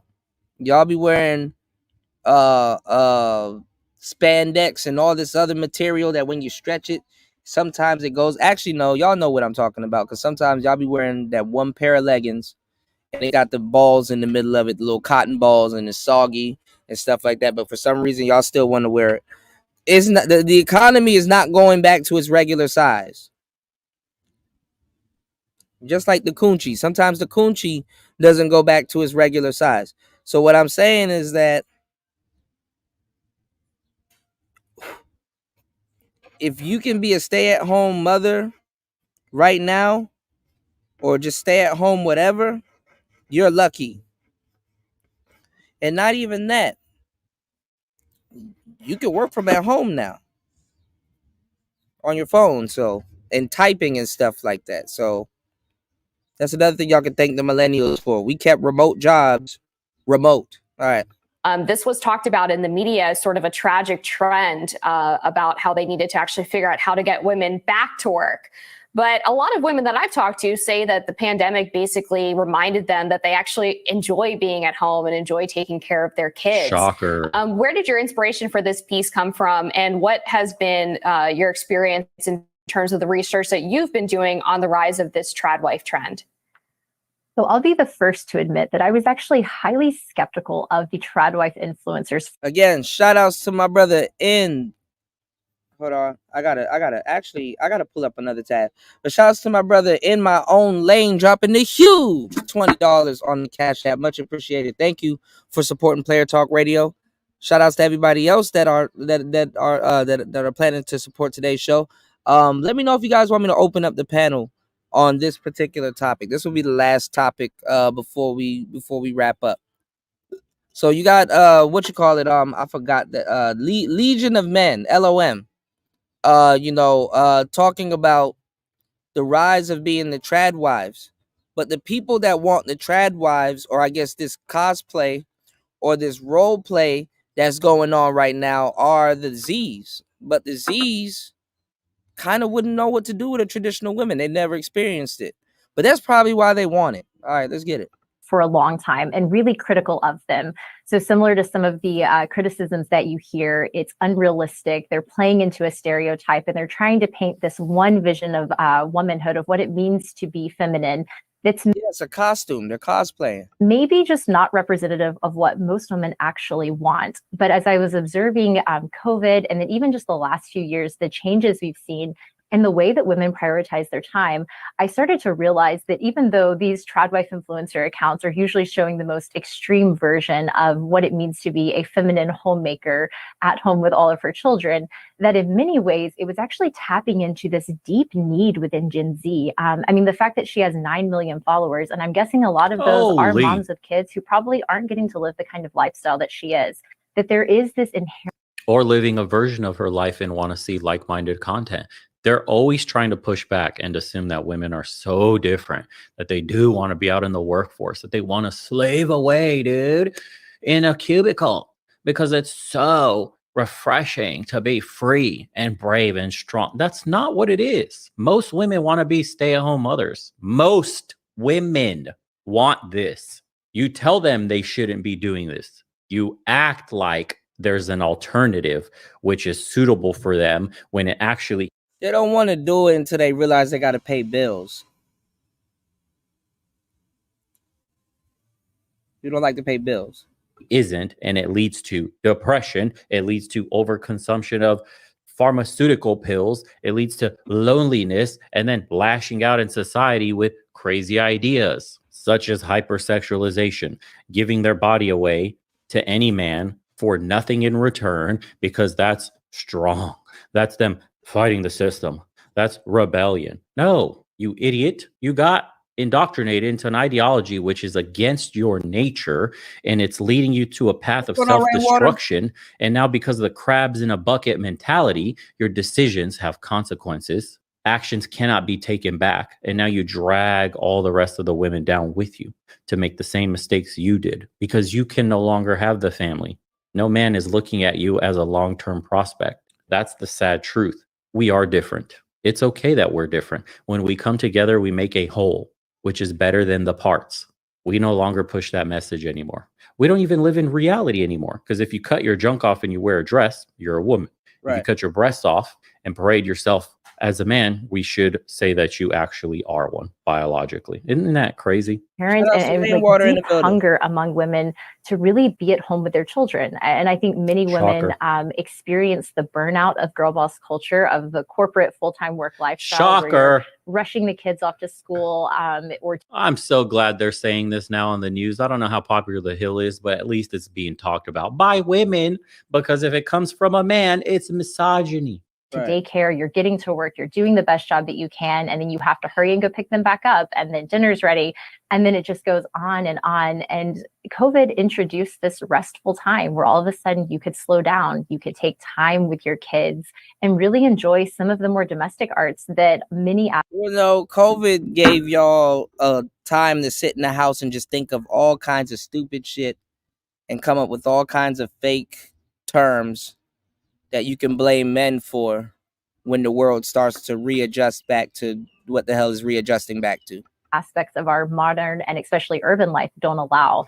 And so all of that together, and just seeing the happiness that a lot of women were deriving from this, I thought it was something really important to consider more closely.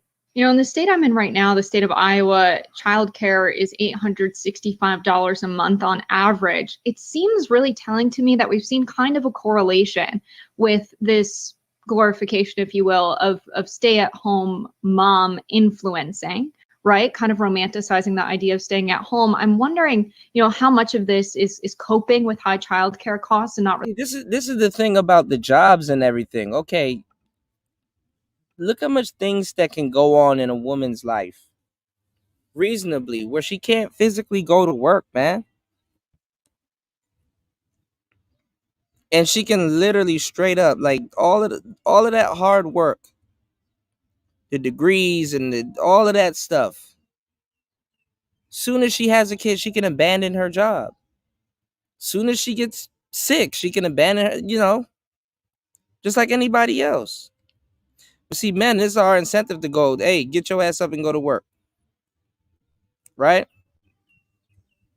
So a lot of times too, when we talk about like the workforce and stuff like that, people don't talk about job abandonment and long ass maternity leave. So really having much of a choice to work a job where you're making potentially a similar amount of money, instead, you know, just staying at home and doing that work yourself instead of paying someone else out. I just don't think Gen Z would really want to go back to the 1950s, which I think is where a lot of this. And I'm glad you said something about that, because that's exactly what they're doing. And it's a troll for real. TradWife core comes from, when women couldn't have their own bank account or buy a car. You know, it wasn't until the 1960s that you could, but only. See, you need to, I've been saying this the whole night. You need to upgrade your stereotypes, even towards other women. Like, come on, man. You can't have a bank account? Who the fuck is stopping you? What, you 21 Savage? Who's stopping you from getting a bank account? Bitch, go down there with your ID and go open up a damn bank account. Go put $10 in it. What's stopping these women from taking an Uber? They have a whole iPhone in it. You can open up a bank account on your phone.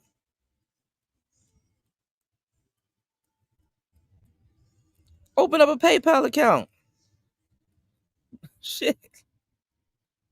Stop blaming men for everything. Shit. Only with your husband's signature, and then finally in 1974, you know, it. But again, it's irrelevant because they are going back. They are even actually going to the 1950s aesthetic. That's how much they want it back. They don't care about your bank accounts, any of this. It's irrelevant. The salary gains, the bank accounts, the work opportunities are irrelevant when it comes to family, which is what they want to nurture and bring up. They don't give a shit about all those other things. They have those now, and they choose to go back. You understand? This is why. Because they know what really counts. The wool got pulled over. Oh, LOM, you're getting bamboozled also. No. Being stayed at home and cared for is a start. Because they will eventually try to get into something else. So while you're out there working and all this other stuff, they're finding other ways to try to do something else. I don't understand why y'all niggas don't get this shit. All of this shit is a scam. It's a scam. Who just wakes up and starts putting on pantaloons and dressing like fucking Annie and shit? It's a scam. Nigga, they don't even sell that shit nowadays. Where you find this shit? It's a scam. Pretend to be a submissive wife. Get get certain things done, and then while you're at home on your phone, start practice hypergamy. Start talking to other niggas. Do a little OnlyFans or do whatever the hell you finna. It's a scam. Damn, y'all niggas dumb, dog. For their eyes, and now they finally are not blind to the truth anymore. And they go, you know what? Because COVID gave talking about some she wants to nurture. She don't know how. And she's imitating a time where she never lived, and y'all still don't get it. Me a new perspective on the world because I got to take some time off and I got to be around my family more, and I wasn't rushed by the hustle and bustle of modernity and working like a slave. And I got to see for a second, hit pause, and I got to see what really matters in my life, which was my family. You know what? I prefer this. So it's like, wow, you give a woman real choice. Nah, I don't want nothing like that around. That right there breeds resentment, and that right there breeds resentment and regret. Because once the dust settled and she don't feel like that anymore, she gonna resent you like a motherfucker. You gonna find glass in one of your sandwiches. Stay woke. Choices to make, and she ends up making the ones that are most aligned with her gender role. Isn't that wild? But until then, you have to just keep distracting everybody.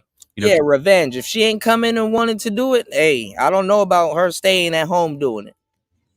Then she all up and down through your house and stuff like that. Abroad will get you lined up. Keeping up with the Joneses, surviving, got to pay taxes, got to go to work, got to make sure rent's paid, got to do all this shit that distracts you from what really matters, your family. Because the moment it stops distracting you, oh, look at the choices they make. Became legal for women to have their own finances. And so I just don't think a lot of Gen Z women want to go back to that. But I can understand, whether it's financial constraints, meaning you're going to stay home and you want to romanticize your life for the internet, or you just like the idea of being home with the kids. But I'm skeptical that people want to go back to the actual world legally of what the 1950s was. What kind of argument is this? This is another brainwashed NPC. Nobody's arguing to go back when you didn't have bank accounts. What they're saying is, despite all the gains we've made as women, nothing replaces family and raising children. I don't care about the bank accounts. I don't care about the salary, the jobs, all these opportunities, like I said before. No, they want allowance. It's just basically like moving back home with mom and dad. They want an allowance too. Despite having all this, my choice is made. My kids matter more. She can't get it through her head. This is the NPC brought on here to spew the mainstream narrative of how the trad. You're not hearing what she's saying. She's dog whistling. It's a scam. It's like, how long can you keep it up? Wife is simply, this is gonna come and go. A flavor of the month fad that will go away soon because nobody really wants to do this stuff anyway. Exactly. They're just at home pretending to love this to get views online, which I'm sure there's a bunch of women doing that. But 9 million followers on that chick's account tells me there's a real demand here. A ton of women would love to do that full time, would love to stay at home with the kids. But the economic realities of the world today are stopping them from doing it. What gain is that by feminism? If anything, it shows that if the economics were in balance and one person could provide for the whole family, a lot of women would go back to being stay-at-homes. But because of the economic situation, we're forced to have dual income homes and send our kids off to daycare, spending tens of thousands of dollars a year for some other people to neglect our kids. Wow. Progress, baby. What's your sense of that? Yeah, it's a great question. And notably, credit card debt did not begin to skyrocket in the United States until women could have their own credit card without their husband's signature. So I'm not advocating we go back, but I think there are some funny trends there. But when it comes to actual childcare, I think you're absolutely right. There are a lot of women who realize that I'm effectively working just to pay someone else to watch my kids. And while many women certainly have jobs that they really love and enjoy, a lot of times they come to the end of the month and they're like, I'm not sure that this is really worth it. And on top of that, I'm missing out on all the really sweet memories with my children that someone else is getting. My mother-in-law once said that she realized that everyone else was getting the best part of her kids. And then by the time she got them, they were tired, they were grumpy, and they were ready to go to bed. And frankly, she was too. And that's just not the sort of life she wanted to build with her children. And so if you look at studies that American Compass and the Institute for Family Studies have done, they've actually found that for a lot of women, sort of like self-reported goals, most women report wanting to work something between like a part-time job or just like a really flexible role. And for women in like lower incomes, they just don't want to work and have one partner bring in the money and then they can run the household, which like truly is a real skill in and of itself, to run the household on a strict budget, to make ends meet and to really provide a beautiful life for your family. So I think to your point, no, most women don't want to go back to a space where you're really just sitting in the home. And I think a lot of people would argue that wasn't the 1950s, but I think it's important to go back to the even truer vision here, that ultimately men and women, husbands and wives, are called to join together in this shared vision of the home, this shared vision that they're called to as partners, and that they're to pursue that together. So this idea that women are at home cleaning and men are out doing the really important work was really a rare phenomenon even in the 1950s that clearly did not sit well with women. And so what I think is exciting is that the overcorrection that some of these TradWife influencers are presenting is hopefully bringing people back to a happy, normal state where women can engage in meaningful work, but also have time to raise their children, to be present with their husbands and to build a community. Think of all the stats of loneliness and the lack of community, where even women now are reporting fewer and fewer close friends. It's hard to ignore that trend if you're thinking about full-time work, because frankly, when you're in the office all the time, like that is where your energy is going. So I'm hoping that like the outcome. Right. Imagine spending 9 months pregnant, going through the pains of labor, pushing out a baby, only to go back to work and give somebody else your kid and pay them for it. The sacrifice of childbirth, all it entails, only to go back to work so a stranger can look after your child. Does that sound like an ideal for motherhood? Do you think any woman after giving birth wants that outcome?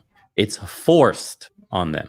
Here is that we're just able to like reclaim a much happier and balanced life where women are able to do the work that they care about, but also receive the support and flexibility that they need to really build this anti-fragile and very happy life for themselves.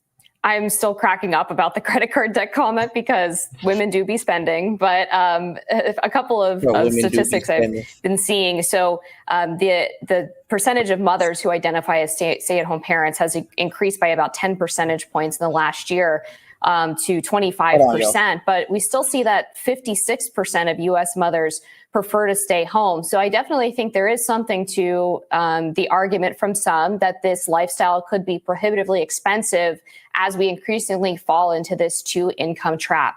So what are some of the policies perhaps being proposed on a state or federal level that could make it easier for women to pursue perhaps part-time work or staying home entirely without sacrificing the fact that it is very expensive with inflation and the cost of housing now to just have one individual working outside the home?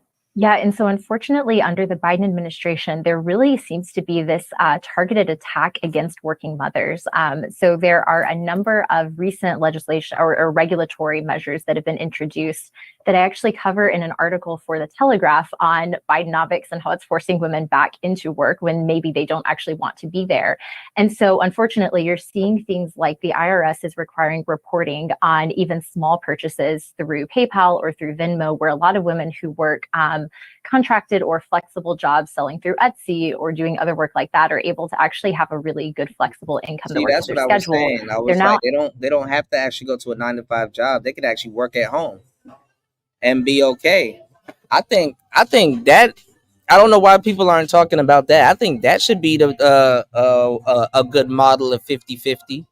Like if your man can keep you at home, and it's not even really keep you at home. I mean, but you know, broad's gonna be like, okay, well, can you give me a car that I can run? Like, especially if she didn't come into the relationship with this stuff. Like, I'm talking about, like, if you meet some chick and let's say she probably worked at fast food, but she's tired of doing that. And you like, look, okay, well, look, you know, y'all end up getting into a long-term relationship and stuff like that.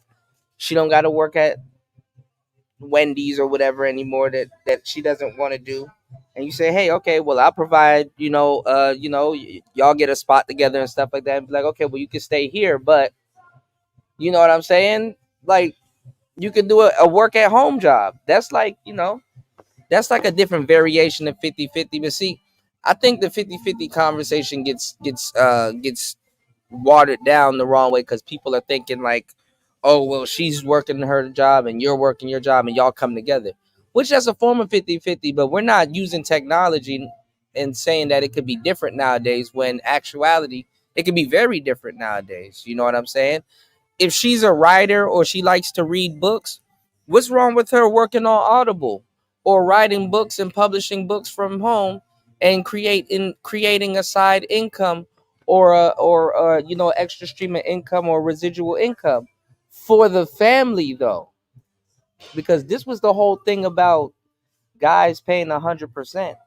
Usually it gives the woman a break, and you would see a lot of instances where it's like, okay, his money is our money, but the money that she saves or anything that she works or her savings or an insurance plan or a stock that her dad sold and gave to her, some shit like that, or a car that she doesn't use anymore, it's usually for them. Like it's like you think about y'all, she thinks about her. And usually if you said something as a man about that, oh, well, that's not yours, or you're just trying to own her, or if you leave her or run off with your coworker or another girl. I done heard every argument imaginable, y'all. If y'all understand how long I've been doing this, I done heard every single argument. I've literally done the biggest field study in the space outside of the space known to man. And I'm telling y'all, man, y'all are gonna start hearing all these little weird arguments and hearing people that ain't got nothing to do with the space or don't have no type of long-term time talking about some of this stuff speak on it like they're experts. And it's like, bro, you're just regurgitating surface level talking points, because now your generation should be talking about something else. Like if you were a millennial and you're looking at 50-50 the way people are looking at it now, okay, I get that. But at some point, you were supposed to grow up and realize, okay, shorty, you can actually run a drop shipping store or something else, and you can create and you look, and you don't even have to be no asshole about her taking that money and putting it back into the family. She can keep a good percentage of that money and go do whatever the hell whatever the hell she wants to do, because half of those little stores and little online businesses and stuff like that, and we talk about it all the time on Player Talk Radio, they don't take that much maintenance. You know what I'm saying? They don't take that much maintenance. So I don't know what this whole I'm just gonna sit around the house and not do shit all day and be on my phone, because people are leaving out the whole phone thing.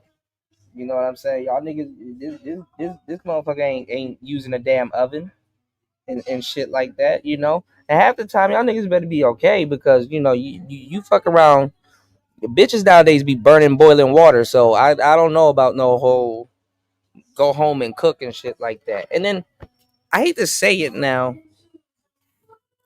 ladies, technology is replacing y'all.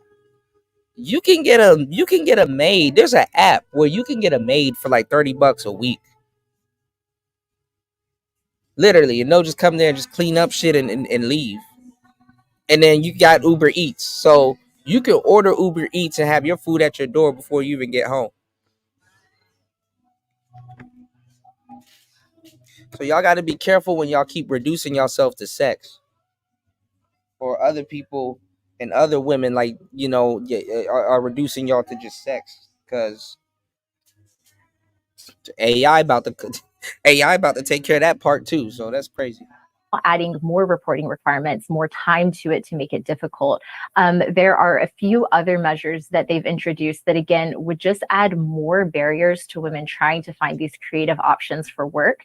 And on the positive side, that's what we have to be seen. I know a lot of people would really like to see a way of transforming daycare subsidies in a state and making it like an ESA or an education savings account.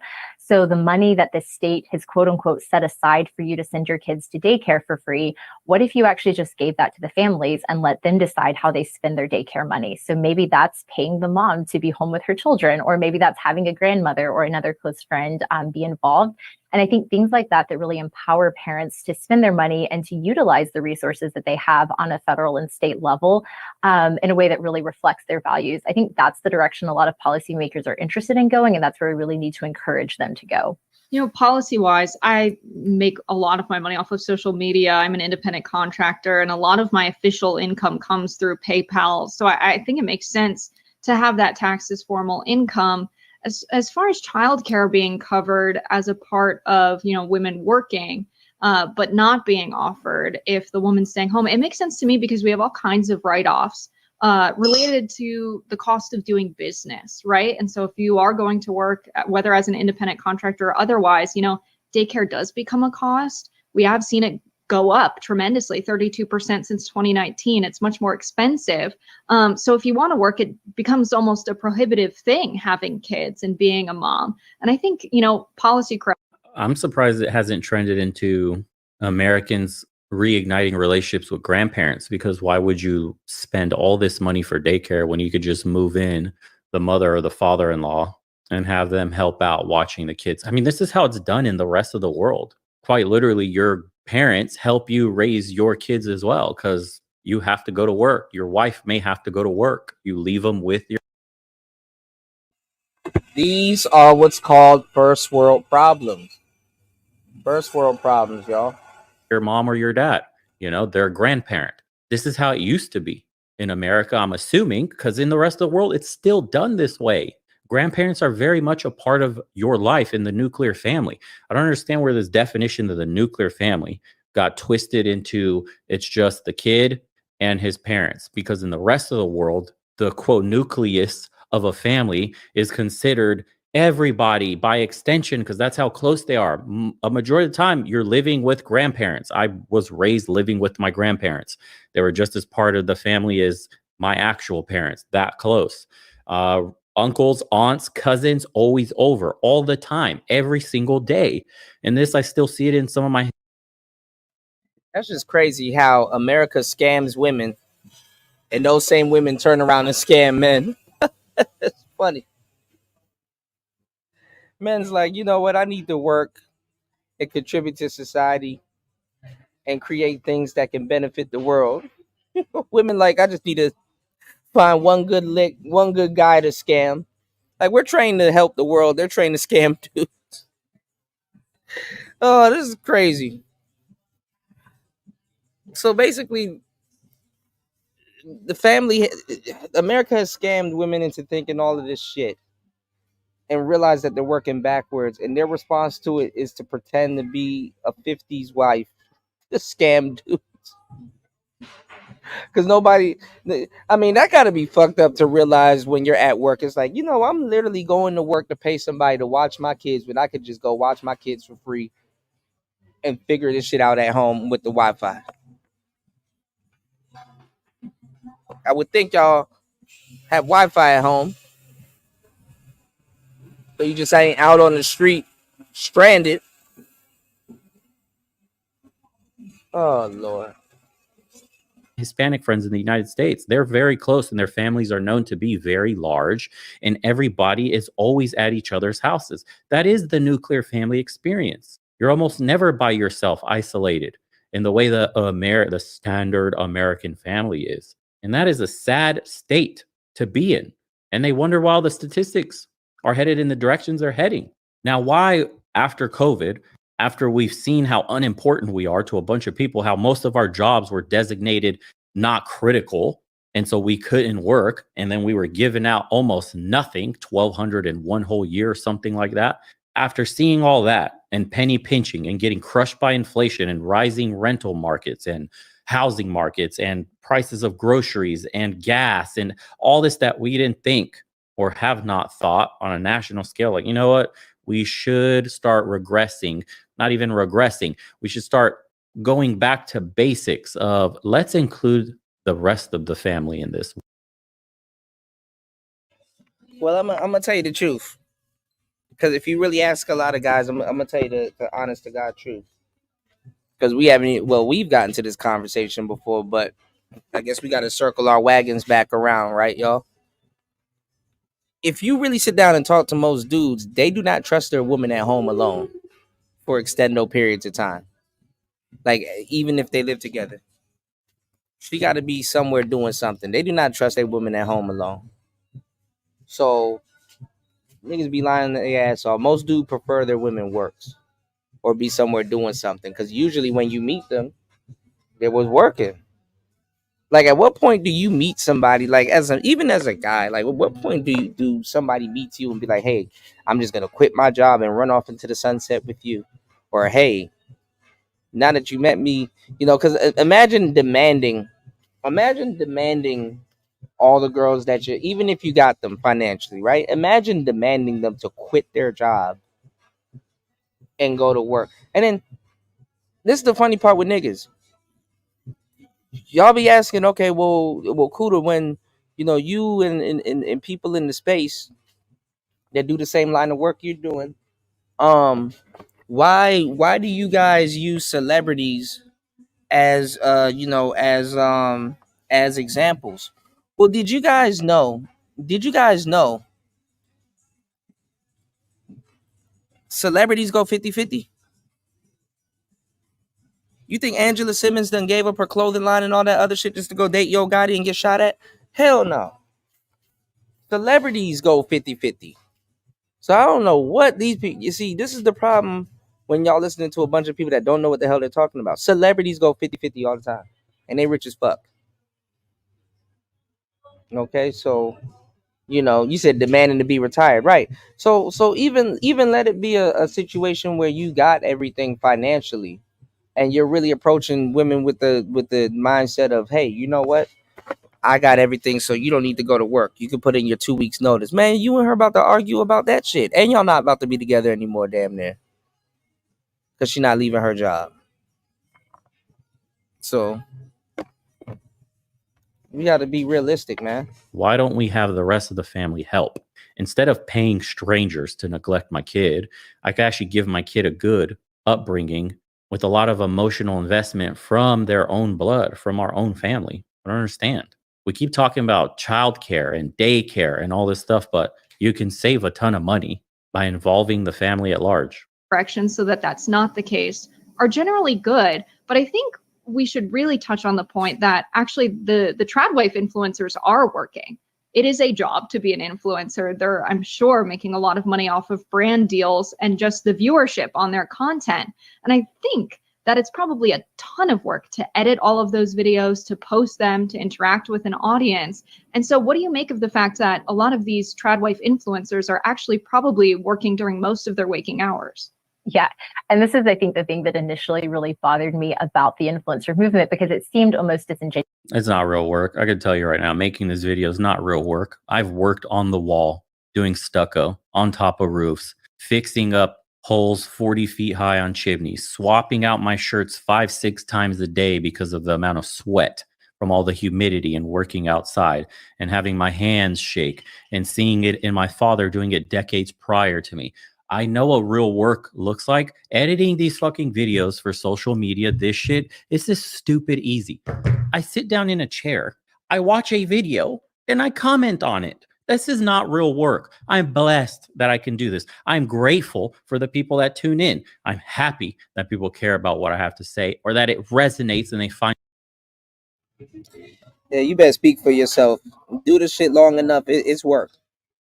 Some form of value in it, because I may be distilling some information in some manner that helps them. That I am extremely grateful for that. I'll never call this a job. Making a fucking TikTok video in your house showing you cooking some fucking food up isn't work, okay? The NPC bot over there on the left, far left of the screen, is always trying to make this attack the TradWife movement as if it's some sort of farce. Because in her internal programming, it goes against everything she's ever bet all the chips on, being a strong boss babe, and her life is stressful, and she has to get on here and defend her ideology and her lifestyle. Some women generally... Now, this cap, what he's saying, this work.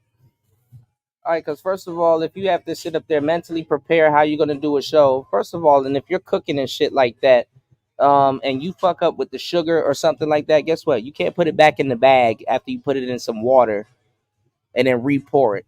So you got to get your angles correct. Your lighting got to be correct. You got to make sure you're interacting with your chat. So I don't know what the hell he's talking about.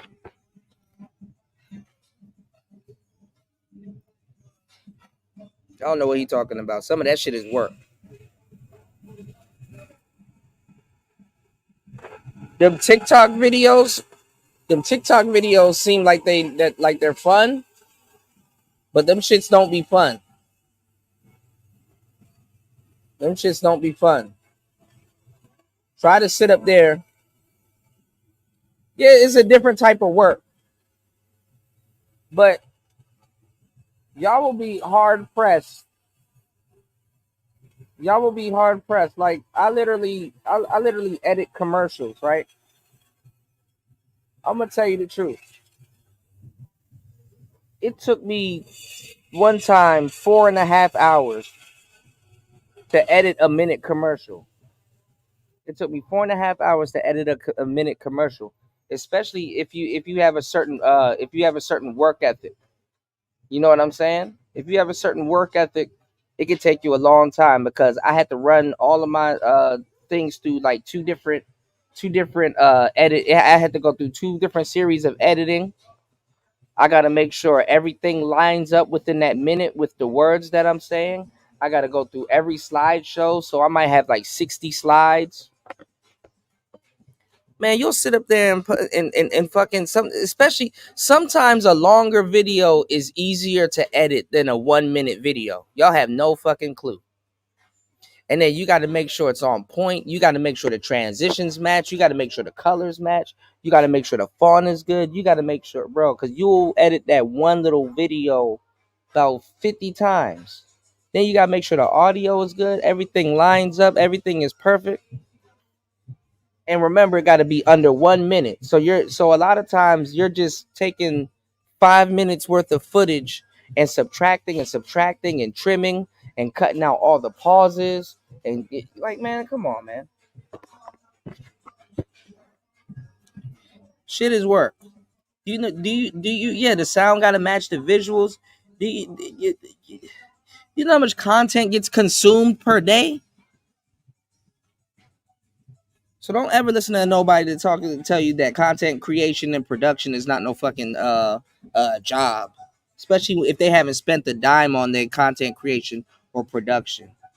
That's what people tried to do back in the day. A whole bunch of people that never spent the dime on their damn studio tried to you know what I'm saying, tell me what it's like to it's like, come on, dog, stop it. Enjoy being at home. Most of them do. And making up a video, recording yourself, which most women are already surgically attached to this goddamn device anyway, do every day when they take selfies of themselves, videos at the gym, videos of the food they're eating, all this other shit that we all do with our phones in our hands at social media today. It's natural to share. They just took it a step further and they became popular. Why? Because they're doing something that strikes a nerve deep in the hearts of many women. It either brings out extreme bitter jealousy at the fact that this woman doesn't have to break her back and go to work, or love, adoration, and longing for ability to live a similar lifestyle. And that's why it gets so popular. That's why it's growing so fast, because those two are clashing together all the time. The engagement in the comment section is going to be like 50-50. She's a pick-me. Oh my God, she's just doing this to shit on the rest of us that go to work. Must be nice to be rich. Setting us back 50 years, internalized misogyny, this. And then the other half is like, wow, you go. Stay-at-home motherhood, so beautiful. Wish I could do it full-time. Or I'm also a stay-at-home mother. It's the most rewarding thing I get to do, blah, blah. And they're just battling it out in the comments. And it's all women. Because The men in the comment section goes, I wish one day I could be able to provide my wife with this. I hope one day when I get married and have kids that my wife doesn't have to work. They go, wow, where are there more women like this? I like to find a woman that wants to stay at home and watch the family too. And that pisses a certain side of the aisle off. And we know exactly who that is. And that's why this is exploding. That's why this conversation is being had right now, because it is picking up steam. So let me y'all hit the like button, support the show. 4 hours and 55 minutes into the madness. Listen to what I'm telling y'all, right? The reason why women are working backwards is because back in the day,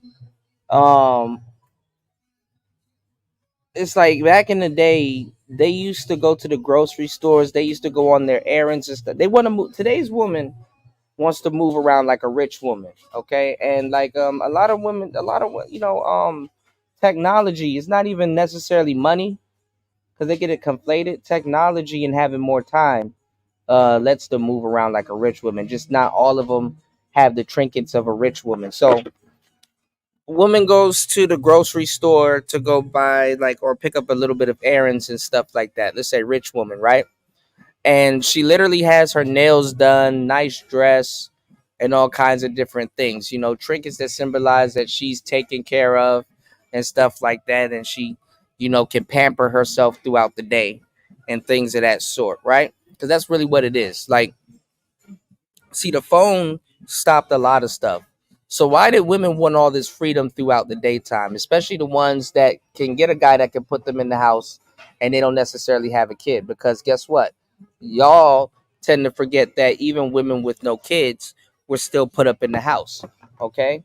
And those women were pampered. So they would go out on dates with their girlfriends, go sip mimosas. They would get their nails done. They would go on all girls' dates and stuff too, because usually them and their girls would be dating a certain type of guy. So they can go out on the same type of dates with their girls and go get some tea and go socialize and stuff like that. If they didn't have kids, they didn't have to really stay home and stuff like that. So the woman at the grocery store looks at the girl bagging up the groceries and working with her hands and stuff like that. That was the significance of women wearing nails. They didn't buy their nails, but they have nails and they're not working with their hands like that, so they don't have to worry about fucking up their nails. The woman that sits up there and works her ass off and then pampers herself or gets pampered and still got to go to work, they fuck up their nails. They lose nails after they just got them done. Their wedding rings get washed down into the sink and all kinds of shit at work and stuff like that. So basically they're working backwards. It's like, but not, I mean, to each his own, but they had men that supported it. The reason why those women wear high heels, they're not in someone's establishment on their knees or running around and running errands back and forth or doing waitress work and stuff like that. So they're not, you know what I'm saying? So even down to I broke this down so many times. Even down to a woman's wardrobe symbolizes her and what she does and stuff like that. You don't want to be working at no damn grocery stores, but you have a fucking Hermes bag that's like a couple of thousands of dollars and stuff like that. You want to put that expensive, you want to bring that bag with you to work? You want to put that bag in your locker at work or keep it in your car while you're at your job? So a lot of women been working backwards, y'all. And that's really what it is. Where all of that stuff came from was because they chose a certain type of man. So that's where the whole I want a baller, that's where all of that shit came from. Because you're idolizing another woman that don't have to do that. But you don't know why she doesn't do that. The trinkets that she has, you have yet to understand why. Because even if let's say you see her wearing something that you would like to wear or some of the things that you like, you're still behind the 8 ball, because what you're missing is she didn't work. I mean, she did maybe through her husband, but what I'm saying is she didn't directly work for it. And I know it hits different and it feels good when you directly work for it and you can say, hey, I got this and I own this. But it's just certain little things that, that you guys, it's just not worth you working for. You know what I'm saying? Even if you could own it, it's like a money pit. You know, other things like a car and stuff like that. Yeah, that's understandable. You know, to get back and forth and to, other things are understandable. I get it. Okay. But what I'm saying is that there's certain things that y'all are buying, and it's like, bruh, you was better off getting a nigga to go get that shit, or whatever. But hey, lifestyle don't match the clothing style. So because people have seen behind the veil. This is a clown show that we're living in. None of this resonates internally with anybody. Men don't want to be feminine. Women don't want to be masculine. We all want to start families and have kids, but the way the system is set up is making that shit damn near impossible. They've destroyed intimacy. They've destroyed relationships. They've destroyed the sanctity of marriage. They've destroyed what it means to be loyal, what it means to grow with somebody into old age, what it means to build a legacy, what it means to come together and work for common solutions, a greater goal than oneself. They've destroyed everything, all for economic gain. All the money gets siphoned to the top. They get richer. We're all getting poorer. That's the trap, man.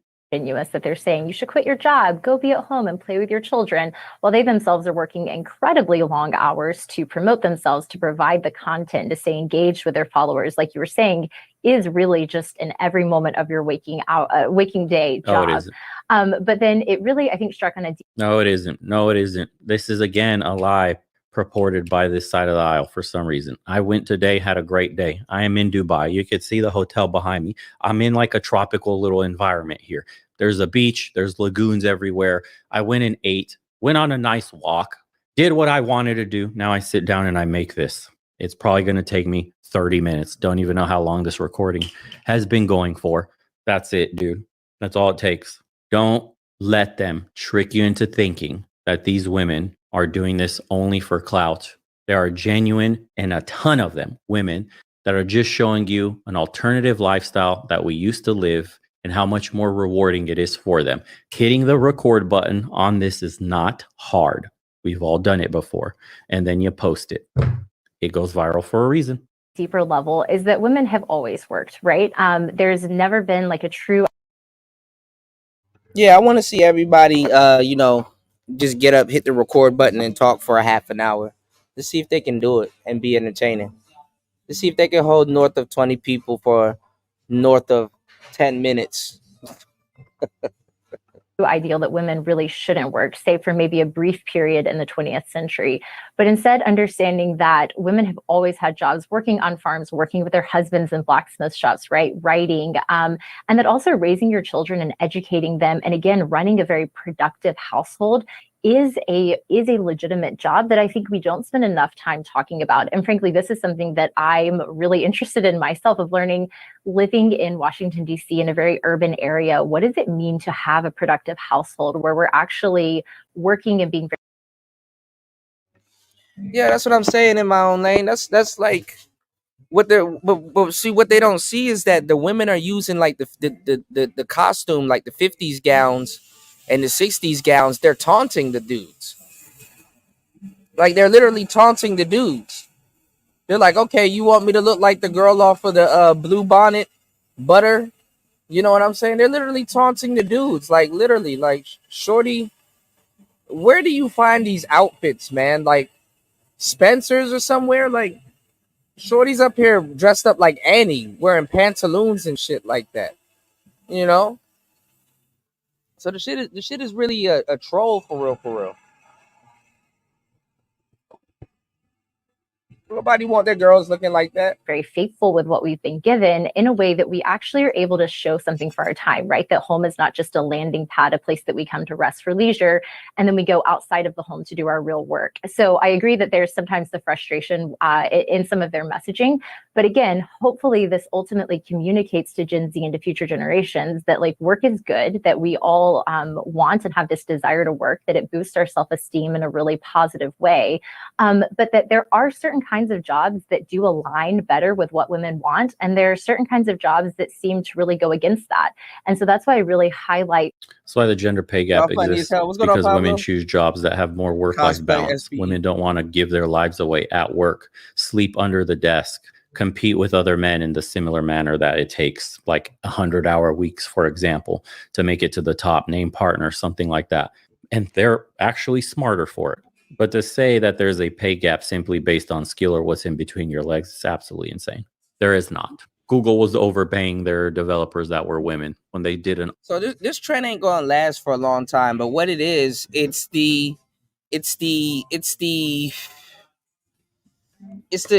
like the fake GFE. You know what I'm saying? It's like a weird kink GFE. You know?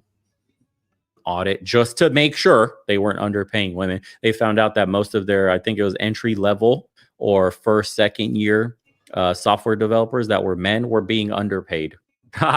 Imagine that. And again, look at the comments. How does a woman wanting to be a housewife get conflated to returning to the 1950s? That's what I'm saying. And this looks like it was a woman. I was a hardcore entrepreneur for 7 years before I had kids. I was the feminist gold standard. I always felt like, aren't I supposed to be fulfilled now? Maybe when my company got a little bigger. I felt like I worked hard and my lifestyle looked super cool. Fast forward to today, I'm a domestic executive. I stay at home and run the house. My kids are well fed, well loved, great humans. My husband is the most inspired and is the best shape he has ever been, and so am I. I get like zero sleep and I'm often covered in food from sticky hands, but I feel a deep sense of accomplishment and worthiness I never had before. I feel like an adult. It's funny to say it like that. I'm so glad I made the sacrifice to be a stay-at-home mom. We lost a third of our income, but we gained 10 times the wealth of having a healthy, happy family. Chef's kiss on that one.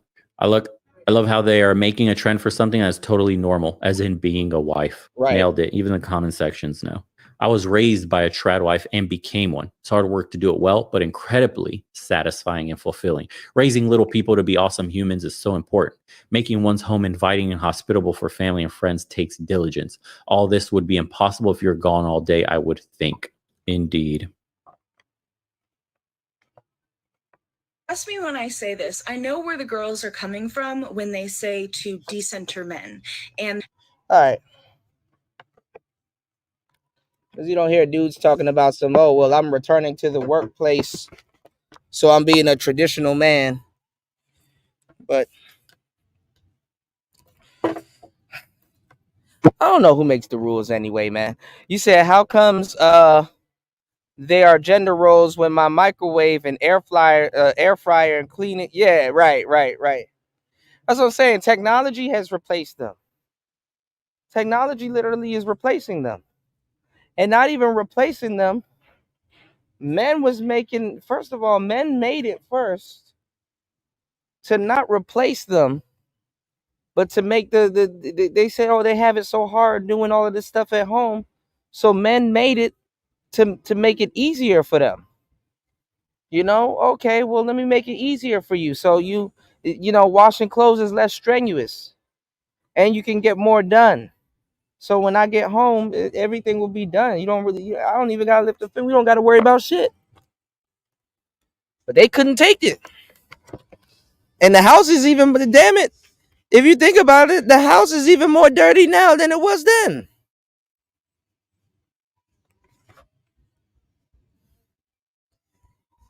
And when y'all come home, I ain't even gonna lie. Y'all can even look at some of the videos on YouTube, but I don't know if y'all ever been in that situation, but when y'all come home, they be on their phone. Sometimes it don't even be the couples with the kids too, y'all. Sometimes it just be you and her. And shit still be crazy. I remember I had a shorty, and I don't know. I mean, I didn't drink it. It was all right, but she used to drink New Amsterdam vodka. That was her shit. She used to love the New Amsterdam vodka. Man, I remember one time I came home. It was just the pizza boxes, New Amsterdam flasks, a little small. She used to get the bigger ones, but for some reason it was a bunch of little smaller ones, just all over the place. And I'm like, damn, you just threw a party, huh?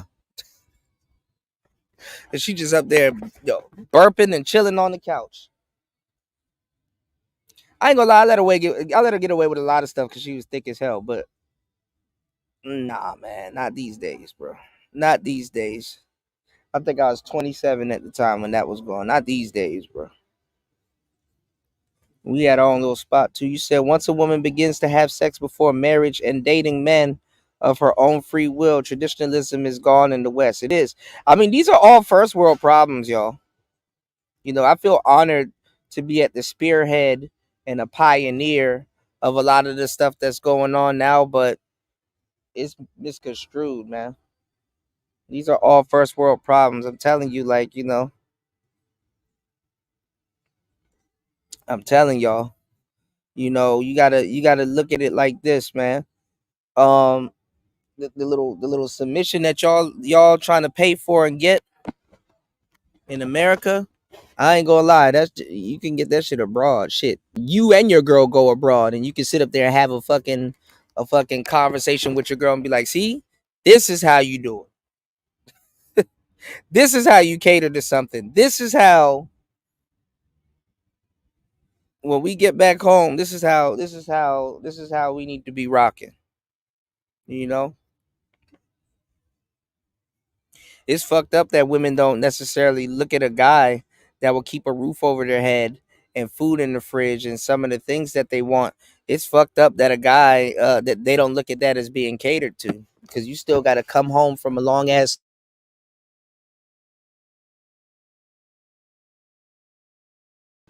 Hold on. Put a one in the chat if you guys can hear me. You still got to come home from a long ass day of work and rub her feet and all kinds of shit. She still expects that. Even though some women will be like, "Oh, well, y'all expect that too." Did nobody say y'all had shit? Did y'all have a long strenuous day at work? What real physical labor in some of these jobs y'all be doing? What real physical labor y'all do? Because I know some broads that be in the truck. I know some broads that be wearing them little wrestling belts to work and be lifting shit out the truck. They work at FedEx and shit, and they be lifting and stuff.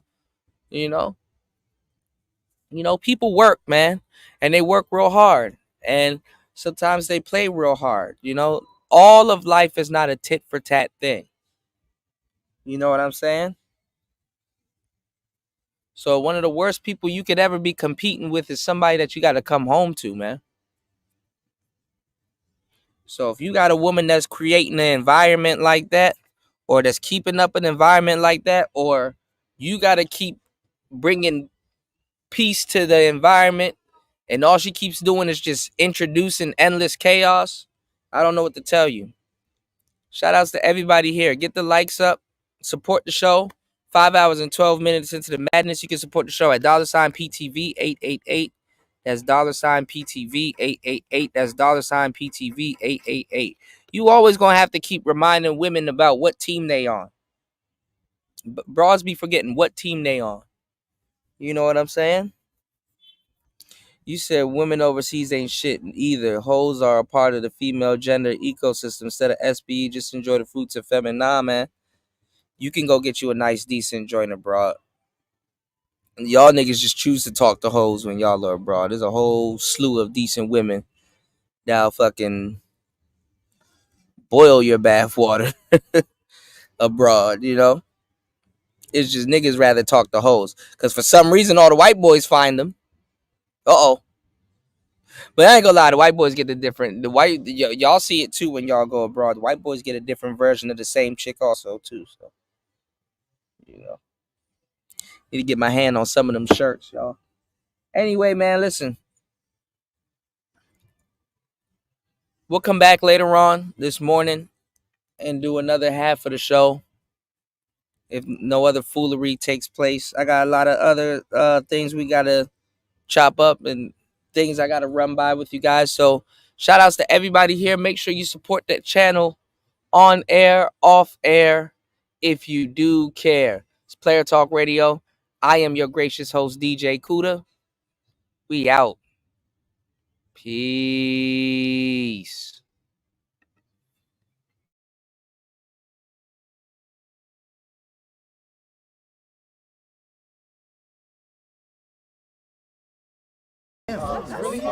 You're a victim. Here we go, CSI.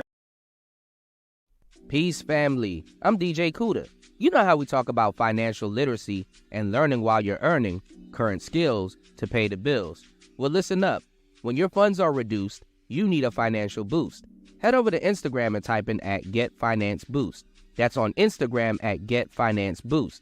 Also, utilize the links down in the description where you can get the weekly newsletter jam-packed with gems, tools, and vital information for your financial freedom. You also get bonus rewards on Thursdays and Fridays. Most people do not realize that inflation is a secret tax. So here goes the facts. Saving will never beat investing. Tired of investing blindly? Get the weekly newsletter and get intel on hidden micro-cap gems with game-changing tech with the newsletter that lands straight into your inbox. Again, if your funds are reduced, you need a financial boost. So don't be late. The results are great. It's Player Talk. If Jesus can't save these hoes, why are you trying? What make you think you greater than Jesus? You're a victim. Here we go, CSI. There, I drew Mickey Mouse, but bad!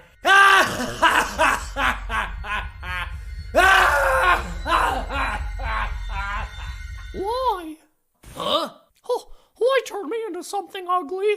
To stick it to Disney. For what? Strict copyright enforcement. Maybe if you didn't make everything disgusting, they wouldn't feel a need to be so strict with IPs made for children. It's art. It's deconstruction. Would a great carpenter give their work over to be deconstructed? Well, no, but this is different. You think removing the magic from everything makes you insightful? Special? Stop it! Who are you to crap all over my style anyway? Oh, I'm sorry. Did I bother you by deconstructing your deconstruction? Shut up! You don't know what you're talking about. Oh, you don't think there were deconstructionist artists at my time? There were. You just don't remember them. I've been around 95 years, and I'll be here 95 more when your copyright expires. Huh? No! No! Happened sooner than you thought, didn't it? You monster! No! Become a member at Freedom. This cartoon is not for children. Hey, this your girlfriend, bro? Yeah? Yo, fuck this bro. This bro. Excuse me? He buy you dinner and Yes? Oh. What she bring to the table, bro? Hey, guess what? He bought me this dress too. She ever buy you a dress, bro? No. Fuck.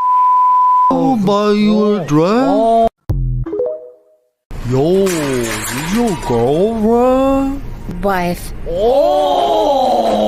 Yo, you pay for those groceries? Yes, I buy food for my family. What she bring to the table, bro? Bro, what? Bro, what's she doing, bro? She's giving birth! Go away! Oh, bro.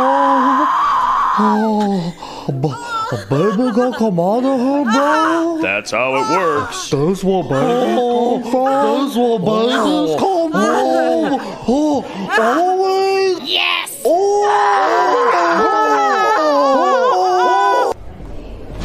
You know what's messed up? What? She still never told us what she bringing to the table, bro. We gotta ask more people, bro. Yo, this your girlfriend? She's my wife.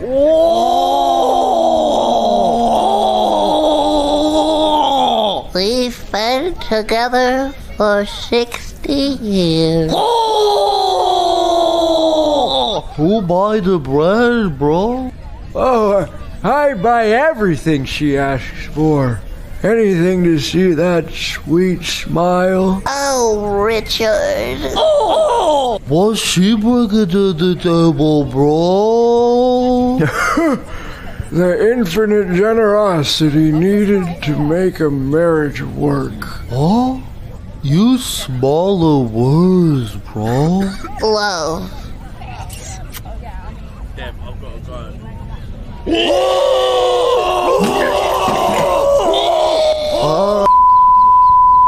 These dudes, bro.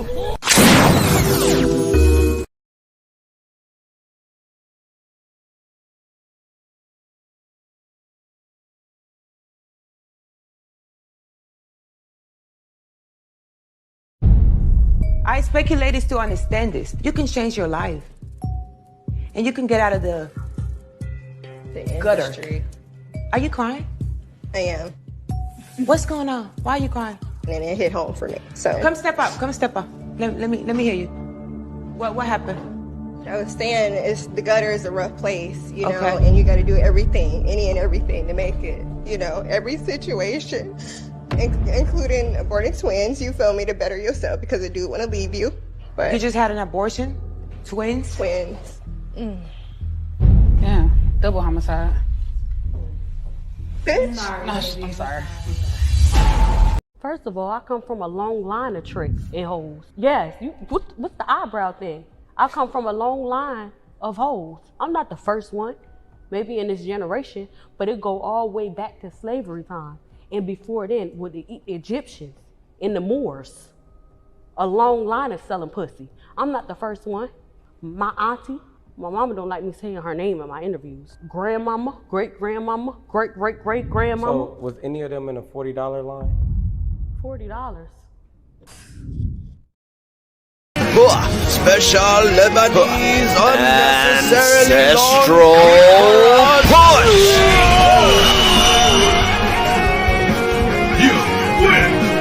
You know, you're gonna need some sea moss to recover from that one. Luckily, I have some available.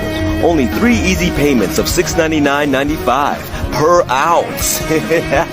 Call now to get your ridiculously expensive sea moss while supplies last. Also, Prince Charles is a vampire.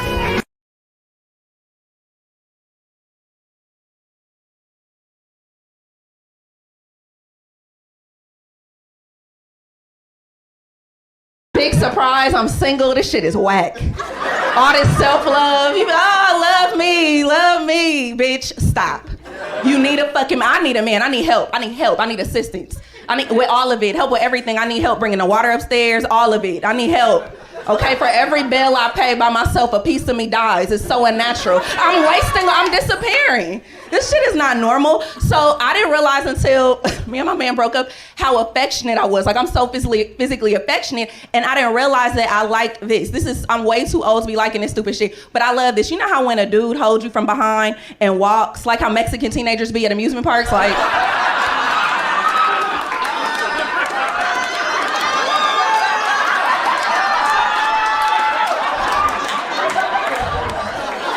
Walk down the aisle and I get married like that, like a dumbass.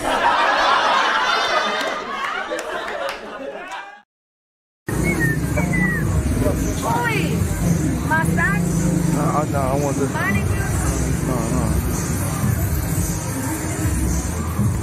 ¿Se va a devolver la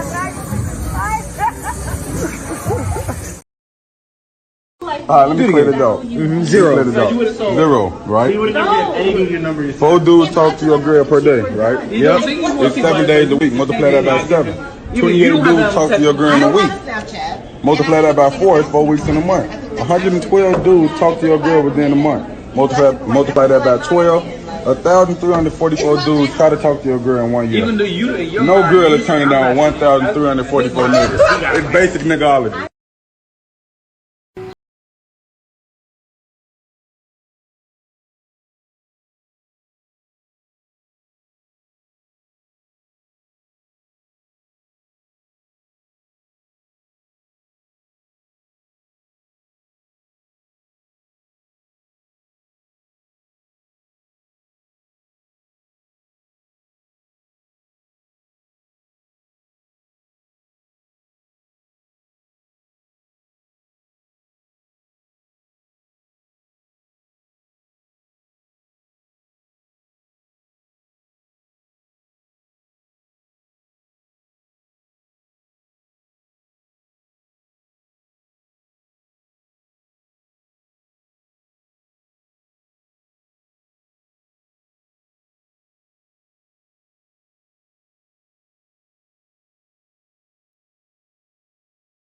swag like mine because it ain't a nother like me. Huh? Since the day of my birth until I leave God's green earth, it ain't gonna be a nother like me. They can duplicate, they can replicate, they can make carbon copies. A motherfucker could do me better than me if we swap bodies. Cause it ain't a nother like me. Bitch, I drop dick on the bitch. I drop a dick on the bitch. I drop a dick on the bitch. What? Oh shit.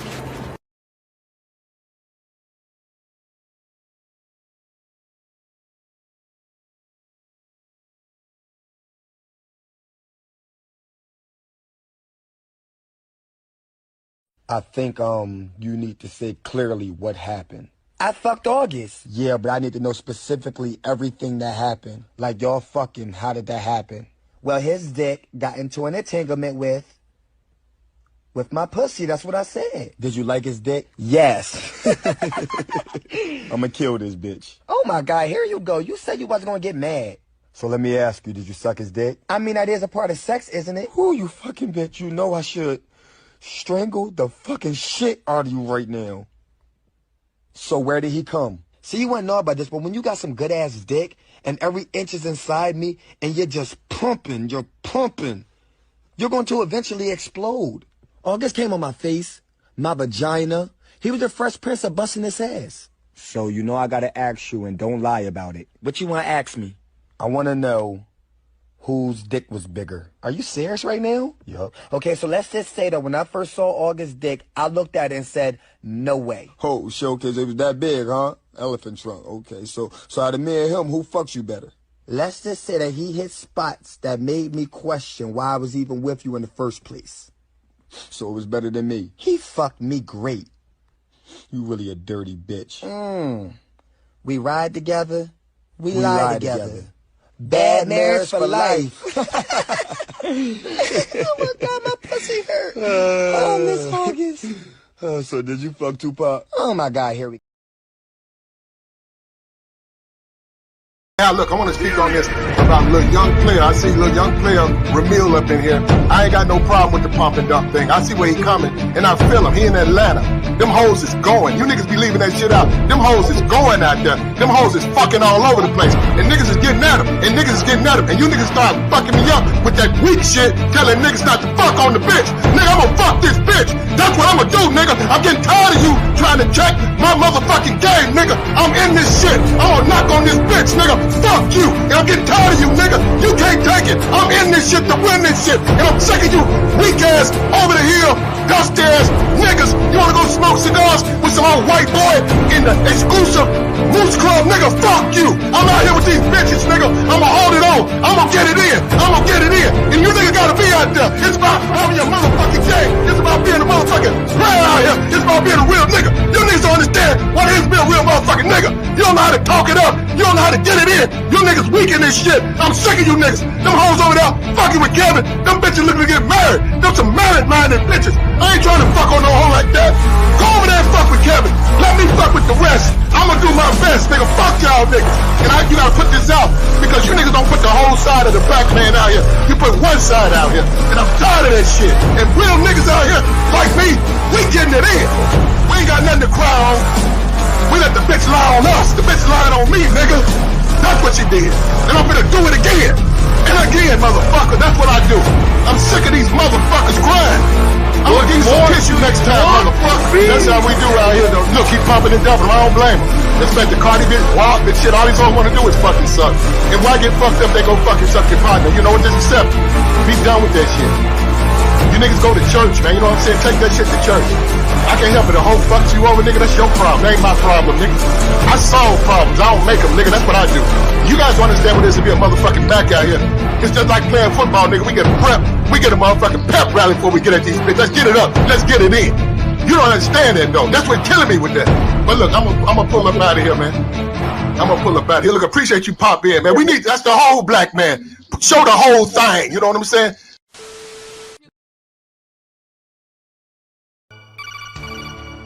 Looks like that's the end of the video. If you learned something new, be sure to hit that like button.